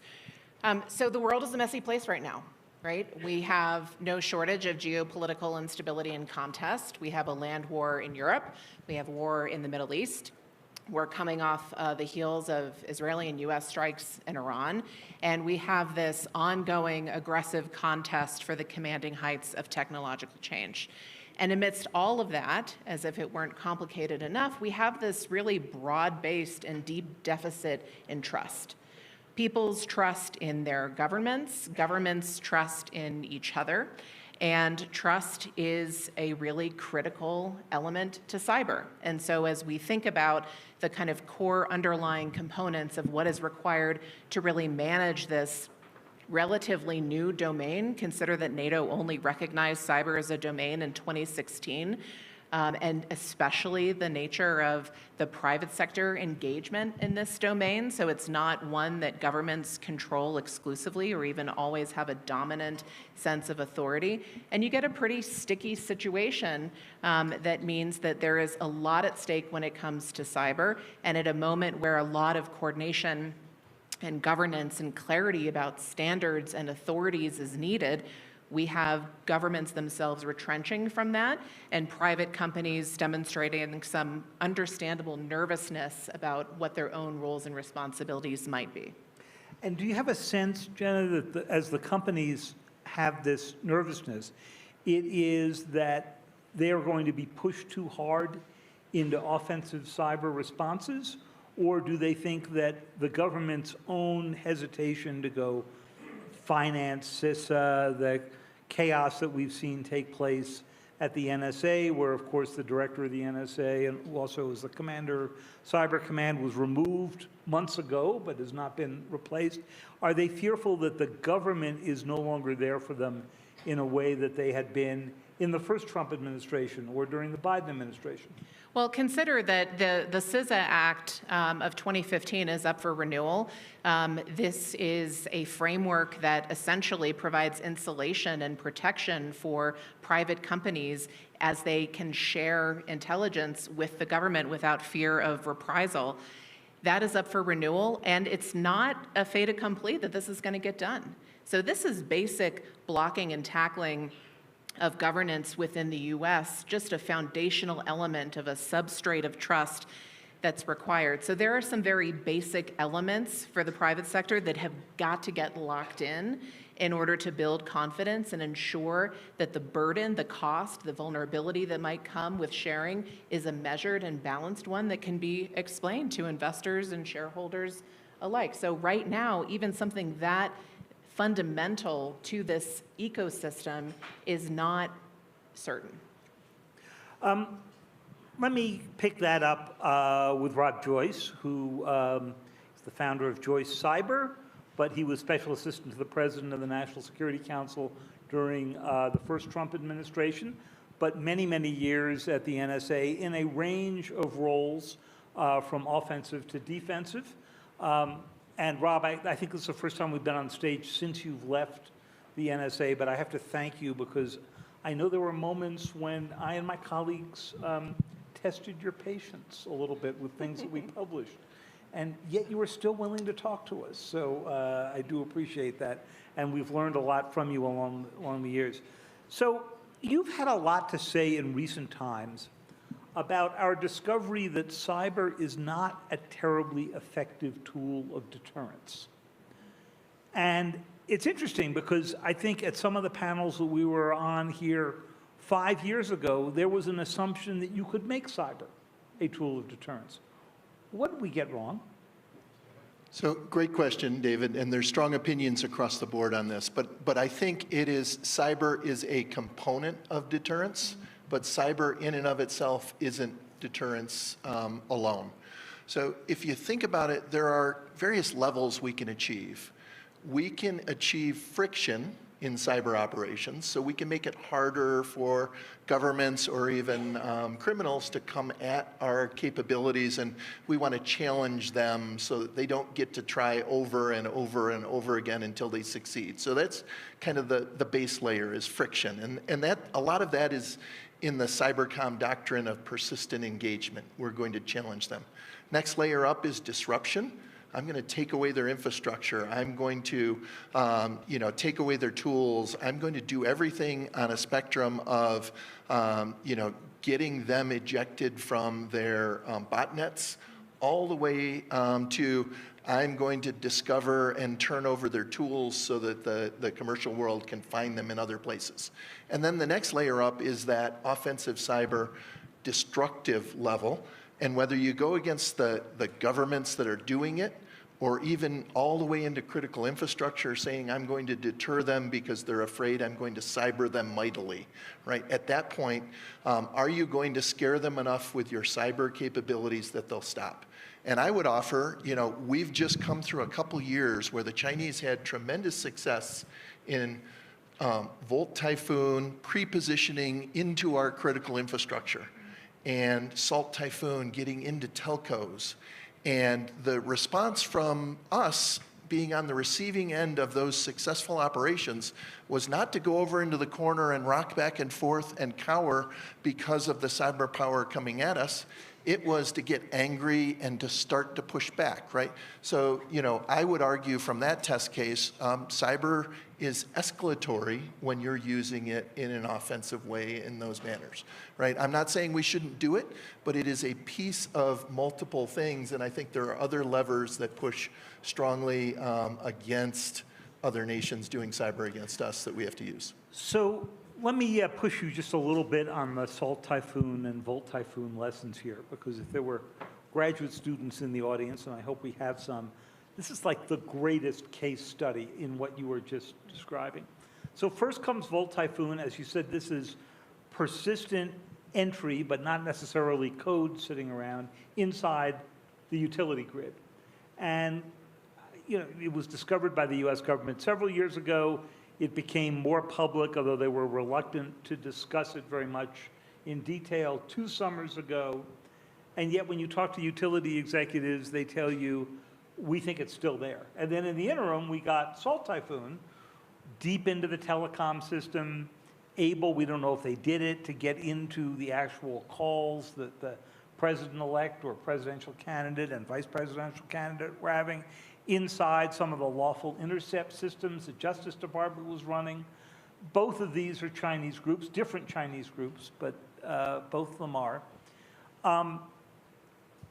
There was a sense, as the Trump administration came in, that the problem with the Biden administration was they hadn't pushed back hard enough. And they were saying things like, just watch this space, you're going to see a lot more offensive cyber. So first, what did we do wrong, if anything, on Salt Typhoon and Volt Typhoon? And tell us a little bit about what you think they mean when they say we're going to go on the offense. Yeah. So let me start at the first part, which is I agree with the premise that we haven't done enough.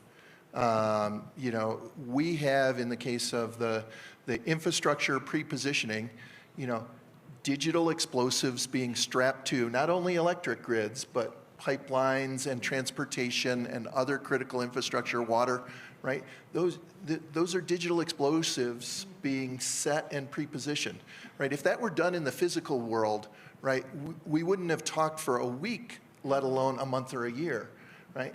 And we would have used a lot of coercive tools, many of the kind of things we talk about here at Aspen, right? There are diplomatic measures, there are sanctions, there are tariffs, there are law enforcement tools, there are diplomatic tools. We have a wide array of things we do when another country is behaving beyond the pale, outside of the norms, or doing things aggressively that we would not condone, right? Even the simplest terms in the espionage world, so Salt Typhoon, one of the most basic tools we have when there's espionage caught is we eject a bunch of diplomats from embassies, right? We've not done diplomatic expulsions, right? That's another tool. We have this wide array of tools. And my point is, if we are offended by these cyber operations, we need to show it with all of our government might. And that usually involves, we need to turn things up to 11 and use the whole quiver of tools in our arsenal. So one more for you, and then we'll go on to Johan on what's happening in the private sector. I went back. I couldn't find a single time that President Biden talked about Salt Typhoon or Volt Typhoon in public. It was a big deal, and you remember you and I may have discussed this around one of the Aspen cyber groups when there was public congressional testimony in which the FBI director did it. But if you stopped 100 people on the street in Washington and, probably in downtown Aspen, and you asked them what Volt Typhoon was, they probably think it was a new Superman movie. So have we sort of failed to learn the lesson of even just getting out to have top leadership talk about it? Yeah, and that is certainly one of those items I would say, if we're serious and going to dial this up to communicate our displeasure, we do it through multiple channels. Great. Johan, so you're watching this from the world of MasterCard, where state-on-state cyber is a problem that you're interested in, but you're the target every day of all kinds of different ransomware groups. Obviously, as I said at the intro, the ransomware problem has not gotten any easier, even though there were some very creative things done by the FBI and other groups and CISA. We have seen the North Koreans continue to do pretty sophisticated cybercrime using cryptocurrencies. And then you've just seen the ordinary, everyday kind of fraud issues that you've long had to deal with that are enhanced by cyber and increasingly enhanced by AI. So tell us just what the threat matrix looks like to you right now. Yeah, I can probably sit here for the next 2 hours talking through all those topics, David, but thank you for the opportunity. You're right. I think the world has become increasingly complex and interconnected. You know, the world is now more connected than ever before, and every minute that we sit here, that will just keep increasing, which means the fluidness of how these attacks goes back and forth between what happens if you have a geopolitical motive or a criminal motive, these lines are all blurring, which is why, as a company, we feel it's so important to be in the middle of cyber. Many folks think of us as a payments company, but if you think about what we're doing, we're connecting 3 billion consumers with about 150 million businesses across more than 25,000 financial institutions around the world, everything digitized. It is a frontier where every possible way of cyber attacks, we see them. And we feel that there is a real need to collaborate as a private industry, a public industry together to fight these things, to defend, but also really much to deter this. You know, we work very closely with law enforcement. We want to make sure that there's a consequence for these criminals if they do these things. That's important for us. As we look at how the world is evolving now, we see all sorts of new payment types. You know, I'm proud to say, if you think about the card industry, it's built on the principle of trust, and that's manifested every day when you use your card either to go into a store and you tap that card on the device, or you click buy in an online environment. What happens is there's a fundamental promise that the business who's selling you the goods will get their money, and you as a consumer are protected. That's why trust is such an important piece, and Jen and I had this conversation for a long time this morning. That's why us being involved in things like Aspen, being involved on stage here is so critical, and why we want to reach out to governments all across the world to say, we have to do this collectively. We have to push back against ransomware. Ransomware on small businesses, for instance, just to go down a little bit of a rabbit hole here. We've done a study. Small business is still the largest employer around the globe. You know, MasterCard was a small business at some point in time. Google was a small business. Microsoft, Amazon, they were all small business at some point in time. More than 46% of all small businesses are attacked every single day on a cyber front. 60% of those who are getting attacked will go out of business because they don't have the resources, the funds to withstand or sustain them. How do we come around and wrap our arms around those? Because that is prosperity for the world. That's our next generation of employers that's out there.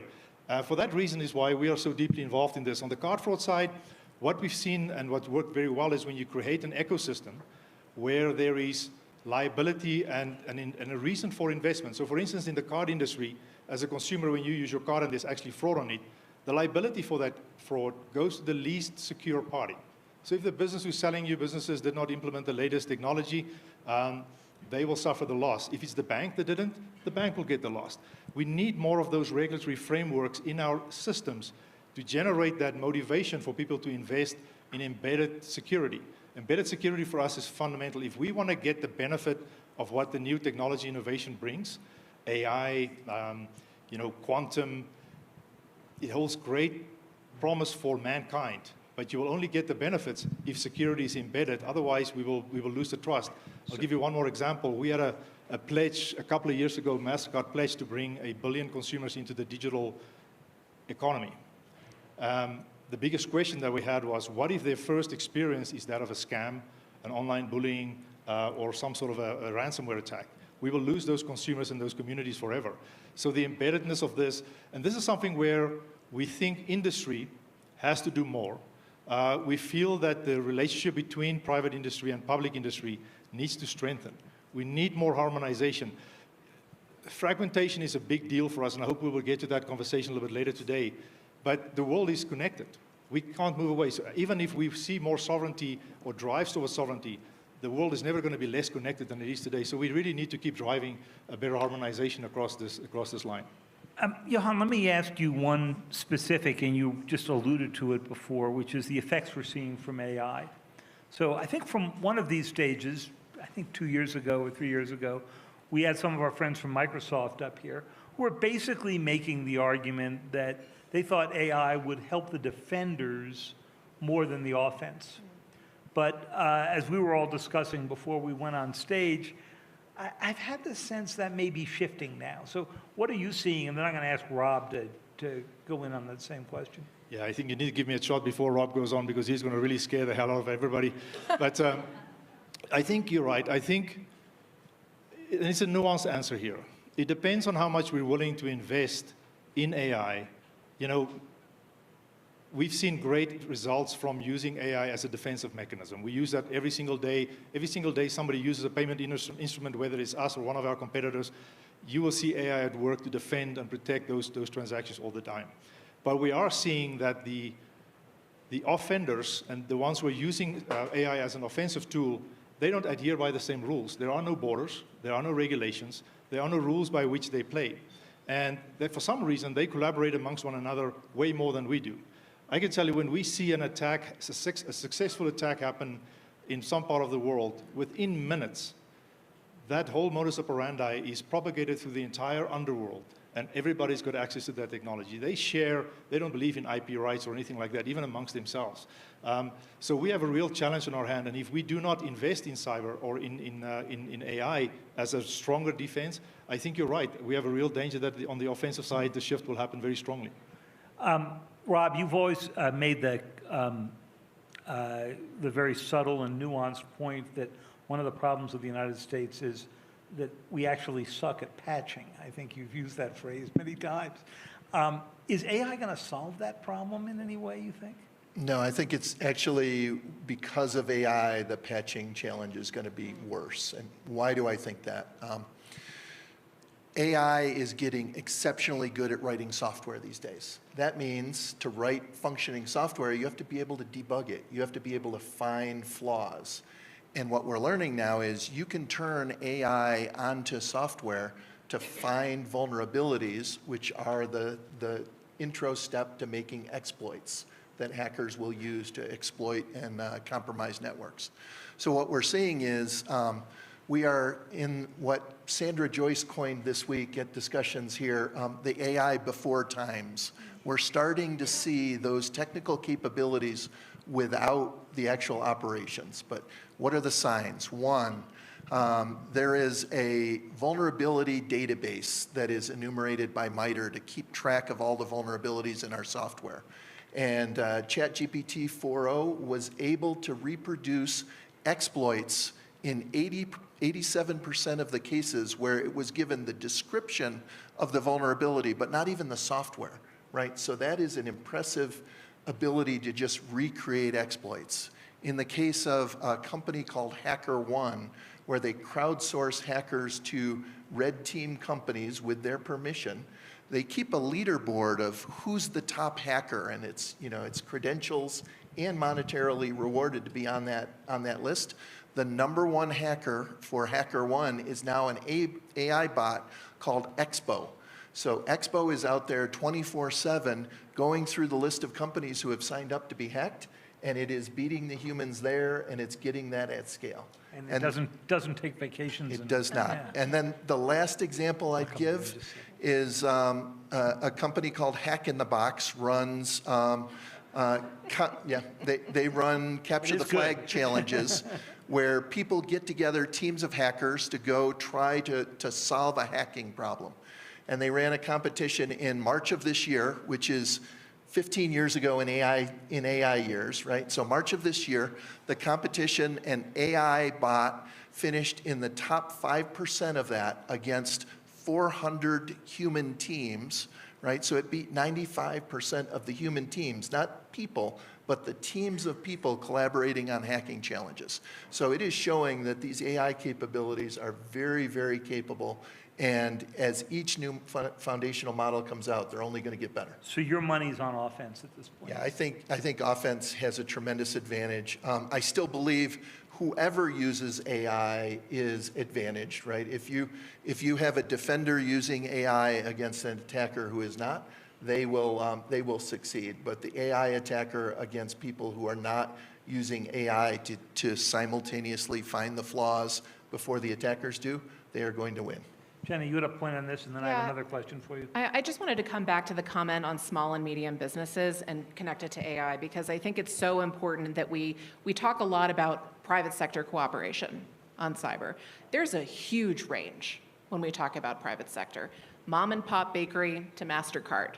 So huge differentiation in terms of the level of sophistication and resources to prepare and respond to cyber incursions. And right now, we've got a huge risk of these small and medium-sized businesses really being way left behind in the advent of AI. They're already making decisions, gosh, I'm barely making rent. How do I invest in a program? Even though, as you point out, Johan, these can be existential moments for many of these, especially small companies. So it's not just a good thing to do to fix because it generates tons of jobs and is a driver for the US economy. That alone should be enough. But there are also huge sources of threat intelligence that we're not pulling in a systemic way. And with the advent of AI, we risk a huge bifurcation in the ability of the private sector to respond. That's pretty scary. It really is. And you know, on that topic, I think it's an opportunity for government, private, and NGOs to all come together. We see a lot of NGOs doing wonderful work in collating tools and creating free resources, but we need to get them to the small business. Yeah. You know, and we said, where are the concentration points? Telecommunications, they all need connectivity, they all need finances, they all need something, and those are the concentration points where we need to embed more of these things. To ask a small business owner who runs a bakery shop or a hair salon or whatever it's out there to understand cyber, it's almost impossible. So I think we have a lot to do in the industry of the interest of the economy to help drive and just make it more secure at the base level. Jenna, here's what I was going to ask you. We've all been saying since really the Obama administration that the key for cyber is to integrate it with the rest of our global strategies. That, as Rob points out, you can't use it as a deterrent alone, but combined with your nuclear force, your drone capability, your cyber, you can integrate this all together. And I think that was true at the end of the Obama time. I think it was certainly true in the first Trump administration, when I could walk over to the White House and talk to Rob and his colleagues about this, or I could go to the NSA later on and talk to General Nakasone about it, or you could go to CISA and talk about defense and so forth. And that continued, in fact, during the Biden administration when Ann Neuberger was the Deputy National Security Advisor for Cyber and Emerging Technology, a job that does not exist right now. I have to say, I've covered this for a while. I have a hard time figuring out who to go to that's going to drop this into the larger run. Is that a temporary thing, or do you think that we are, for the next few years, and I'm sorry there aren't people from the administration here that I can pose this to, so you're going to have to answer not on their behalf, but just your view of it. Is that just something we're going to have to get used to here? Well, cyber is part of all domain warfare. We're in the moment of all domain warfare. You don't get to pick and choose your domains anymore. And so I think what you hear is a real hunger for rules of the road. And there are some very big questions. I think I would posit they are inherently governmental questions to answer about authorities, about standards. Folks need to know if their participation is going to be welcome or if they're going to get slapped with a fine and they're going to be on the front page of the paper the next morning as a result for all the wrong reasons. So I think what you are experiencing, and what I certainly, in my conversations with folks here just this week, is this palpable sense that there is more structure and guidance and a framework around which this can operate. There's a real hunger and a deficit for that. And it's not just in the United States. We're fresh off the heels of the NATO summit in The Hague, where we had a 5% agreement huge news coming out of The Hague that was not foretold 6 months ago. And 1.5% of that 5% is about infrastructure. That is a cyber dividend, very much could be. So I think, but that relies on ENISA, the kind of CISA counterpart in Europe, and NATO to join forces in a way that would also be unprecedented for cooperation. So this fragmentation that is a very real element is not just a U.S. challenge, it's a global challenge, but there is a hunger, I think, on the part of so many stakeholders across the space to see some convergence in that area to get things done, because you cannot handle these issues alone. We only have about 2 or 3 minutes left, so I'm going to ask first Johan. As you look at this from MasterCard's run, you would interact ordinarily with many in the U.S. government and obviously in Europe and Asia on this. Do you find that interacting with the government on these issues has changed in the past 6 months since CISA has gone through the budget cuts it's having, since the NSA and others have gone through their issues? I've been recently with some U.S. contractors who are working for the intelligence community on this, and they tell me they feel a sort of absence of direction. Are you seeing that? Yeah, look, I think by nature, there is, because of the changes in the personnel, just getting to the right people is a little bit harder than it was in the past. But I don't think that there is I would not categorize it as the administration has a lower emphasis on cyber. I would be, a lot of the conversations we're having with them, cyber is still a very big focus areas for the administration. There's still ongoing conversations that we have with them, and there's still a lot of business conversations we have with multiple governments around the world. A Recorded Future is a company that we acquired a couple of months ago, about 6 months ago. They, through those channels, actively engage with government in a lot of actions. So I still think there's that, but of course, there's a different framework now in how you communicate with the government, and that certainly is true. And Rob, a last question for you. If we somehow yanked you out of your happy retirement and put you back... Not happening, David. Not happening. We're doing this as a hypothetical, okay? Because now that you're out of government, you can't use that line, I don't answer hypotheticals. Well, I guess you could. And you had to identify 2 or 3 big issues in cyber that you think are quite urgent for the administration at the highest levels to go deal with over the next 12 to 18 months, recognizing the overall geopolitical chaos that Jenna described so well. What would those be?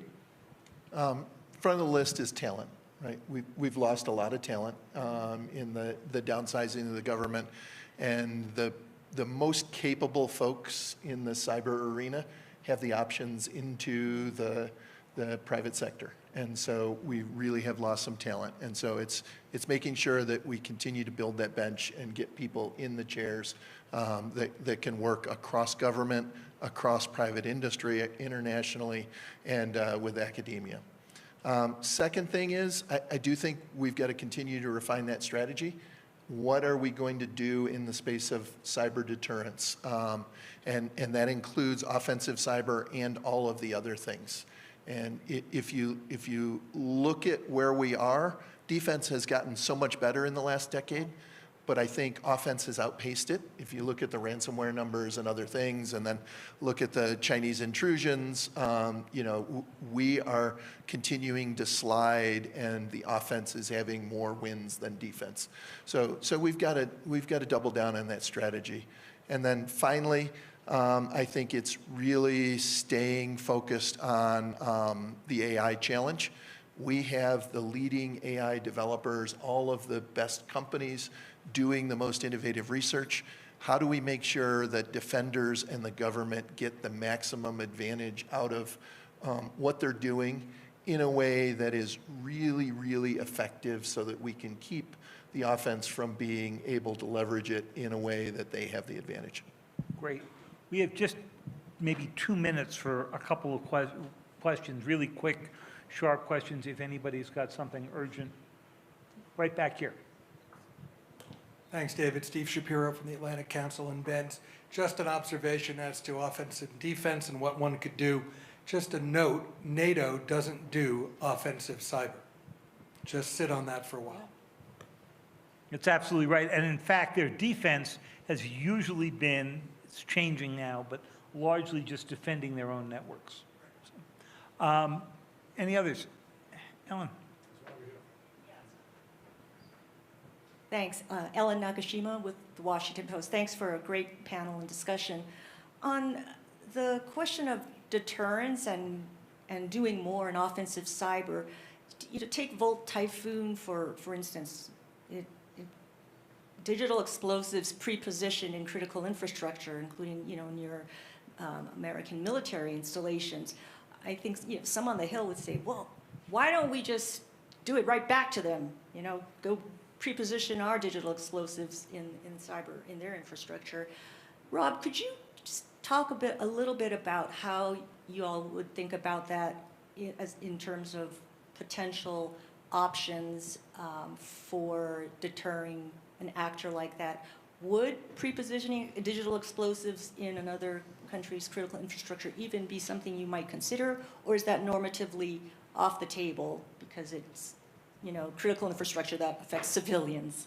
Yeah, so I certainly can't speak for the administration. They've made some statements that sound like they intend to pursue and examine that, but we haven't seen the results of those deliberations yet. But I still go back to the point of, we have it on our infrastructure, and that has not deterred us. So I don't know why you assume that if we do it to others, they're going to be deterred. I think we have to use offensive cyber to disrupt their activities, but then we also have to have all the other tools in the toolbox to really convince them that they should be deterred from these actions. And you need a way to escalation dominance if they do come back. Right? Well, I've got a million more questions for these three, but we are out of time. But I want to thank you all for a great conversation and for really pushing this ahead.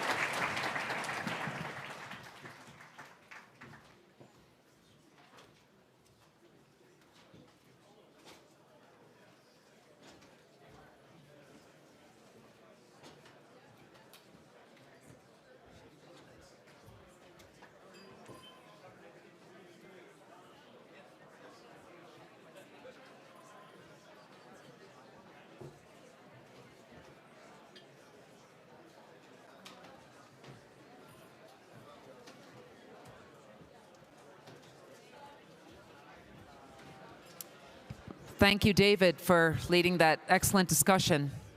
Ladies and gentlemen, if you could take your seats, please, for our next panel. If we could have silence and seats, please. Okay, well, we'll try anyway. All right, please, everybody, if we can have your attention. Thank you. I'm delighted to introduce our next panel, which is on an incredibly important topic. Our panel's titled The Weight of the World, International Aid and Trade. Led by Daphne Linzer from U.S. News and World Report, we have a terrific lineup to talk about issues that have come up in the last year with regards to USAID and others. We have Wally Adeyemo down the end, former Deputy Secretary of the Treasury and also former President of the Obama Foundation and Deputy National Security Advisor in the Obama administration. We have Comfort Arrow, who's the President and CEO of International Crisis Group, joining us from London. Thank you for traveling, Comfort. And we have Henrietta Holzman-Ford, the Chairman and CEO of Holzman International, the former Executive Director of USAID and UNICEF. Please join me in welcoming the panel to the stage.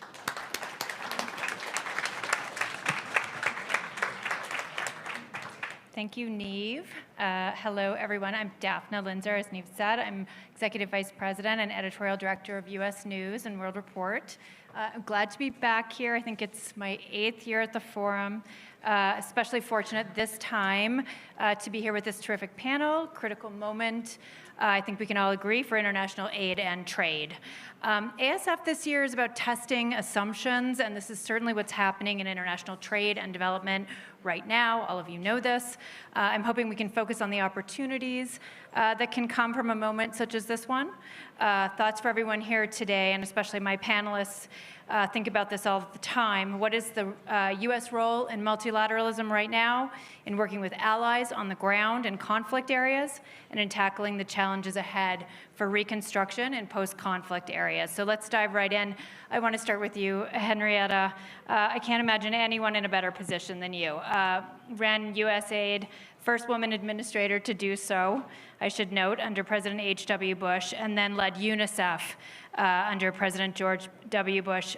Two huge field organizations, worked across the globe with one another and with many other private and public institutions. So set the stage for us right now. There's a lot of changes under President Trump in aid and trade, challenges and opportunities. How are you seeing the field? Thank you, Daphne. It's nice to see everyone here. So we've had, I think, several panelists mention an earthquake, but a typhoon has come through our ecosystem. But Daphne, your comment about looking forward, I think, is very important. So what do we do now? What lies ahead of us? I'm with the group that is saying that artificial intelligence has changed everything. It is a brave new world, and it is changing everything in our humanitarian and development space in a way that we just are barely seeing. It's going to change it for the next several decades. So we need to think forward. We need to think through what will that mean to us. And so, at least at the moment, I'm thinking that there are maybe 5 areas that we could make some progress on, and we just need to reorient our thinking so that we're being innovative and we are taking advantage of the moment. So one is that I think it's a good time for us to be thinking big. And we've thought about this before, like connecting every school to the internet using lower satellites and Wi-Fi on the top of schools. Half the world still is not connected to the internet. But if you think big and you get the entire world connected to the internet, that is a good business opportunity, it's good economically, it's diplomatically, defense, it means that people can speak to each other and that we can learn from each other. So that would be something big. It might also be that one did something big on water. Potable water is an issue around the world. So think big. The second one is, I think we need to think faster. So artificial intelligence is moving us into a faster world, but I'm part of a group in Geneva that is just thinking about quantum computing. So it is going to be exponentially faster. And many of our systems within the foreign assistance world are creakingly slow. So this is our chance to speed it up. We've been hearing it in this forum for the defense industry. It is true for the development and humanitarian industry also. Then a third area that I think is going to be increasingly important, and it's happening just in little bits and pieces, is some consolidation and partnerships. We have got to try to connect more NGOs to each other. Maybe some mergers of NGOs will be helpful. We need to connect more businesses and private sector to the nonprofits and to government. All of those partnerships, Daphne, will make an enormous difference in how we do assistance. And then something that both Wally and Comfort are involved in, finance. We must get public and private finance working. Many of us have dreamed about this for decades, but this is the moment to do it. When I was first in USAID, it was the fall of the Berlin Wall. And we were dreaming about privatizations of state-owned enterprises. And public-private finance is what you really needed. We now might have a chance for big public-private finance. We'll need it for trade. We will need it for infrastructure. And all of the work that has been done in foreign assistance, it all leads in. So for many of us, trade and infrastructure, whether it is the buying of an imaging machine in Indiana, it will be facilitated if the person who's buying it in another country has been to school in Indiana, for instance. And if you're doing a big infrastructure project, there will be bots and bots in all of the ways that we build infrastructure. So this world is very connected, and it's an excellent time for public-private financing. And then lastly, it's a great time on human capital. So there are a lot of great people who are coming out of the government. Snap them up. They are really good for businesses, for nonprofits, in journalism, in other walks of life. And they're in countries also. So I think it's a time to be innovative, to think forward, to think through what we can do as a world, because this world of international assistance has produced so many good things. We want to build on it. I like that a lot. But Wally, I want to ask you, markets, allies are trying to kind of keep up with the volatility in trade and tariff policy right now. You came into Treasury as Deputy Secretary also at a time of great instability. We were in a global pandemic. Economies were in free fall. From a national security perspective, I guess I would ask you sort of what are the implications of the uncertainty right now? How does today's differ? And I think just thinking about what Henrietta just said about the example from Indiana, how does a tariff war affect that? How does travel policies affect that? What are the hurdles there for making that kind of a thing happen? Well, thanks for the question. It's great to be here. And I think the thing I will start with is something I think people in this room know to be true, which is that soft power needs to be a tool that helps us prevent having to use hard power. And I think that we have missed being very clear about that message in a domestic way, and being very clear about the fact that soft power both creates openings for us to go into markets that our companies can do well in, and also prevents us from having to use hard power. And I think being more direct about the fact that there is a clear benefit to us from providing aid and from thinking about trade has got to be a part of this. But when you think about the volatility that we have now, it is nothing compared to the volatility we had during COVID, because during COVID, we didn't actually know the way out. But ultimately, the way out involved a great deal of global cooperation. Fundamentally, the way that we prevented more lives from being lost was the U.S. government created incentives that led to a U.S. company and a German company coming up with a vaccine that saved the world, and making sure that that vaccine got to people around the world. The opposite is happening today. Instead of the U.S. being an exporter of innovation and cooperation, we are doing the opposite in lots of ways with our tariff policy. Fundamentally, we all agree that there is a challenge with the way that China has conducted its economic policy. It's something that our allies and partners agree with us on. The hope would have been, and the hope still is, that the administration would find a way to work with our allies and partners to confront the Chinese in order to put us in a better position going forward. The thing that markets crave, and that small businesses crave, and large businesses crave, is some certainty and predictability. And we have the opposite of that right now. Ultimately, the thing that gives me a modicum of hope is if you go back to when Nixon pulled us out of the gold standard, his approach was very similar to what we were seeing today in terms of saying that we were doing this out of American interests, we're going to do this alone. But ultimately, a new Secretary of the Treasury is appointed. George Shultz helps create the G7, and it creates an era of global cooperation on economic issues that leads to us getting to a better place. Our hope has to be that the lesson we'll learn from this period, where, frankly, the thing that I fear most is that our allies and partners, instead of working with us, are working together to find a way to mitigate the risk of us, which is not in the U.S. interest over time.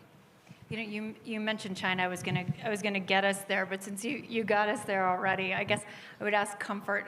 ICG's everywhere. You're dealing with conflicts globally. Just one observation on the ground is, and this was always a concern, is does China kind of swoop in and take advantage of some empty space there where U.S. aid used to play?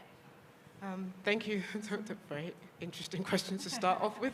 But also, it's nice to be at my first Aspen forum as well. No, I think is the answer.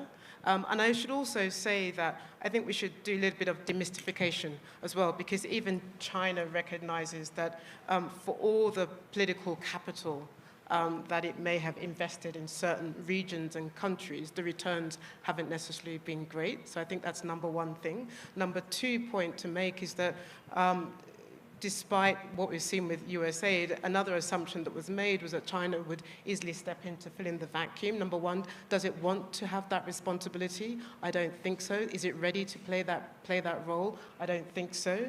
And also, there are other actors that have an opinion in certain regions that may want to also counter or limit China's own access as well. But I think the big question is whether China is ready, wanting to play that responsibility, and its domestic constituency is also wary about foreign adventurism, has some of the same concerns that the US has about what you get in return for expending all of that money overseas, is asking the same questions. They're even more risk averse. And you saw how very nervous and wary and very concerned they were about their nationals who got caught up at the time of the Libya crisis, during the time of Sudan's crisis, and when the oil pipeline was compromised. There was a very big debate at home about the fate of a number of Chinese nationals, and when you saw sort of bombings taking place in Mali, equally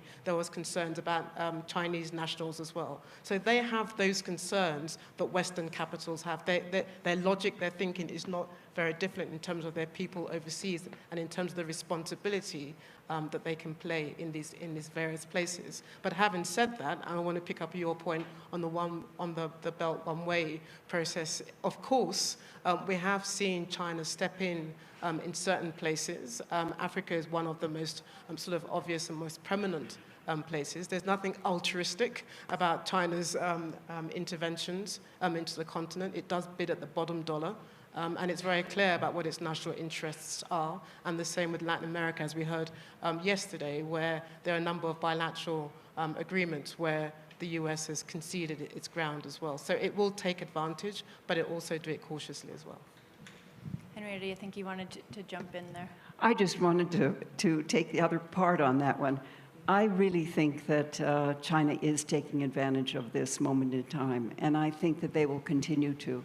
There's always a competition and a cooperation against nations when you're in the international affairs world, and this is just a time when we're regrouping in our team, and they've pulled out of the field, and I think, to Comfort's point, it will be targeted. It will be on things that are in the interest of China or of another country.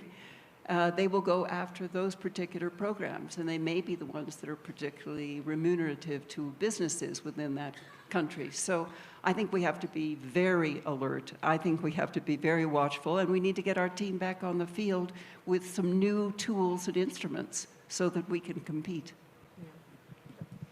The only thing I would say, because you emphasize that crisis group is in different parts of the world, I would break this down regions by regions.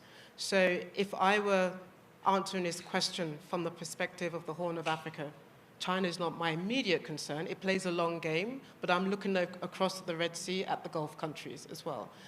If I'm looking at West Africa today and the Sahel, the country of concern for me is not China, it's Russia as well. So where you sit also matters. That's the only thing I would say. Latin America, I think there's a strong China story to tell there. And parts of Central Asia, of course. And this awkward alliance between Russia and China, I think, is also interesting in terms of where it's going to go as well. And of course, I think in Asia itself, watching the relationship there and the play that China made towards a number of Southeast Asia countries in response to the tariffs as well was also instructive as well. There's obviously a number of panels. The panel that's going to focus on Israel is going to follow this discussion very wisely for Aspen and their scheduling.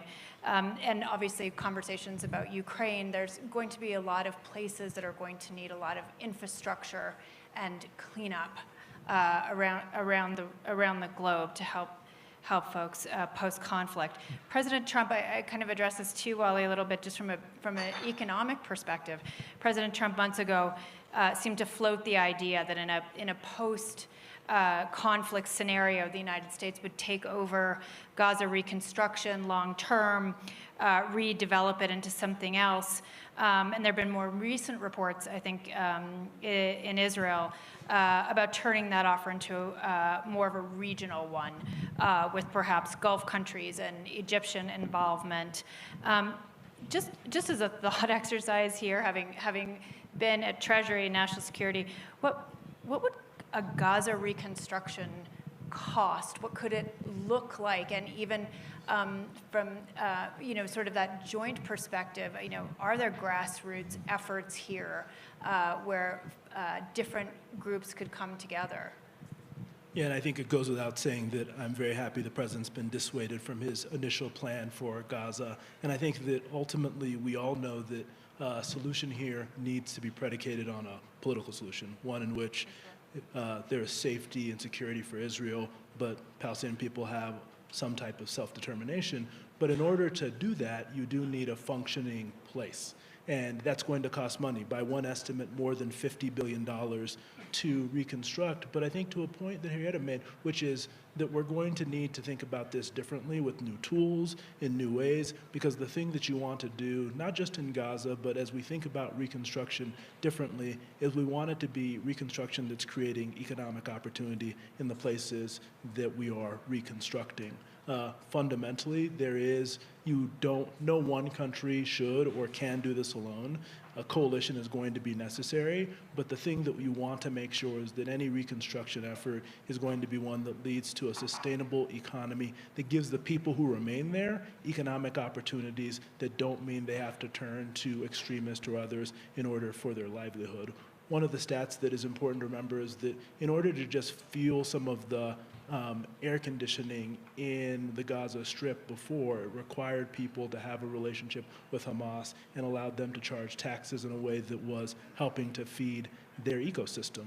Fundamentally, that was because of underinvestment in infrastructure. So as we think about infrastructure, I think the thing that you will want to think about in post-conflict areas, Gaza or others, is how do you do it in a way that not only restores basic infrastructure and basic equipment, but actually thinks about long-term economic development in these areas. And that's going to require new tools because fundamentally this is going to be expensive. And across the institutions that have funded these things previously, there's less of an appetite to use money to do so, which means that it's going to need to be done in partnership, both with other countries, but to the point you made, I think the public and private sector are going to have to work together to think about these reconstruction efforts differently as well. Yeah, you mentioned soft power. We did a panel last year here on soft power with Joe that was instructive and important. Just thinking through sort of the national security implications again of that kind of reconstruction effort, I guess I pose to all of you, but Comfort, where are you seeing successful efforts like this right now and opportunities? I'm thinking about what's ahead in Syria, in Ukraine, but also in Afghanistan.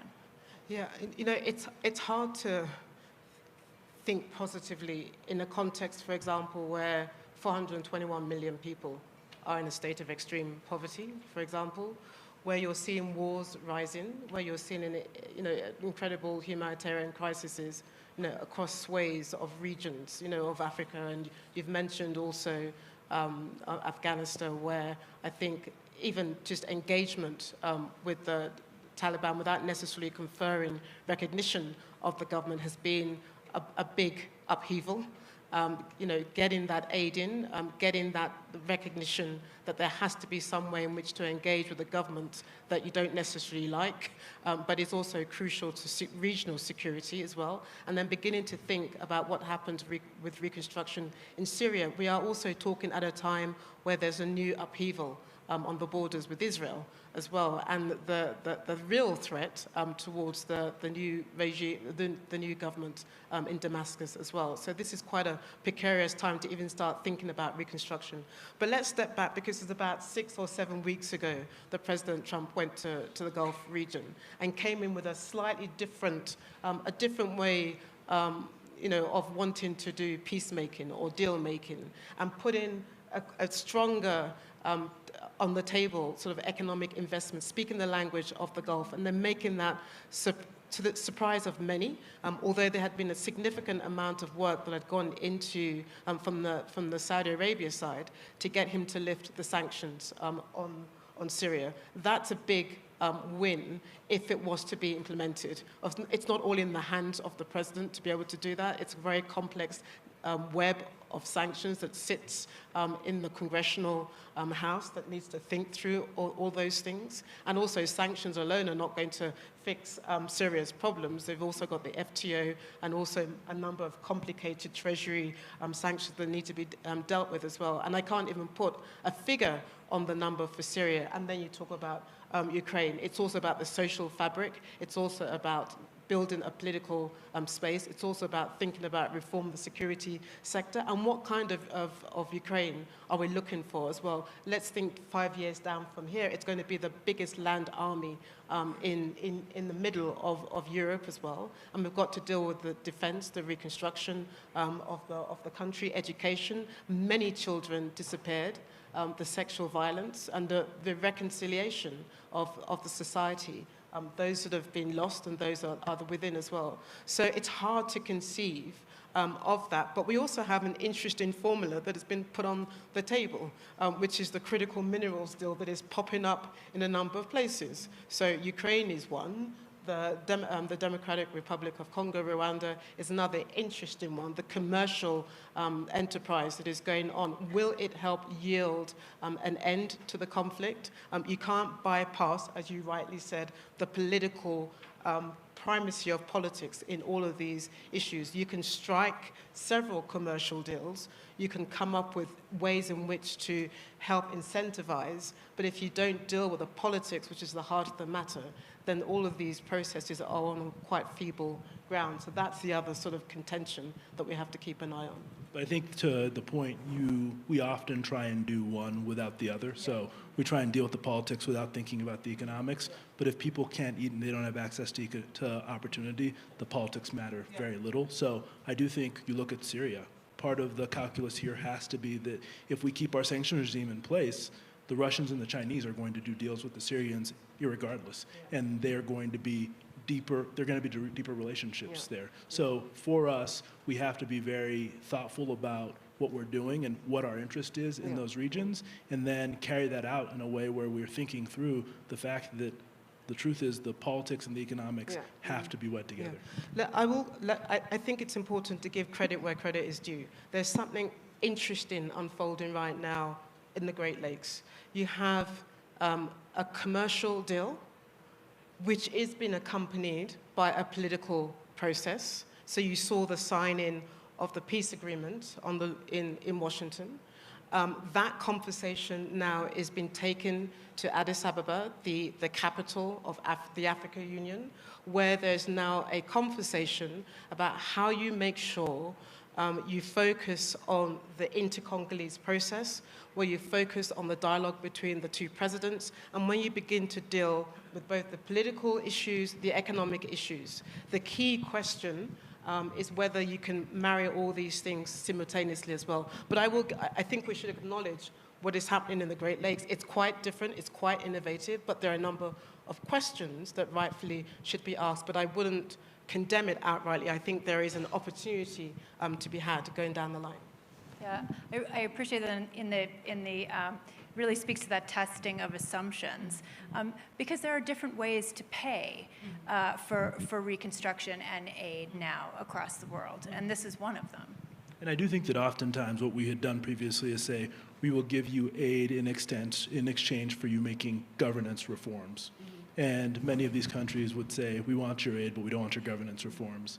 But what we're seeing with the Great Lakes example is that oftentimes, if it's for broader economic relationships where they see greater economic opportunity, you can often get them to have deeper conversations about what reforms need to happen. That's what we're seeing there. This model may not work everywhere, but us thinking more about how bringing in the economics sooner may actually lead to governments and countries being able to think about making long-held reforms is something I think we need to do differently, rather than thinking that we're going to get there with traditional aid or MCC compacts. How do we bring more to the table in a way that forces these conversations? It's something that's being tested now in the Great Lakes. We'll see if that works, but it is a different model.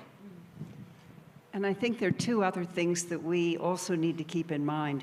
One is that all of this takes time. When you're building peace after there's been a conflict, it isn't just like flipping an electric switch. You need to take time to build a peace. And you need to take time to win the hearts and minds of the people that they want peace. So how we articulate it, how the politicians articulate it to their people in their country is going to be extremely important. How we articulate it to people in this country, extremely important. So journalists, we really need you to be able to build the peace. Comfort, what are you seeing sort of other models like this? And where in sort of, to Henrietta's point, are there grassroots efforts or different ways for organizations, including yours, to be in partnership in areas where maybe USAID was more prevalent once? Yeah, I mean, look, this is an interesting time, and I don't think the story starts with USAID. I mean, I think, you know, international aid was already dwindling. You already saw a number of European countries themselves pulling back on their international aid. I think last year the declining number was about 7.2%, and this year it's going to be 17%. I think, look, when I stand back, one of the things that we've always called for in Crisis Group, that we said that if you want to guarantee a sustainable process, the answer cannot always come from the outside. Peace must come from below.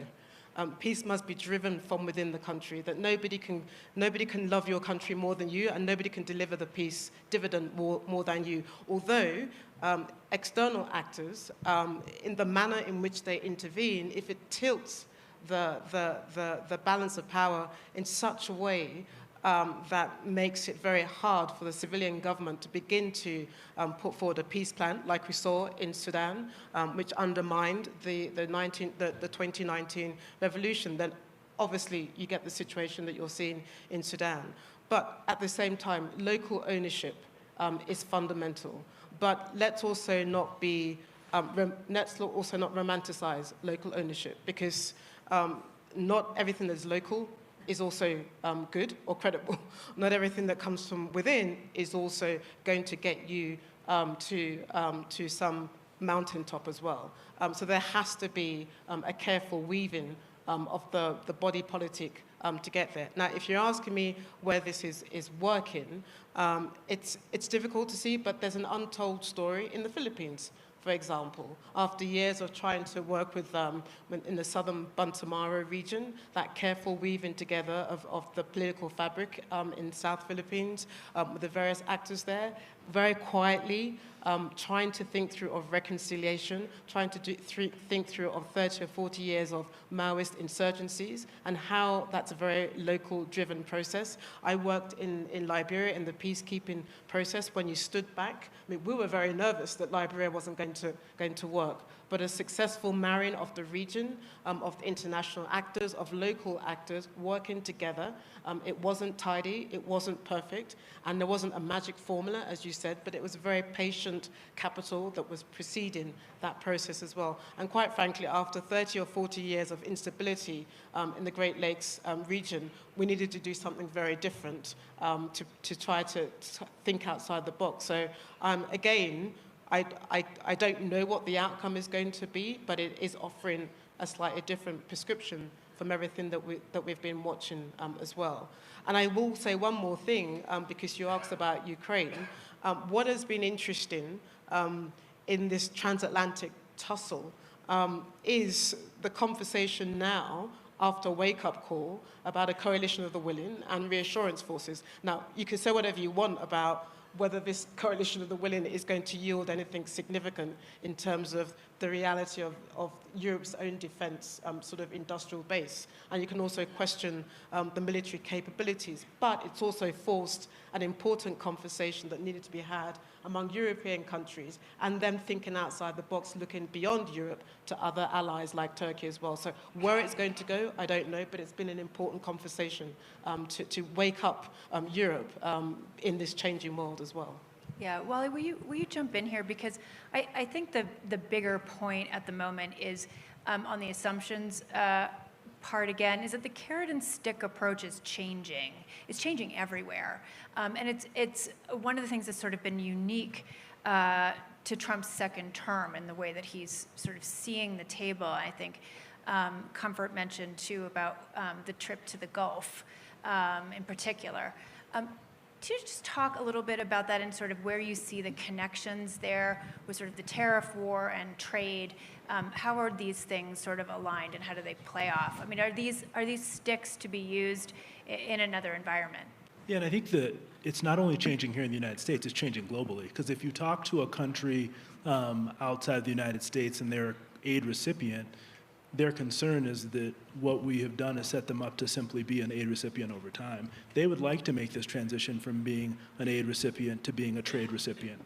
And what are we doing to do that? AGOA was a first step, but without modernization, how does that work? And I think Comfort's right that ultimately the assumptions we have to make is that we need to try and defeat, I think, are that the institutions, rules, and norms that have governed these issues for the last 80 years are going to be the ones that govern it going forward, I think is not true. Ultimately, we're going into an era where coalitions of the willing are going to be more important, and those coalitions are going to have to be built on mutual interest, not just the interest of the giver, but also the person who is the recipient, and thinking about what are the benefits that we are both receiving in this, and being very clear about it, I think is going to be a big piece of this. The other thing we have to do is think through our assumptions we've made about our institutions and our government. The idea that what we are assuming is that at some point there will be a new administration, they'll simply go back to business as usual, I think is completely wrong. I don't know that we're going back. And I think the point you made about new tools is critical. How do we think about new tools to replace the tools that may no longer be effective, I think is going to be an important piece of this because the nature of global cooperation is changing, and we need tools to be able to meet that moment where you're combining things like assistance with the private sector to think about how you develop deeper relationships with countries that will mean that in exchange for creating a minerals deal, you're actually making sure that in this country they have advanced processing happening there. So they are getting some kind of economic benefit. But those broader conversations that are very clear about the consideration involved on both sides, I think is going to be a big part of these building coalitions of the willings on a set of issues, not just in aid and trade, but across health and a number of other domains. Can I build on that one? So, Wally, you are right that we need new tools, and some places we can use existing institutions. So you look at some of our institutions like the World Bank, they could be enormously helpful and a powerful public-private entity. We just haven't run it that way. We haven't had that kind of a tool. When you look at some of the new tools, whether it's blockchain or others, they're all very usable within our ecosystem, and we just have to look at the tools differently to see how we can deploy them in a public and private manner. Comfort, is that possible on the ground right now? I mean, I don't know that. I mean, we have to watch and wait to see some of these processes.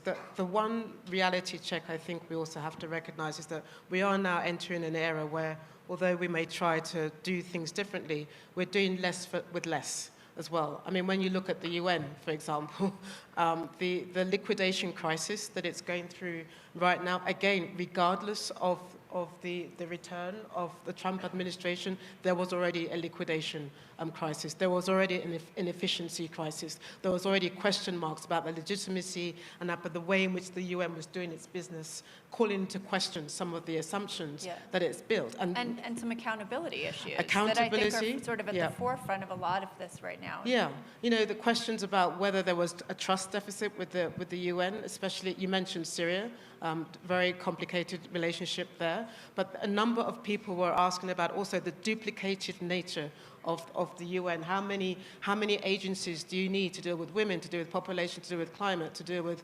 development issues? So this is a time also, as you're thinking about institutions, norms, and people, that you ask yourself, you know, as we are going forward, what of these institutions do you retain? What of these norms, we were talking about this earlier, what of these norms do we think are likely to accompany us, or do we need to think about new norms? And what is the kind of alliances that are going to be built? Because these institutions are not necessarily the first port of call any longer. I mean, a number of countries do not run to the UN because they see it as dysfunctional. in the same way. And the question is, what does that next phase look like? And I think the jury is still out because we are still living in that world on transitions, which is what you're implying. Well, that seems fair. We're going through a huge transformation in government in this country. And the expectation, perhaps, is that institutions that we partner with on aid, that it's time for them to sort of do a little bit of introspection as well. Yeah, and I think that you're right that ultimately maybe the answer is some right-sizing and thinking about what the focus of these institutions should be, because ultimately, even before the Trump administration, we had been resource constraining these institutions, not just here in the United States, but across Europe as well. Less and less has been put into this. And I think fundamentally some of the questions I have looking back now is that we talk about soft power being critical to power in general, but we don't budget for it that way. Our foreign assistance budget is very separated from our defense budget, which is the only part of the discretionary budget that I will mention is growing in the United States. When we talked about NATO's 5%, it did include infrastructure, but it didn't include aid to the countries that may be countries that we don't want to have to use our weapons in. So I do think that part of this has to be, when you think about the institutions that do exist today, they are going to have to think through their missions differently. We spent a lot of time thinking about what we could do with the MDBs. I think reform is hard. We have to admit to that. Reform is hard to these institutions because of the ways that we built them, but we're going to have to focus on it because we have fewer resources. And frankly, for more countries, including the United States, more of what we do is likely going to be done through coalitions of the willing going forward, which will mean those institutions are even more starved going forward. And is it coalition of the willing, or is it also like-minded in terms of structure and purpose and sort of message and mission to international donors? It is. I mean, you're absolutely right on that. It is. It's a time for efficiency, but it is that like-minded and the operational capacity for countries. So it's a very interesting time to redesign and rethink and look forward. The one that there will be, I mean, everything is interest-based. Again, this didn't start today. It's part of statecraft, it's part of international relations. There will always be ad hoc coalitions for different sort of reasons. You know, we saw one on climate and energy, for example. We saw one, by the way, in relation to Haiti as well. You know, Kenya put together, decided that it was going to head an international police force, calling other countries to support it from Latin America and other parts of the world. So that was a coalition of the willing to support a country that is far away from it. That was unusual, that was unique, that was quite creative as well. Although we are at an inflection point when it comes to Haiti, where there's recognition that actually we need to go back to the traditional structure of UN blue helmets to go into that country to help deal with just the fact that you can't use this kind of architecture to deal with gangsterism in the country and to deal with the nature of the violence that's happening in the country. So in a sense, you've had to go back to basics to deal with the Haiti crisis as well. But I think we have to be honest with ourselves that it wasn't working before the 20th of January. And it's not as a result of everything as a result of the 20th of January. The ODA, for example, the Overseas Development Assistance, was already broken, was already in a state of crisis as well. And as I said at the beginning, Europe itself was already on a retreat from a number of these processes. And the recipient doesn't want to be treated as a charitable country. They want to have a conversation where they're treated as partners. They recognize that there is unevenness in the relationship, but they also want to think creatively about how we build an industrial base in our country. They don't want to be talking in the context of aid any longer. They want to also have a conversation. The one thing I would ask Wole to think about is how can we get investors also to help with one part of the deal, which is about the regional processing. That's going to be important to help get this joint mining deal up and running in the Great Lakes, because investors themselves are wary for all sorts of reasons, for extractive reasons, for the corruption reasons, for the security reasons, of helping give life, for example, to this joint mining deal in the Great Lakes. So how do you attract investors now to think about the potential that they could be contributing to help make life or meaning to what's been signed in the Great Lakes as well. Wally, how do we do that? Yeah, and I think this comes down to de-risking, and that includes money. And I think it costs far less money to de-risk a deal than to do a deal. So this is a place where the World Bank and other institutions should step in. And to the point you made, the World Bank has a huge balance sheet, but so much of it is used given to governments rather than de-risking the private sector coming in to do more. But it also comes down to, with those countries, making a very clear deal that ultimately our companies are not going to come in and do business here unless you make the governance reforms that are going to give them comfort. So that has got to be part of this conversation. And it also means that working in coalition, and I think the thing that we have to walk away from this is not that global cooperation is done, but rather it's going to change. And the nature of it needs to be that if you're thinking, for example, about the Great Lakes, ultimately the thing we're trying to do is to make sure that China doesn't own all the minerals there and then have the ability to process them. We should be fine if that processing ends up being done in another third country. We should be fine if the company that ends up owning the mining deal is from Switzerland and a U.S. firm is doing a piece of it. But ultimately, to get to that stage, we're going to need to work together to provide both de-risking capital and also helping to move these countries along in terms of thinking about their governance reform. But it is going to require that a global corporation in a different way to do this. It can't only go through the traditional institutions that we've already built. Can I just add to that? I so agree. What happens is that when you're doing these projects, the governments talk to the governments. So the real key here is, and we have some bankers here that I've been running into, they can figure out all kinds of things. If you get the private entities involved, they're very, very creative. And if you pair them with the public sector, I mean, this could be a time of real growth and accomplishment. We have a couple minutes left. I should open it up for questions. Ed. Hi, I'm Ed Luce from the Financial Times. Just, Henrietta, a quick question to you. How quickly, presumably the next administration, would it take to rebuild USAID? How much damage do you assess having been done so far? So Nick and I have served in the State Department when AID was under State Department oversight with Condi Rice. And where it reports is not as important as what it does and what the facilities and tools are that you give to it. So I think you can start now. And I think the administration is going to need it. I mean, the president really believes in wanting peace in Ukraine and in Gaza and Israel.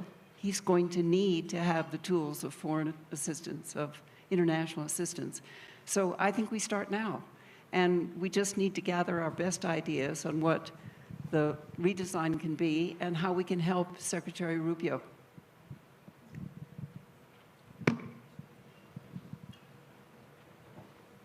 Thanks. I'm with the Rising Leaders Program. With the changing nature of U.S. international aid, to what extent do you think U.S. foreign aid should be tied to strategic competition with China and Russia? And then how do we balance this humanitarian imperative, with strategic signaling in the competitions in contested regions like Africa, Southeast Asia, for example? Wally, do you want to start with that one? Yeah, and I think the challenge we have is that oftentimes we want to talk about aid through a lens of strategic competition, and I would say that we should talk through it in terms of our domestic interest. Because most Americans, if you go to a small town, they don't think about strategic competition. They think about my economic well-being, my safety. And I think that, yes, we should think about the ways we talk about aid through those lenses and make part of that the fact that if we don't do this and make sure that those markets are open to the United States over time, China's going to deny us the ability to sell things to some of the fastest growing markets in the world. Having them own the shipping lanes, for example, is going to make it harder for our commercial fleets to travel through these places. But making it more about the domestic self-interest of the American people, to me, is probably the thing that we do the least, because we likely want to talk about it about the about the global competition between us and Russia and China in ways that are less relevant to the day-to-day lives. So I think that's important, but I would start from the standpoint of what is in the interest of the American people from an economic, from a security standpoint that they feel, frankly, in talking about this. I have to wrap up. There's so many good hands went up. I'm so sorry. Hopefully you guys will stick around and we can talk over the next couple of days. The next panel is waiting, and please help me thank everyone on stage.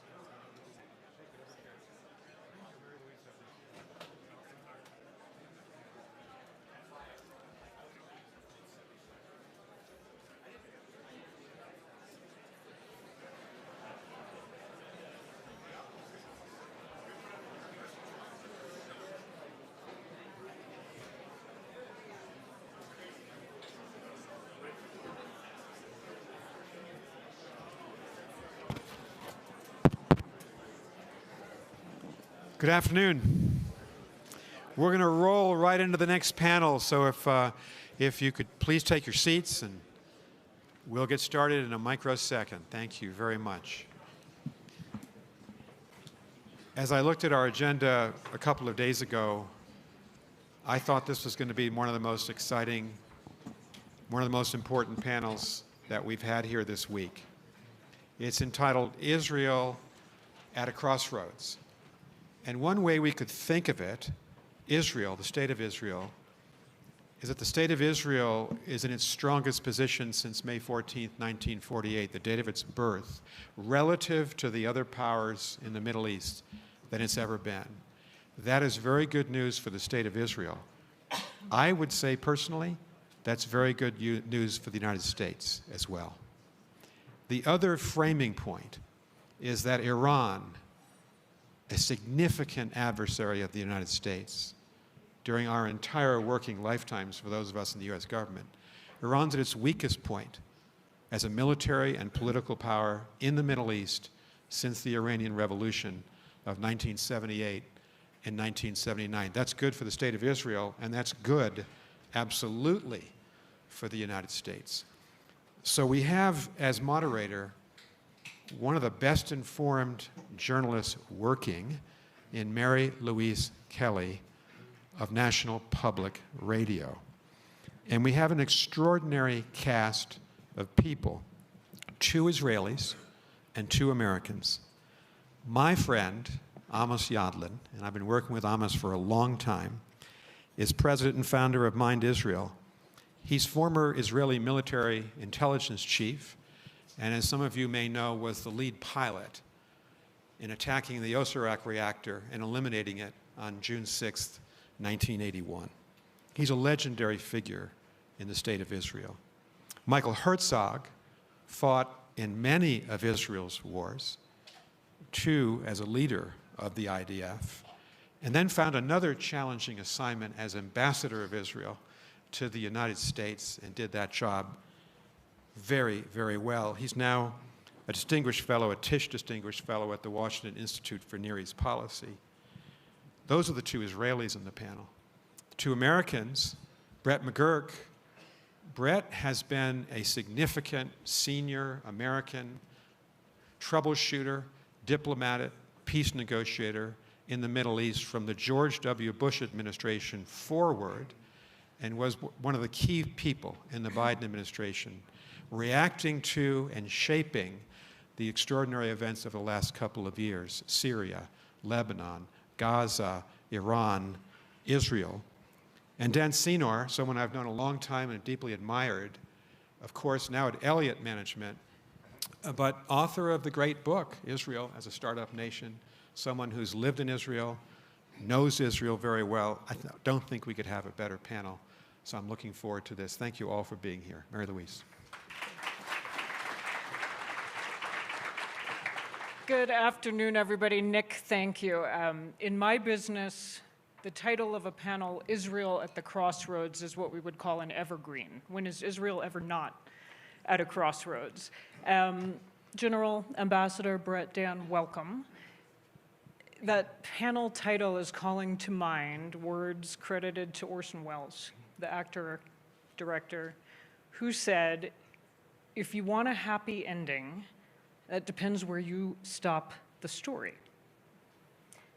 Flip it around. Think about where you start the story. In the Middle East, we could pick any of 1,000 moments over many thousands of years. But for our purposes today, we are going to pick 648 days ago, October 7th, 2023. And we're going to look at what has changed for Israel and its neighbors and what maybe hasn't. Brett McGurk, I'm going to give you first word. You were serving in the White House. You were President Biden's top advisor on the Middle East. You found out about the attacks of October 7th because you got a call from somebody else on this stage today. Tell the story. Well, thank you so much for having me, and this is an extraordinary panel. I'm just honored to be on this stage with all of you. So it was October 6th for us, Friday, and a busy day at the White House. Actually had delegations of officials from other regional capitals, including the Saudis and others, talking about where the region was. We were working on some things that were potentially going to be quite positive over the coming 6 months, year. And I went home and I put my daughter to bed, and I starting to unwind from the week a little bit. I knew I'd be back in the White House in the morning, as we always are. And I started to get reports of rocket attacks from Gaza, which is not totally unusual. We had an 11-day war in 2021, but still, we hadn't seen that in a while. And then they started to come a little more rapid fire, starting around 10 o'clock. And actually, I got a message from you, Mike, at 10:23 p.m. on Friday night saying, it's a massive attack, this is war. And I think we talked a few times that night. And as it unfolded, I was up the entire night, and I knew at that moment the Middle East would never be the same. I could just see what was happening. It was a multi-front invasion from Hamas. We still did not know the scope and extent that would unfold over the coming hours and days, but I knew it was something we'd never seen before, and everything had changed. Ambassador, pick up the story. Where were you that night? How did you find out? And did you share the assessment the Middle East was never going to be the same? So it was October 6th. First, it's a pleasure to be here and share the panel. All of them are friends. I'm especially privileged that Brett is here, because Brett was the best partner that I could wish for. We worked very closely during the war. It was October 6th. I was with my wife in southwest U.S. It was the eve of a Jewish holiday. Late at night, I get a call from an Israeli senior general. He's shouting into the phone, Mike, this is war. It's not another round, it's a war. Hamas started war, and he hung up. I had no idea what he was talking about. I had no clue. So I called my defense attaché, who just landed in the US. He didn't know anything. I look at the website and I see massive rocket firing from Gaza into Israel. I connected the dots. I saw some reports about infiltrations. I understood that this is war. And I also understood that this could also escalate into a war with the whole Iranian axis because Hamas was an Iranian proxy. And I've seen the intelligence of how they built together this concept of encircling Israel with a ring of fire. So first thing I did, I canceled all my plans. I put all the senior people in our embassy on a conference call. I said, this is war. We're switching to a war mode 24/7. And then I communicated with Brett. I wrote him, this is war. We need your support. And Brett wrote me immediately, we are with you. Yeah. So I suspect most of us in this room have tracked pretty closely what has unfolded in the months since. I'm going to direct this next one more to you, Ambassador, and then I want Dan and you, General, to jump in. We are where we are. What will count as a victory in Gaza? That's a very big question. So I want to analyze Gaza through the goals that our government set for the war in Gaza since October 7. The government set 4 goals: to defeat Hamas militarily, to remove Hamas from power, to release all of our hostages, and to make sure that Gaza no longer poses a threat to the state of Israel. While we excelled in our military operations, and it's not a minor thing because Hamas built over the years a major underground terror complex, 400 miles of terror tunnels. There's no comparison anywhere in the world. At the same time, we did not develop a coherent plan, alternatives to Hamas. Who and what is going to replace Hamas? It's not for lack of thinking about it. We had a lot of groups. I was part of them. It's for lack of political decisions, political pressures within our governments, and a lot of disagreements. The great ideas General Petraeus-like ideas of seizing territory, claiming that territory from Hamas, and creating a basis for alternatives, but we never developed a coherent plan. We worked together with the United Arab Emirates, and I was part of that work, and we finalized nearly all the work, but it was too late in the day. And here we are 20 months later, and when we talk about our military operation in Gaza, nobody can tell you what's the alternative to Hamas. We also have a big problem with stabilizing the flow of humanitarian assistance into Gaza. That is because throughout the month, most of this assistance, which came through UN agencies, fell into the hands of Hamas and fed its governance. So we are at a crossroad, and we have to find a way to exit this war. Yeah, I have follow-ups on that, but let me bring you in, Dan. President Trump initially floated that his plan for Gaza and what would count as victory would be that it would be emptied, that 2 million Palestinians would go somewhere else, not clear where. What is the state of Trump administration thinking on Gaza as best as you can make out, and to what extent does the personal relationship between Trump and Netanyahu influence it? Sure. Before I answer that, I just want to just respond to one thing Mike said.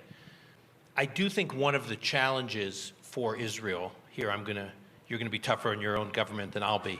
One of the challenges for Israel is their military was never designed to fight the kind of war it is fighting in Gaza for the length of time it is fighting this war. The Israeli wars were always supposed to be short and away games, preferably, not home games. And this is right on Israel's border, and here we are, October will be 2 years, and Israel's still fighting this war.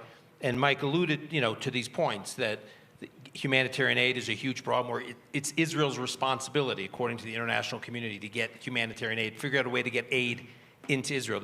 You can't point to another war like this where the one party is responsible for getting aid to the enemy's population while the enemy is taking that aid and using it as leverage against its own population.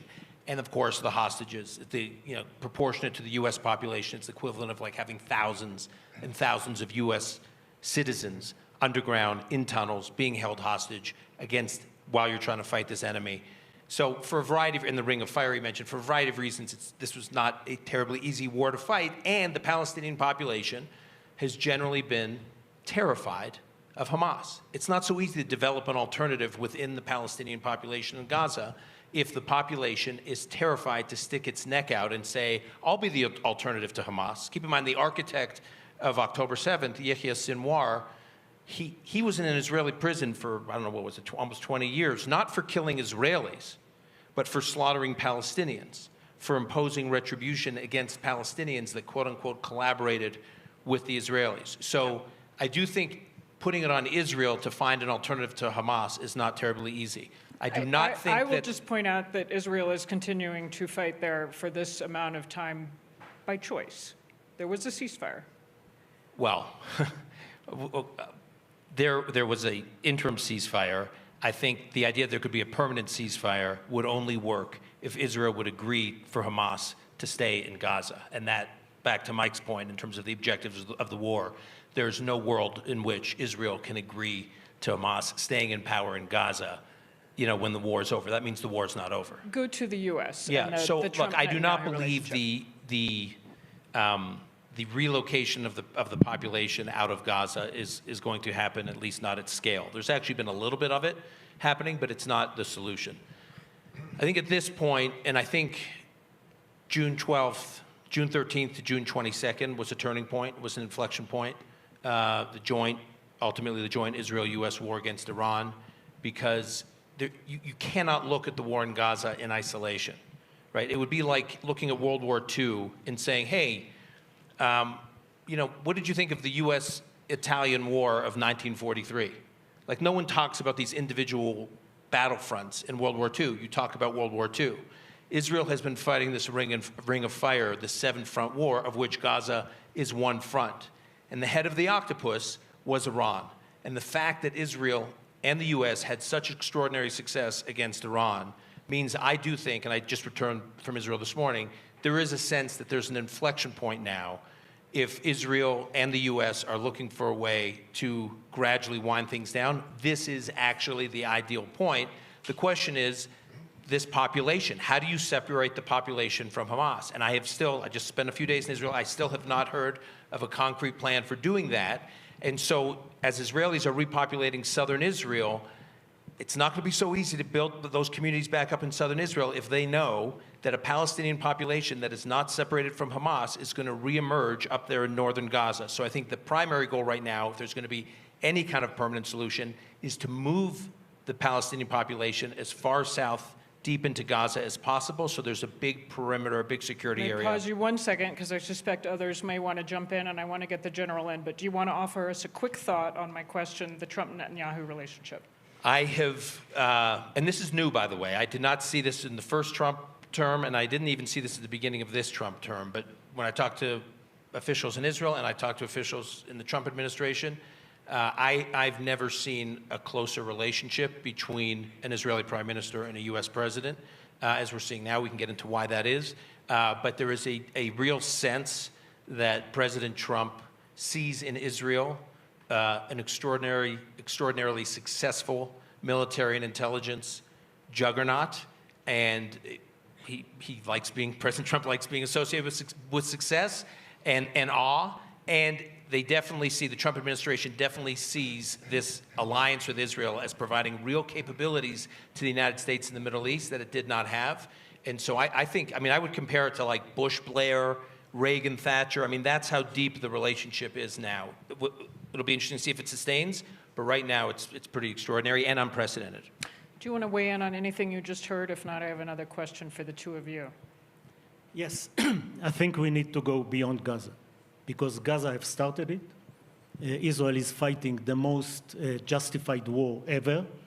However, at that moment, continuing the war is not serving Israeli interest. I think... in what sense? In the sense that we, as Dan said, our defense doctrine is saying the wars of Israel should be short and with decisive victory. That's what we have done vis-à-vis Hezbollah. That's what we have done vis-à-vis Iran. And Gaza is different because of the hostages, because of the underground tunnels that they have prepared, and most of all, because Hamas is using the population of Gaza to shield himself. He's not caring about the fact that this population is starved, that this population is bombed. He uses them against Israel, and Israel is losing the public opinion fight because we are continuing this war. Nobody remembers the 7th of October and how much this war is justified. So I would put on the table the end of the war as something that Israel will contribute to the end of the war for all the hostages, all of them in one pulse. And then Gaza will not rebuild without demilitarizing. We have to coordinate with our friends in the Arab world that they will take over Gaza and rebuild it only if it will demilitarize. And then Israel has the right, if Hamas stay, to attack Hamas again, because this is a terror organization that threatens us.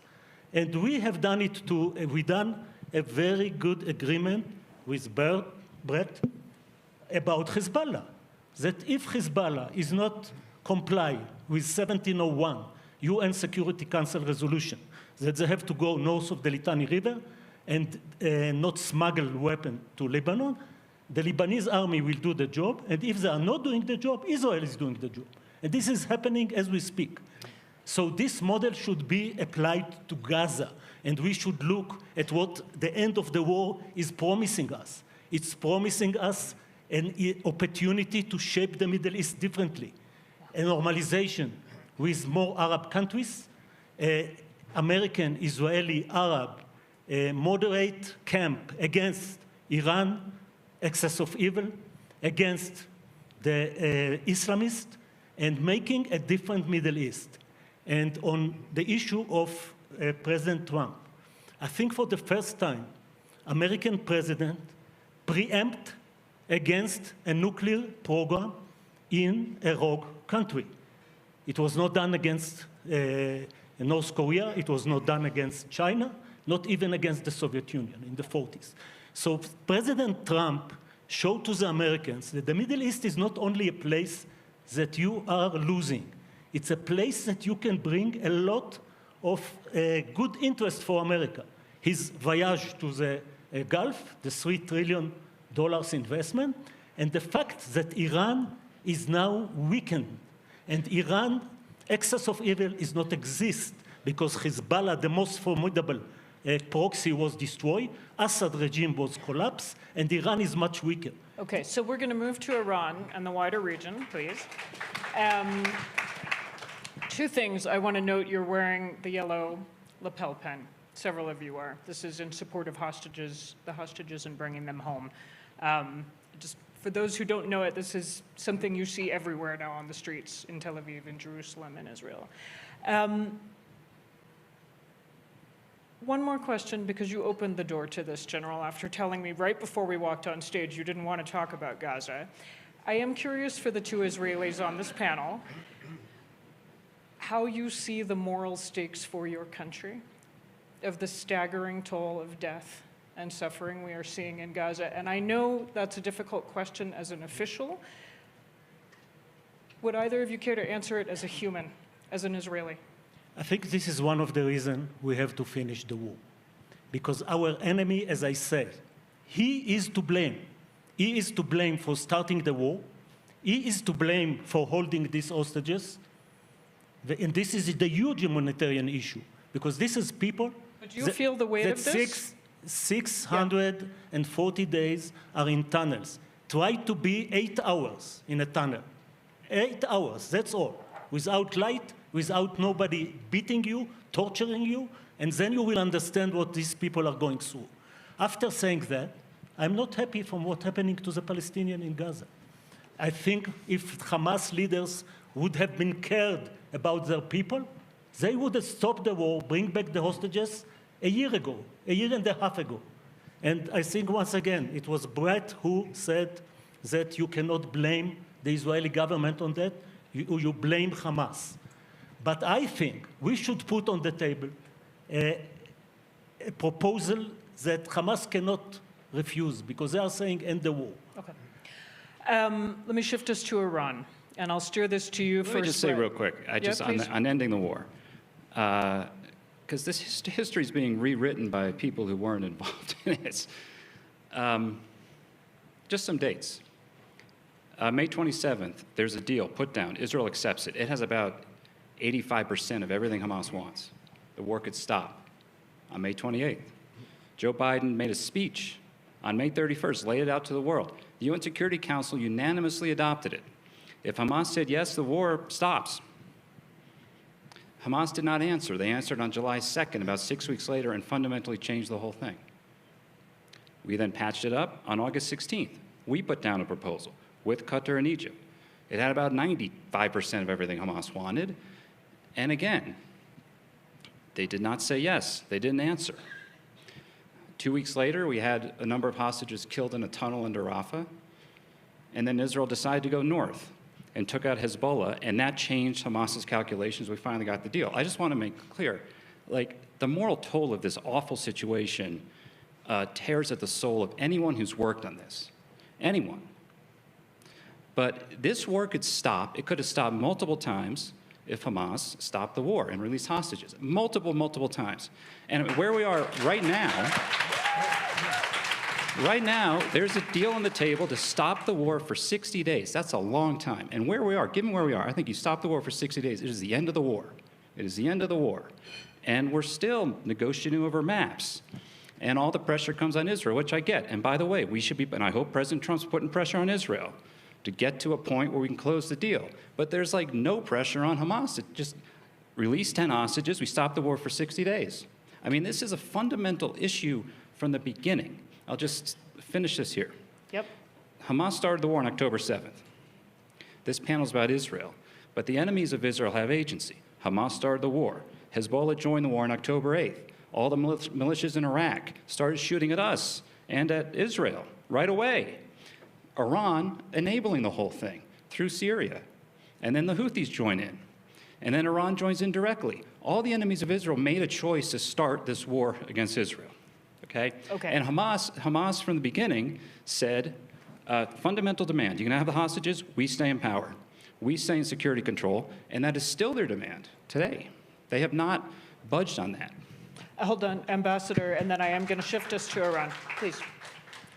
So I agree with everything Brett said. I would like to add the following. Look, Hamas put us in an impossible situation because they built a whole military complex within civilian populated areas. They built under the hospitals, the mosque and everything, and they put us in an impossible situation because if you don't take action against them, they win. And if you take action against them, there necessarily is collateral damage, and any loss of life is tragic. But what I want to say, the art of policy is to translate military success into a political exit. We found the right way in Lebanon. After we hit Hezbollah very hard, we did a ceasefire deal. Brett was there. We did it together. And that was a very successful exit because it put political pressure on Hezbollah, which never was there for decades. We have yet to find a way on Iran. We'll discuss it. But we did not find a way on Gaza. And here I want to say that as war dragged on and on, the tension between those two war goals of removing Hamas from power and releasing the hostages became intensified more and more. Both of them are worthy goals. I support nobody wants this Hamas in power after this war. They should not be there. But here we are 20 months after that war started, was forced on us, and we need to find the right sequence. And I, like Amos and many other Israelis, believe that it's time to put an offer to release all the hostages and stop the war for now, and we'll deal with Hamas later. In the meantime, we focus on Iran. We expand the circle of normalization in the region, and we start a healing process in our own society, which is traumatized since October 7th, and that process will not start until all the hostages are back. Can I just hold very quickly? Hold on. Oh, yeah. If it's a sentence, It's a sentence. You keep referring to Lebanon as the model, In Lebanon, you had ultimately the Lebanese government and the Lebanese army. It wasn't a vacuum. In Gaza, it's Hamas. No other Arab country is stepping in. Agreed. We talk about the Saudis, we talk about the Emiratis, we talk about the Egyptians. No one wants to show up. I was just in Israel, and everyone was talking about demilitarizing Gaza. We just got to demilitarize Gaza. Sounds great. Who's going to do it? If IDF soldiers are sitting there patting down every Palestinian look for a gun, you're going to have a lot of dead IDF soldiers. Okay. And the Saudis and the Emiratis don't want to send their young men to do that job. Okay. Demilitarize doesn't say that you are get rid of the last Kalashnikov. This is like an American having a family having a car. So they have Kalashnikov, but they will not have rockets, they will not have drones, they will not have commando forces training to capture a kibbutz and kill and burn and rape. This will be a different Hamas if they will choose to be there, but nobody will rebuild them. So the idea, they already gave up the governance. They now have to give up the weapon, and some of their leadership have to go out. And this is easy to achieve. And the Emirates and the Saudis will come, and they will know that if Hamas is gone, in the term of demilitarization for reconstruction, then I think you know why the Arabs will come? Because of President Trump. Because for the first time, he came with this idea of removing 2 million Palestinians. To where? And the Arabs are against it. And suddenly they are willing to put some skin in the game that they were not willing to do a time ago. And I think you cannot destroy an idea. You cannot destroy a religious belief. ISIS was defeated by a coalition of 85 countries led by Brett McGurk and General Allen. And they were defeated, but they are still there in the mosque, on the internet. You cannot defeat them on their belief, but you can make sure that 7th of October will never happen again. Hear, hear. Let's do Iran, and I want you each to take a quick bite at this. Did we all overestimate Iran? And if so, if the military was not as formidable as many intelligence services, militaries seem to believe, what might that tell us about the political leadership? Dan, you first, and we'll come down. I don't think Israel and the U.S. overestimated the threat from Iran. It was not the threat, but the military capabilities. The capabilities. What Iran had built up, invested billions of dollars in years, was in a proxy system. It wasn't its conventional military that was the real capability. It was its proxy system. It was the Houthis. It was Hezbollah. It was Hamas. It was militias in Iraq. And after October 7th, as Israel over time systematically started eliminating the proxy system, culminating, of course, in taking down Hezbollah, if you think about the three inputs Israel needed to go into Iran, it was the threat of Hezbollah there, breathing down its throat, removed. It needed to be able to get basically through Syria in the air into Iran. Assad regime falls in December after 53 years. And then, of course, you had to, so it was the Assad regime gone, it was Hezbollah gone, and then it was Israel's extraordinary intelligence. Now, it had the extraordinary intelligence before, but those two other factors, Assad falling and Hezbollah falling, and then the whole proxy system being broken down, that was the capability that Iran had, and Israel systematically took it out. Without taking out the proxy system, I don't think Israel could have done it. Yeah, General. I don't think we overestimate Iran. I think we underestimate Israel and its capabilities. And it's not only the intelligence. It's much more the Air Force and the combination between the two. The capability to achieve air superiority in a place like Tehran. It's not Gaza, it's not Beirut. It's 1,500 to 2,000 kilometers. Air superiority. Russia and Ukraine are fighting 2.5 years, and none of them achieve air superiority. Here, in 2.5 days, air superiority was established. And then the beginning of the war, with intelligence to decapitate the leadership of the Iranian military, the IRGC, 15 most important commanders and generals. And in the same time, a couple of scientists who were in the groups that started to work on weaponization, which was the last step because they already have enough fissile material, enriched uranium, for 10 bombs in 60%. To move them to military grade, 90%, it's 2 weeks.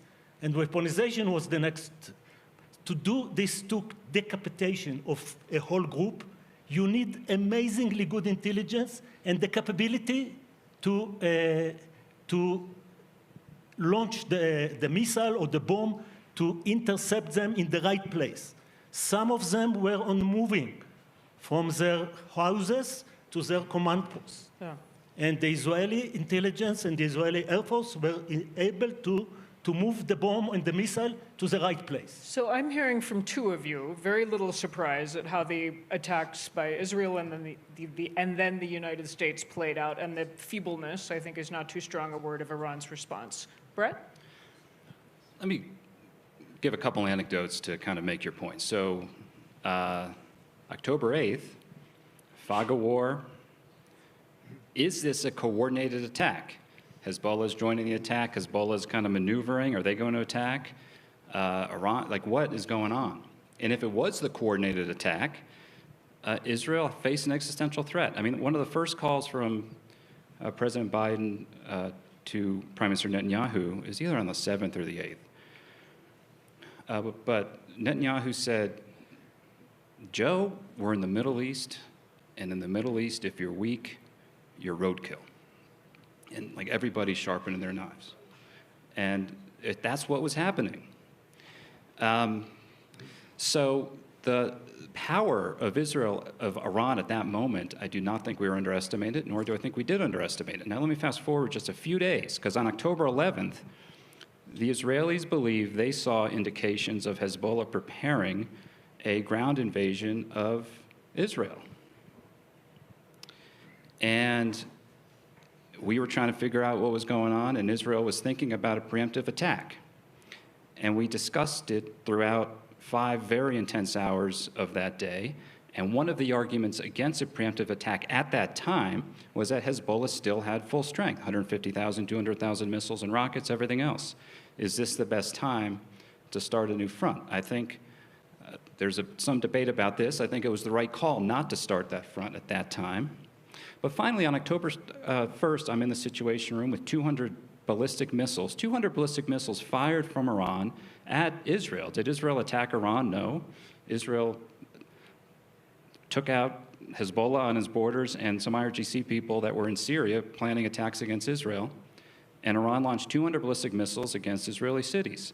That was like the worst case scenario, and a missile takes about 12 minutes to fly. You have only about 3 minutes to take them down. But there's about 9 minutes of silence as you're just watching these missiles streak across the screen. And I thought to myself, everything I know about Iran, everything I've dealt with Iran, this country that would do this can, first of all, never have a nuclear weapon. And we were bracing for hundreds, if not thousands, of casualties. Now, fortunately, we defeated that attack.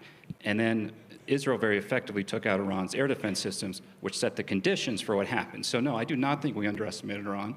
I think the force of arms of Israel in the Middle East, responding to attacks against them, with very close coordination from the United States, and with work done across administrations over many, many years, led to where we are now. Ambassador, I'll give you last word on the Iran question, and then we're going to open it up to a couple from y'all. I'm curious, given your diplomatic background, we're hearing the description of Israel, starting with Nick Burns introducing us. Israel has defeated or seriously degraded its enemies, from Hamas to Hezbollah to the Houthis to Iran itself. The Houthis not yet. Department of multiple things can both be true. That is true. Israel also finds itself more isolated. Something approaching a pariah on the international stage because of what has happened in Gaza. How do you reconcile those? So first, I agree with my co-panelists that we do not overestimate Iran. You have to remember that Israel prepared this war for decades, for many, many years, especially the last few months for decades. And first, we dismantled the Iranian Axis. We took away their shields, Hezbollah, Syria, air defense, and so on, and some of the air defense capabilities in Iran itself, in October, in the strike in October. But in the strike itself in June, we first achieved surprise, and we hit the main center of gravity in their nuclear program, missile program, air defense system, and the senior defense officialdom. And that took them totally off balance. They were planning a massive retaliation against Israel. They were thinking that we're going to may attack them, and they were planning, but they couldn't execute it, just couldn't carry it out.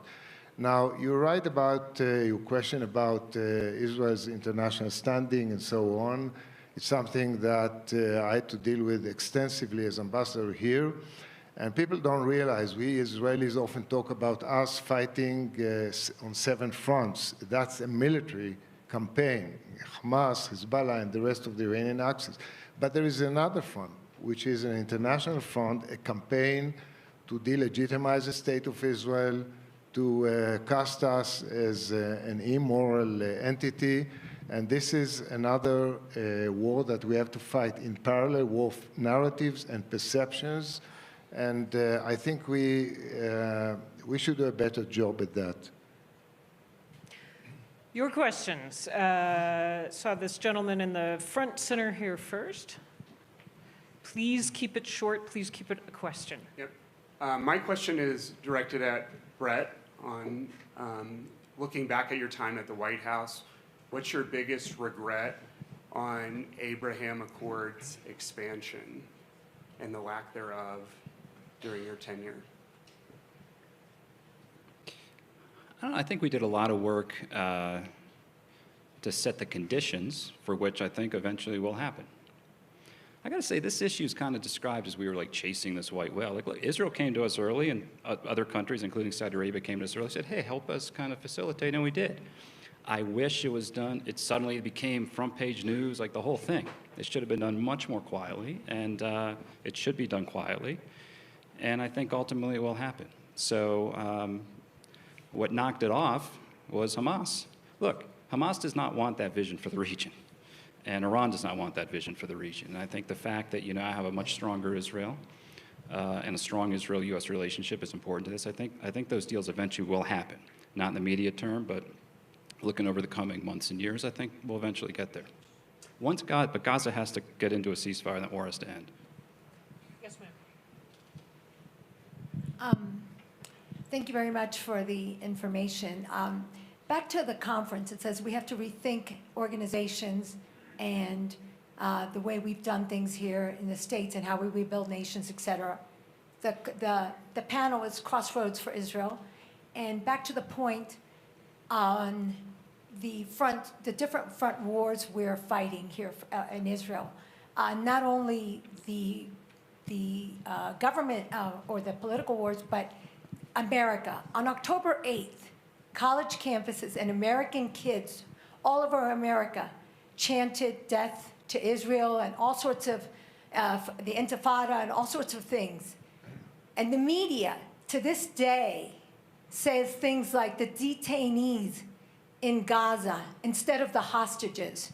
So my question is to the panel, whoever wants to answer it, what are we to tell our college students, our university heads, the people in Qatar that are funding these programs and funding these things, and the media in America that continues to demonize Israel, inadvertently or advertently, but they do it, and that's a big war. That's the biggest war I think we have to fight right now. Dan, you want to take that one? Yeah, other than the shock of the shattering of Israel in the day on October 7th and days after, what was most jarring to me was I honestly, naively, I say now, naively believed that the outrage of the world after October 7th would be directed at those massacring Jews. I did not think the outrage of the world would be directed at Jews for objecting to being massacred. But that's exactly what happened, including on college campuses. And to be clear, when questions about the moral stakes and should Israel be concerned about the moral stakes, the heated rhetoric and accusations, apartheid, genocide, all of that, war crimes that we're hearing today we were hearing being thrown at Israel, hurled at Israel on October 8th at Harvard, in Times Square, at this Melbourne Orchestra, Symphony or Opera House in Australia. There were chants outside the Opera House, gas the Jews. I mean, this October 7th, for reasons that are beyond the scope of this conversation, brought something to the surface that was not about the way Israel has operated in Gaza. It was triggered by the attack, and Jews being under siege was the trigger moment for the kind of the trying to drive Jews underground. As it relates to colleges, there's a reckoning in higher education right now, in elite higher education happening on a range of fronts. And I would just say, rather than focusing on which foreign government is funding which college campus, I mean, it's not a waste of time, look at that.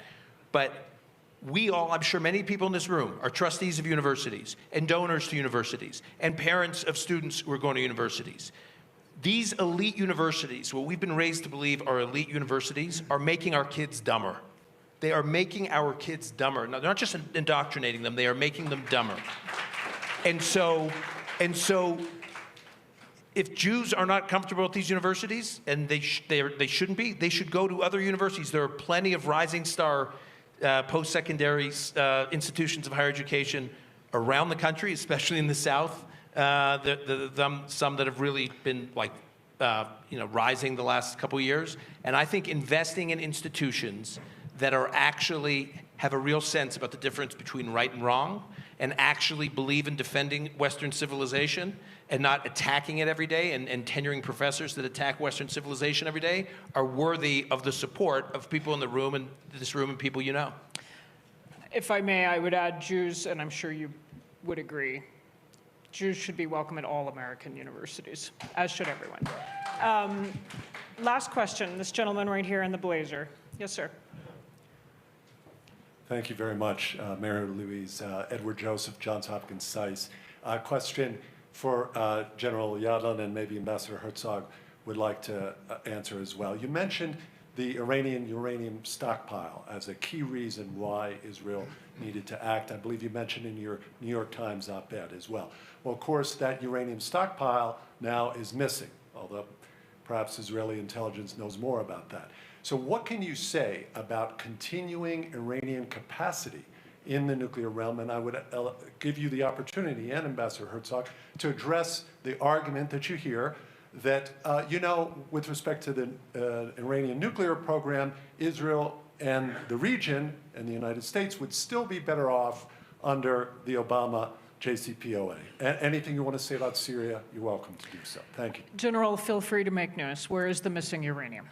Okay. I think the missing uranium was not the target or the objective of the attack. When you develop a nuclear bomb, if you are not a nuclear engineer, you need the fissile material, you need all the bomb, the weaponization, the core that is transferred from 90% gas enriched uranium into a metal, and then the implosion, and then the fusing, and then integration into a missile. And all this very complex kind of system was attacked. Nobody thought that it can destroy the 60% enriched uranium, which was nothing if you cannot enrich it to 90% and weaponize it. So the question, and then I want to go into a more important issue. Whether we move them back a couple of months, as New York Times and CNN are saying, or 2 or 3 years, as the president and Fox are saying, it's not important. What is important is what next. What kind of agreement there will be achieved. It must be better than the JCPOA of 2015. That was not a bad agreement, but it was a good agreement for the first 7 years and catastrophic agreement to the last 7 years.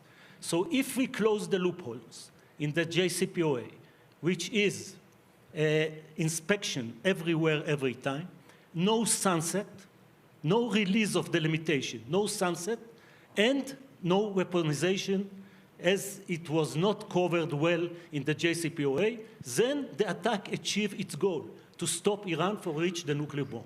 However, the ball is in the Iranian yard. They may decide not to come to negotiate. They may decide to try and re-establish their program. Then the ball is again in Jerusalem and DC. What are we doing if we see the Iranians going forward? It is not going to be easy for them, because for the first time, the Iranians know that what they thought before was wrong, that America has the capability but don't have the will, and Israel has the will but not has the capability. Now they know that Israel has the capabilities and America may have the will, so they have to be very careful. And it's up to us whether we can enforce them not to go forward again into the goal that they only have to, it was an empty goal, that they have only have to decide to go to the bomb, and they were there without capability to stop them that we have now. Ambassador, a final thought. There are a couple of questions that surround the Iranian issue following the war. The first question is, what are the residual capabilities that are left in Iran in terms of uranium stockpiles, centrifuges, nuclear infrastructure, missile infrastructure, and so on? I believe, for one, that we hit them very hard and took them, way back. But we don't have the full answer because a lot of this is buried underground. It'll take months to get to it. So we don't have the full answer. The second question, what impact did this war have on the Iranian thinking, strategy, and planning ahead? There are those who think that it will motivate Iran to race to a nuclear device so that they can announce it and then immunize themselves against attack, like North Korea. I, for one, think differently. I think they will go very slow and very careful because they are deterred, because they are exposed, because we can fly over Iran at will, and because they know that what Israel and the U.S. did to them, we can do it again. So they have to be very careful, and that has to be factored into the picture when you talk about the time span. The third question is, how do we maintain the achievement of the war? And here, there are two courses of action. One is to get Iran back to the table and secure a deal, a different one than the JCPOA, no enrichment in Iran, and intrusive inspection. And there are people in Israel who are not in love with this option because Iran is left to give, and they will want sanctions relief, and with that money, they can build off capabilities. But the alternative is to enforce our interests so that they cannot rebuild their capabilities. It's also complicated, 1,000 miles away, many dilemmas, what you hit, what you don't hit, they will fire back. Right. Challenges ahead. Fourth question that I want to raise, I don't want to discuss it, what impact will this have on the Iranian internal scene? Because the regime, I believe, lost the majority of the population, there is a deep divide, and I hope that this will deepen that divide. To be continued in the Iran panel that is still ahead of us in the forum. Thank you to you all. Thanks for a great conversation.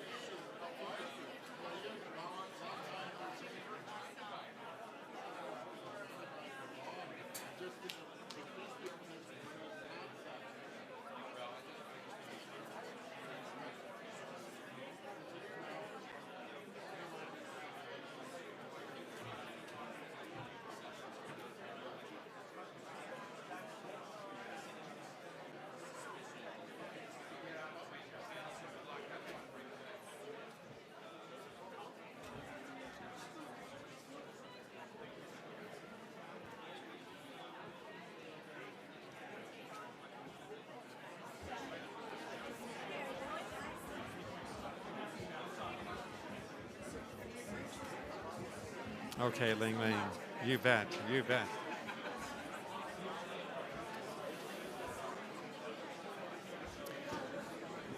Okay, please take your seats. Thank you so much. Please take your seats. And if we can have silence in the room, that would be helpful. Please take your seats.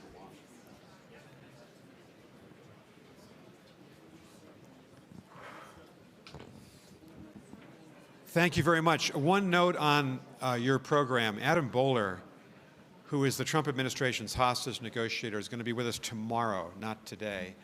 And we're not quite sure of the time, but you'll let you know on the website the time that he's going to speak to us about his important responsibilities. That was an extraordinary panel on Israel at a crossroads. Now we're going to go to China, or go back to China, I should say. Could we just have silence in the back of the room, please? Thank you so much. This panel is going to tackle a set of issues that is 1,000 kilometers wide and 10,000 kilometers deep. And that's the future of the China challenge for the United States, for Europe, for Japan, for Australia, for many other countries.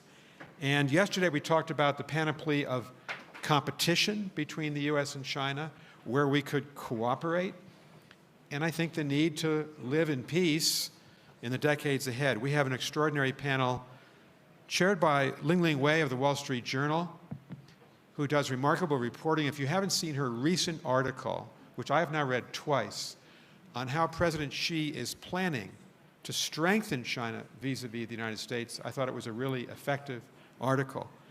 With her will be a good friend of mine, to her left, Steve Biegun. Steve was Deputy Secretary of State in President Trump's first term. He was the North Korea negotiator. He's a veteran of the George W. Bush administration. He is a member of the Aspen Strategy Group.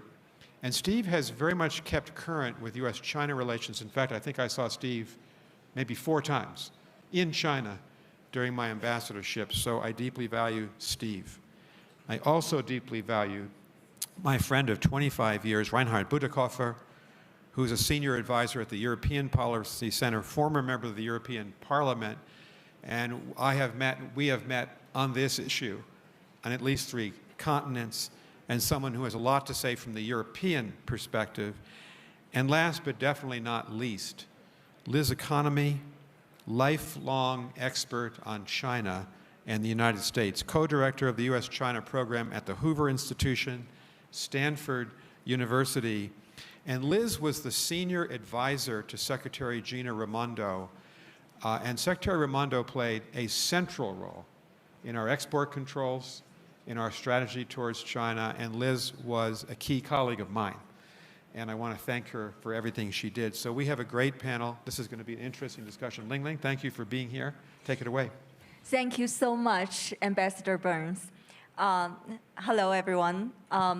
First of all, thank you to the Aspen Strategy Group for convening this vital discussion, China Challenge. And I am extremely honored to be here with Steve, Reinhard, and Liz.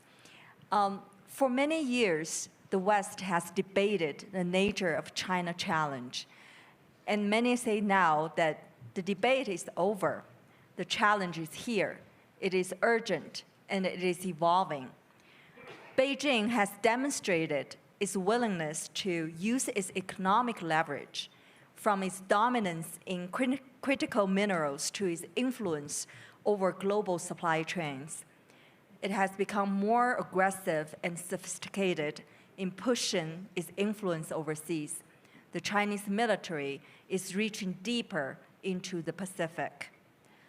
This all forces a fundamental question upon Washington and its European allies, a question that will be at the heart of our discussion today. What is the true nature, what is the true extent of the leverage the United States and its allies have over China? And most importantly, what is the right approach to use that leverage effectively to counter the China challenge? To help us answer all those questions, we have an outstanding panel with us today. And Ambassador Burns just gave us a really great introduction of all three panelists. So now let's dive in. I'll start with Steve. 6 months into the Trump administration, we have already seen quite a few twists and turns in terms of the posture toward China. We have seen the Trump administration going from applying maximum tariff pressure to trying to align with other nations to, quote, isolate China economically, to now trying to engage China in trade economic negotiations. So what do you think? Does the Trump administration have a coherent China strategy? Thank you, Ling Ling. And certainly a great question to ask, and one that I think confounds many foreign policy observers, and it also confounds many of our partners and friends around the world and some of our adversaries. But I think the mistake that's often made is that people understand that President Trump is not a conventional politician. He's an unconventional politician by any measure. And they also understand he has very unconventional views. He's unconstrained by precedent, by what's come before. In some cases, it can be alarming when he questions fundamentals like the NATO alliance. In other cases, where he tries a leader-to-leader approach to resolve the issues on the Korean Peninsula. But he's unconstrained, certainly, by what's come before. But the mistake that I think our partners and many observers make with President Trump is accepting that he was an unconventional leader and accepting he has unconventional views. They try to understand him in a conventional manner. And so what does that mean? It has two dimensions when it comes to something like developing a strategy for China. The first is that in a traditional administration, when the president makes a policy pronouncement, that's the policy, and that's a reasonable assumption. So, for example, when President Biden made the announcement, we're going to withdraw from Afghanistan, 2 weeks later, regardless of the consequences, we withdrew from Afghanistan. But President Trump in 2020 made a similar order. He instructed the government to immediately withdraw all U.S. forces from Afghanistan in December of 2020. The senior team, policymakers, outside voices, cabinet, all came together, a rolling set of meetings with the president, and ultimately the president recalled the executive order that he had signed that day and tore it up and withdrew the order for the immediate withdrawal of Afghanistan out of reflection of what were considered to be the likely serious ramifications for that action. And the lesson here is in a conventional presidency, when the president makes a policy announcement, that's the policy, and that's when the debate stops. But in the Trump administration, when the president makes an announcement of the policy, that's when the debate begins. And that's really how it is in the Trump administration. And if you understand that as you watch him publicly pushing forward, pulling back, raising the temperature, retreating, sometimes dropping things altogether when they seem to have fallen flat. Like, when's the last time the president talked about annexing Gaza to build the new Riviera? It's not in his lexicon anymore. Ukraine policy is a great example of this. Pushes forward, retreats, puts more pressure on Ukraine, comes back to Russia, and that's where we are now. So that's the first thing. The second thing to understand about the Trump administration is the Trump administration doesn't make China policy. The Trump world makes China policy. And the Trump world is occupied by different voices. The most important voice, of course, is the President of the United States. And when he makes decisions in the Trump world, those decisions are his to make. But the Trump administration is a coalition. It's a coalition of MAGA. It's got traditional Republicans. It's got career officials working in it. And then outside the Trump administration, you have a business community. You have an expert community. You have both inside and the outside the administration. You have economic nationalists and isolationists. And this is a coalition that the president constantly has to manage. And a couple times in recent, just in the recent week, we've seen him really struggle to manage the divisions inside that coalition on some domestic policies. But when the president owns the policy, he sucks all the air out of the space. He owns it. And so from 2017 to 2020, President Trump owned the China policy, and the Trump administration was in the background. But in 2020, when the president made a decision based in part upon his concern about both the political and health repercussions from the COVID-19 pandemic, the electoral implications for that in his reelection in 2020. He really turned on China, and he withdrew from the China debate. He created a lot more space, and I'd say 90%, certainly the vast majority of the measures that were enacted to put coercion and pressure against China happened in that last year administration. So where we are today is the president is occupying the bulk of that space. And the strategy for the president is very different than the strategy for the Trump administration. The president wants an economic deal, and he's pushing very hard to negotiate that deal. But if the president reaches the conclusion that that negotiation is not going to go anywhere, he's very likely to retreat from that space, and you're going to see a lot more initiatives coming out of the Trump administration. They're going to be put a lot of pressure on China, and so predictably, China has a strategy too. China's strategy was to start the negotiations as soon as possible and conduct them as long as possible, because the day those negotiations end is the day that the pressure begins to ramp up again. So that I don't expect the Chinese to move very quickly to address the president's concerns, but that's the president's strategy.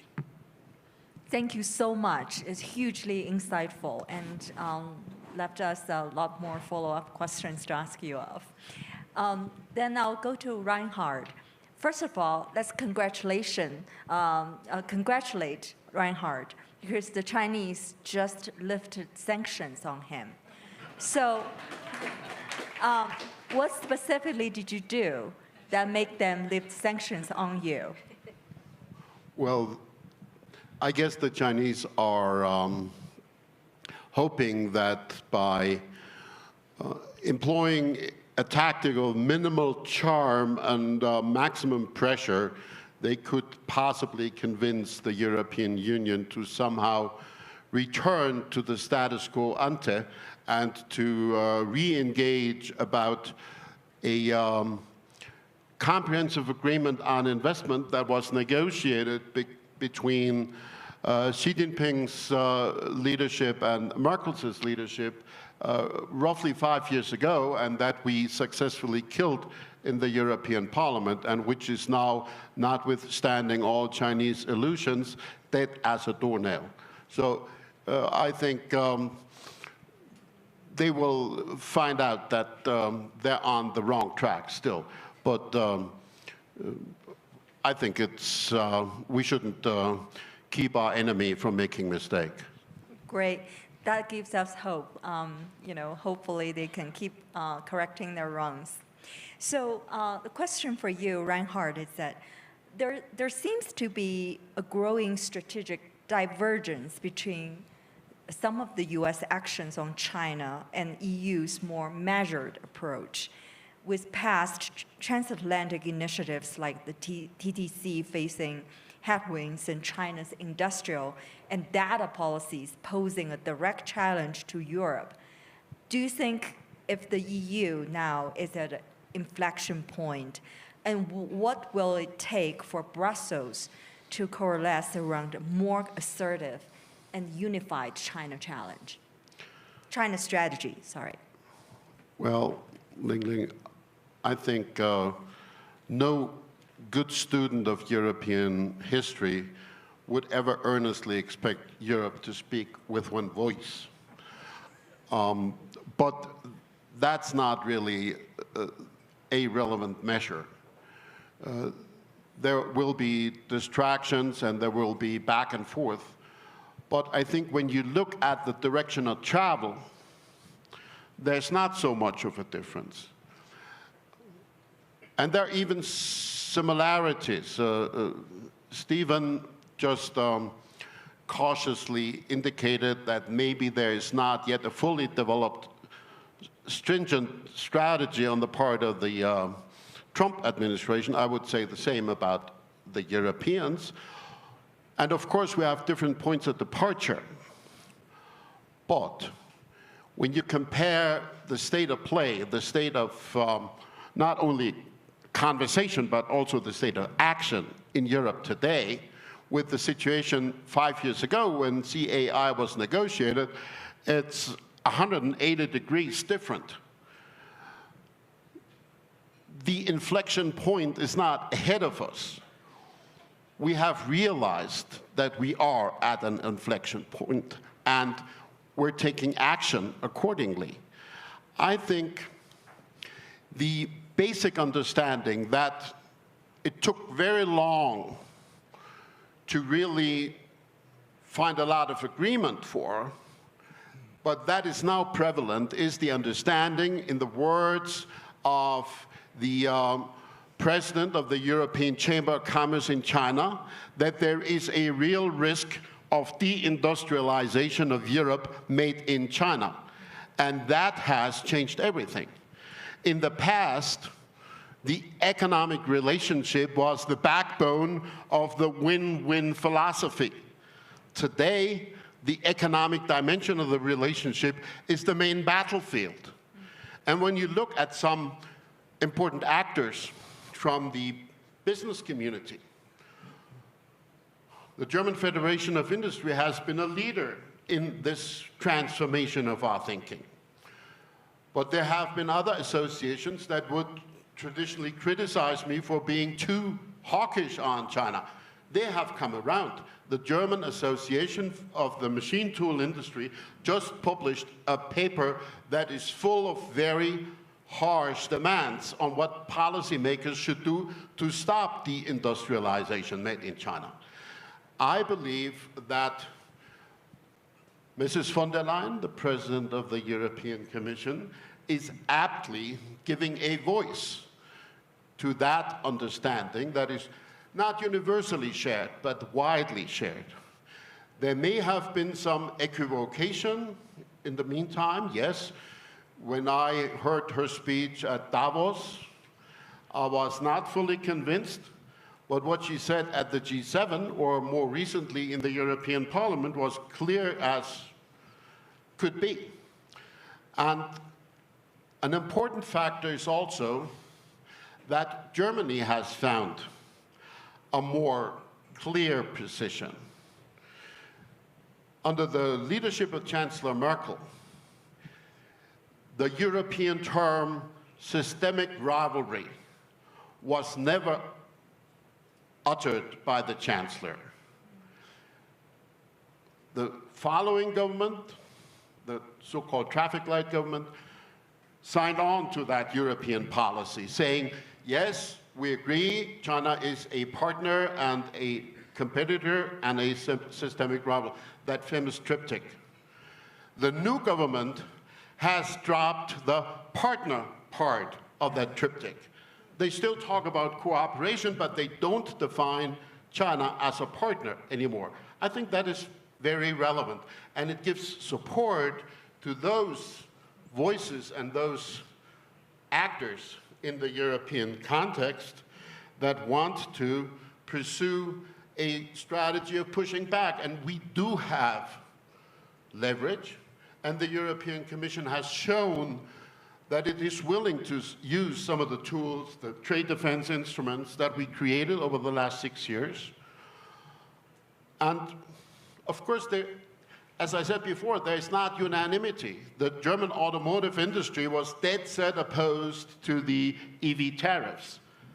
But all other industrial sectors in Germany were in favor of those tariffs. I think that's a big turnaround. And also the fact that there is a kind of bifurcation in the German business community, where some multinational corporations that have put too many eggs into that one Chinese basket in the past are still hoping to get off lightly. Whereas the major part of the German business community, which is the SME, the so-called German Mittelstand, they are more circumspect, they're more critical, they take a different attitude. So I think we're already in the process of changing that policy actively. Thank you. It's really interesting to know, and we will get later, hopefully, can get some of your take on the upcoming EU-China summit and what are you looking forward to. Liz, you have firsthand experience helping shape the U.S. policy toward China. A core premise of the U.S. policy in recent years has been that China harbors this long-term ambition to displace the U.S. as the leading global power. Do you think, it's a little related to the question to Steve, do you think President Trump shares that view? And what do you think are the most important differences between the Biden and Trump approaches to China? Thank you. Okay, thanks, Ling Ling. It's great to be here with you and with Steve and Reinhardt. So I actually do think that President Trump shares the view of former President Biden that China seeks to replace the United States as the leading power on the global stage. He has said so several times, actually just in the past 6 months. But I also think he probably has a different conception of what U.S. leadership on the global stage means than President Biden did. And I think it's a narrower conception, a narrower construct. So I think, first of all, I think he's focused overwhelmingly on the economic relationship. I think as Steve identified on trade. I think there is a military component. I think he is concerned about that as well. And the U.S., his administration has said that the security in Indo-Pacific is second only as a national security priority to border security. So that has been put out there formally. But I don't think he has, as part of his platform, which was quite central to the Biden administration, a sense of the moral imperative of the United States, leading the free world, democracy as a value. And I think you can look at what's happened in the State Department recently. They've taken off their website, for example, the value of defending free and fair elections, right? There are a number of issues now which our State Department around the issue of human rights is no longer engaged in on the global stage. So I think that whole pillar, which has been quite traditional for both Democrat and Republican presidents, over the past, 70 years, is, I think, not part of this administration's or not part of the president's vision for U.S. leadership. I think also, hearkening back to Ambassador Balakrishna's remarks about the magnanimous hegemon, I don't think there's much evidence of the United States in this administration as the magnanimous hegemon. I think the America First sort of framing is very much a I win, you lose, you win, I lose. So, and I think there's a much more transactional element to it.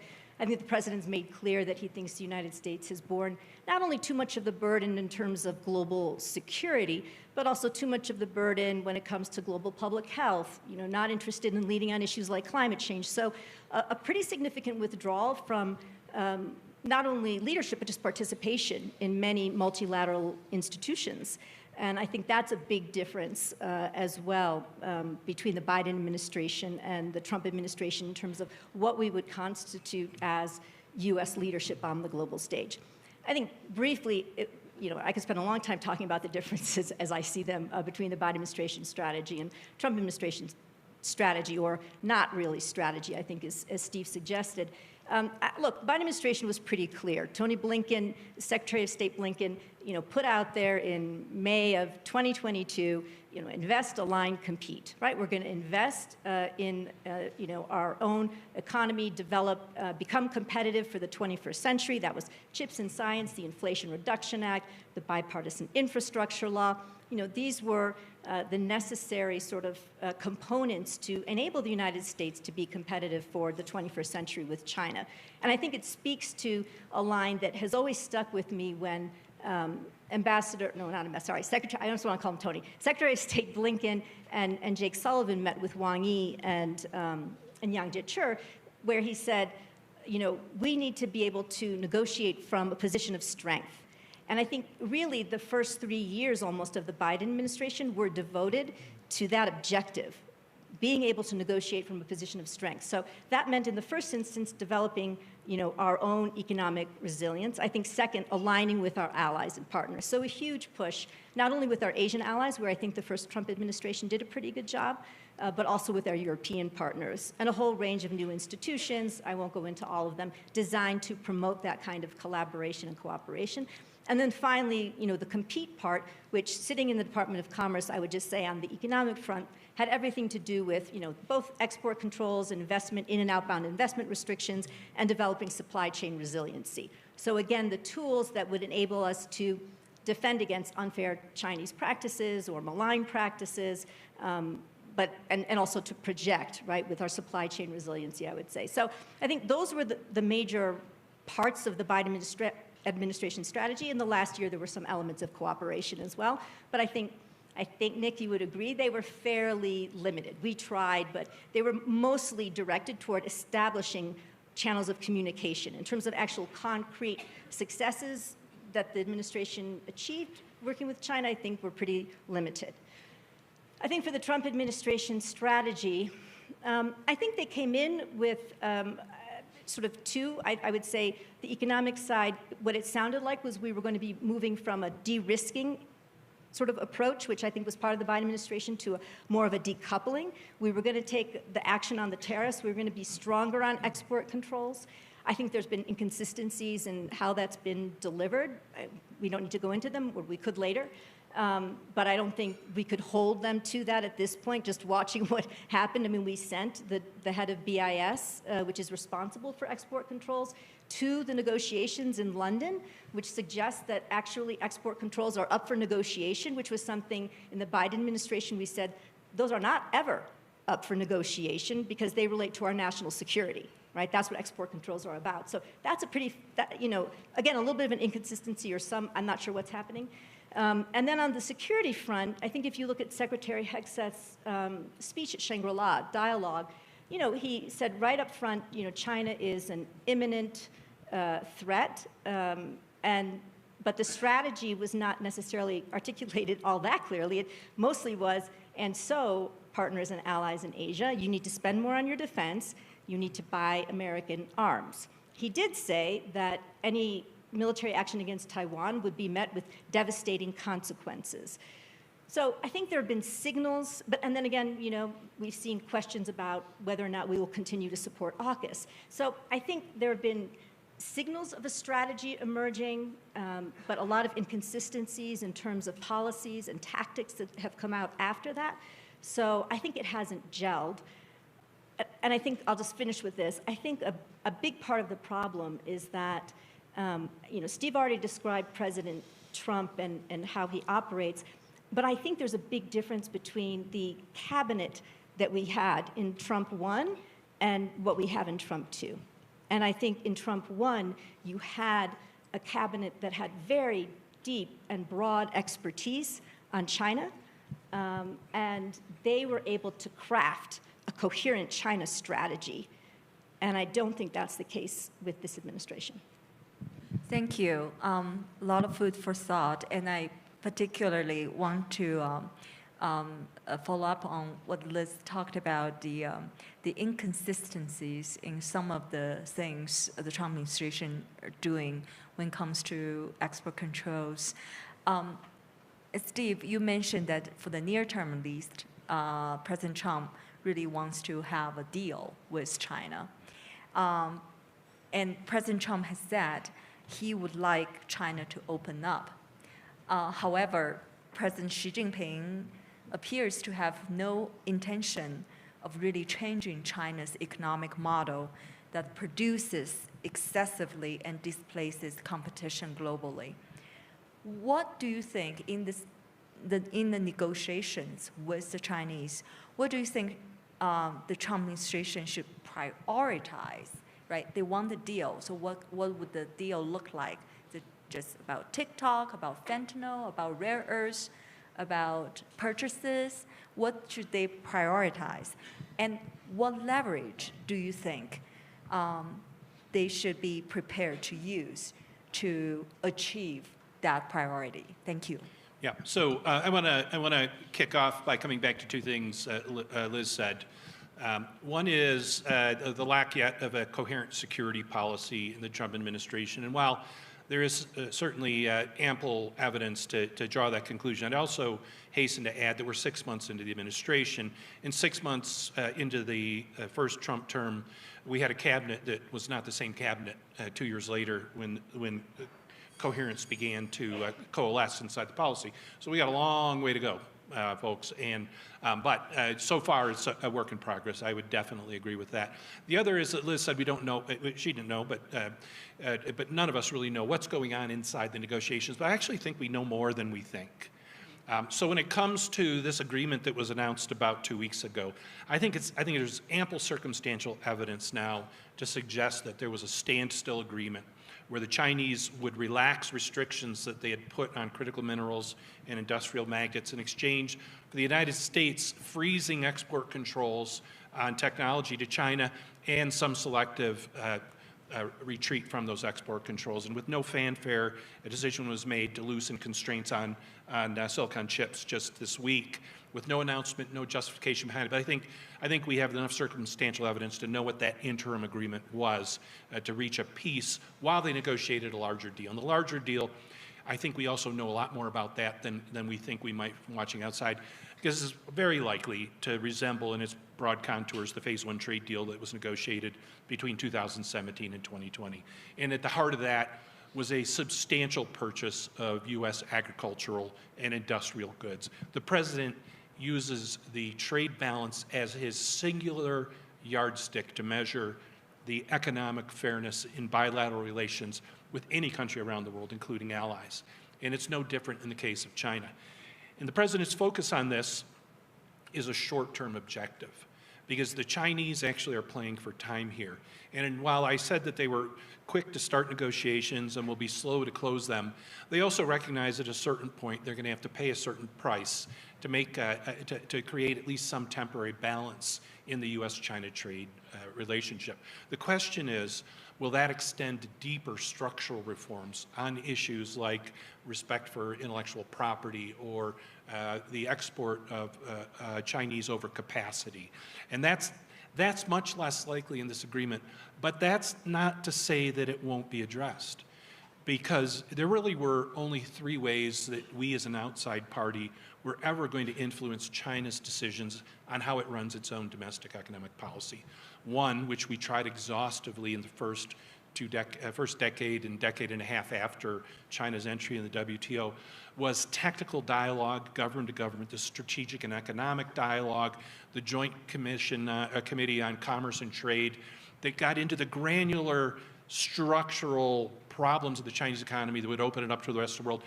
But I think it's a reasonable conclusion to say the Chinese were largely diddling us during that entire discussion. They didn't do anything to rectify those fundamental issues, and there's nothing we could do from the outside to persuade them to do so. Too many vested interests, too many national objectives. If anything, they doubled down. The second way that we might have affected Chinese considerations in these issues is by creating a competitive balance outside China, by developing enough scale in the global marketplace to basically incentivize the Chinese to play by everyone else's rules. We had trade negotiations like the Trans-Pacific Partnership, the Transatlantic Trade Investment Partnership that would have unified the U.S. economy with the European economy, with the broader Indo-Pacific economy. And this scale outside of China would have left China in a position where it had to make some tough choices itself on how to remain competitive and how to have access to that market. But that failed as well. And that failed largely because the tide began to shift on globalization and on trade.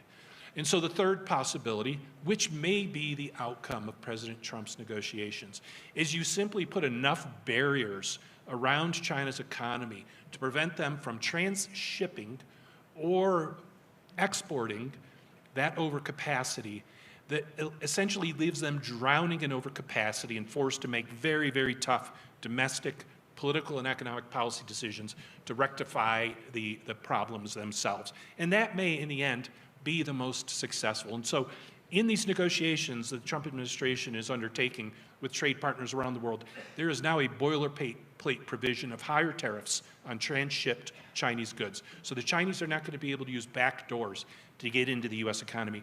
Truth be known, many of those countries are more than happy to have that because it justifies their efforts to prevent deindustrialization of their own economies by blaming it on the United States of America, but actually trying to protect their own domestic manufacturing as well. The other thing that this is likely to be driven by is that while the United States, while the president has already made clear there's going to be a minimum 10% tariff for any final agreement with any trading partner around the world, it's very likely he's going to push that number higher for China. And these two factors, blocking transshipment of goods, playing to the interests of other countries to keep China from overwhelming their industrial base, and making it more expensive for China to export its goods to the United States market, may possibly create enough pressure that the Chinese finally take on the politically tough challenge. And I have some empathy for them. Restructuring that economy is going to be painful because it was 2 decades in the building, and it's going to take just as long to rationalize it and create a sustainable economic model that's driven in a balance of domestic economic demand and export of goods in which the Chinese have comparative advantage. But that's not where we are today, but maybe the Trump administration's negotiations, not as the top priority, because the president wants a big, splashy purchase of several $100 billion of American goods, but maybe in the end, it also proves to be the right way to reform the Chinese economy. Well, here's hoping. Thank you. Reinhard, there is a perception that Beijing, you talked about earlier that Europe does have leverage over China, but there is a perception in Beijing these days that, they feel that they're pretty much undeterred by the prospect of European economic retaliation. This really raises a crucial question about the EU leverage. What significant and perhaps painful economic measures is the EU prepared to deploy to alter China's cost-benefit analysis? Are previously untouchable areas like access to Europe's aerospace or advanced manufacturing sectors now part of that strategic consideration? Thank you. Well, first of all, I would like to emphasize that I agree with the logic that Stephen just explained. I think there's no point in hoping that at some moment in the future we would negotiate Xi to grant us reciprocity or any of the kind, or to be more lenient on the chances for our companies to do business in China.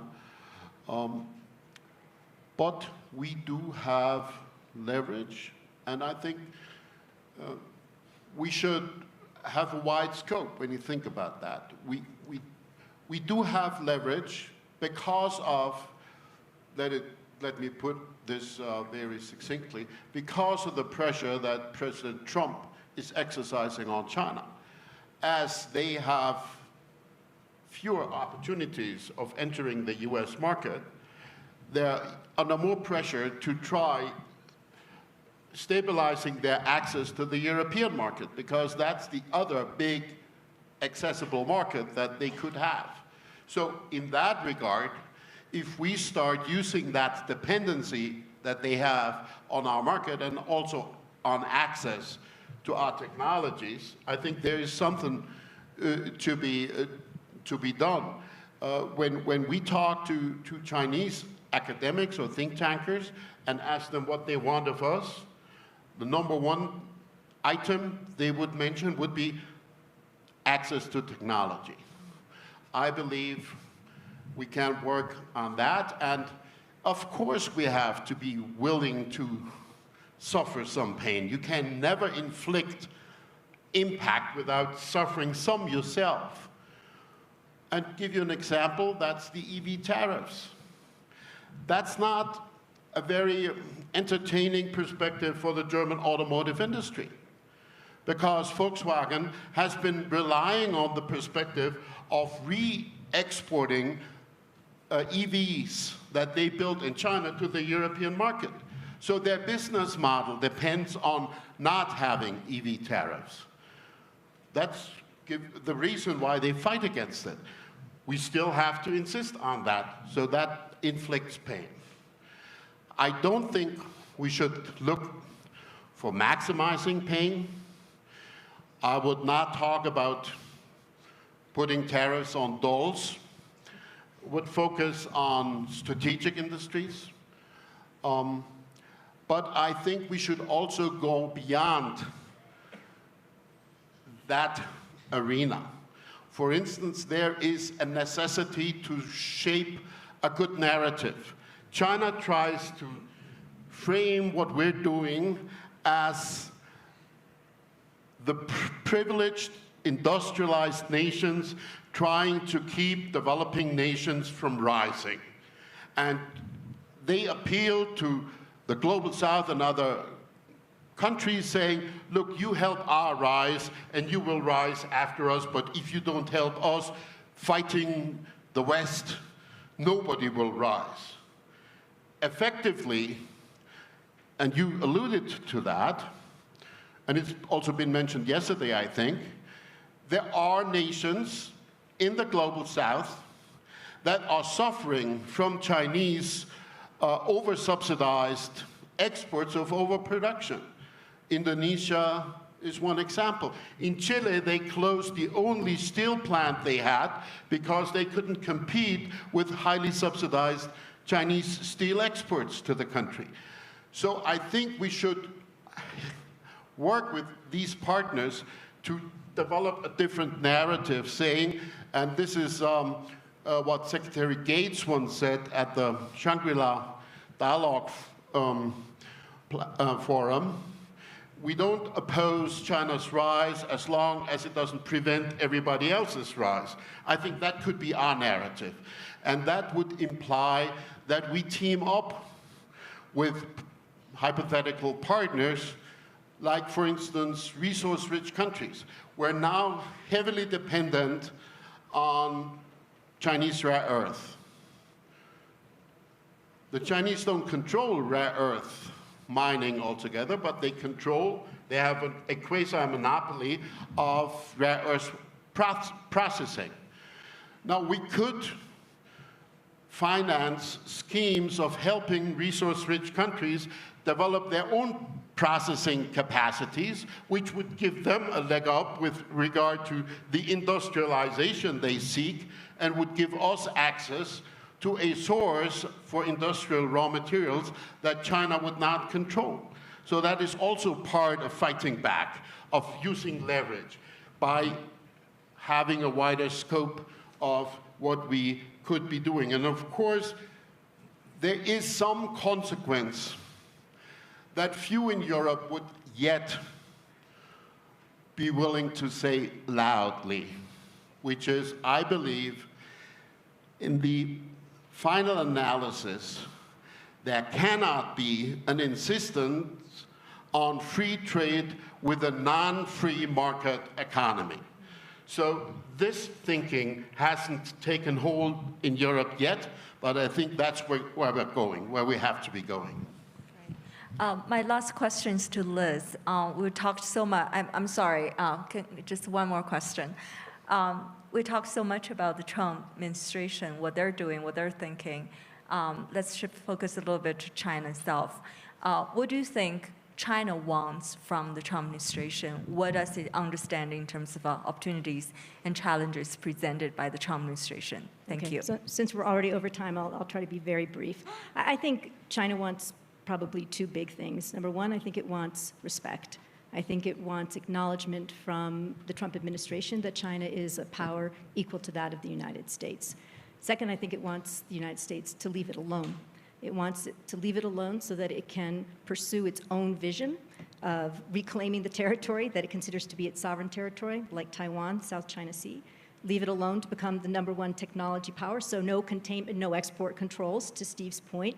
And to refashion, I think, the entire international system. And I think we haven't had any discussion of these kinds of issues on this panel. We've really focused, I think, 99% on economic issues and some on the security. But this is a much bigger vision that China has around how you define human rights, the end of the US-led alliance system, de-dollarization of the global economy. There are big transformations that China has in its mind for the way that the international system, should operate. And I think that's also what the Trump administration should be focused on, but I fear is probably not. Right. Thank you so much. I'm like a reporter on deadline, always trying to get more time to finish the story. But thank you so much. I wish we had more time. Thank you to our Thank you to our amazing panelists. Yeah, thank you to our panelists in Ling Ling. Just a few notes. Downstairs now, we're going to be having a wonderful book talk with Vali Nasser and Jim Shuto, and drinks are being served and some snacks.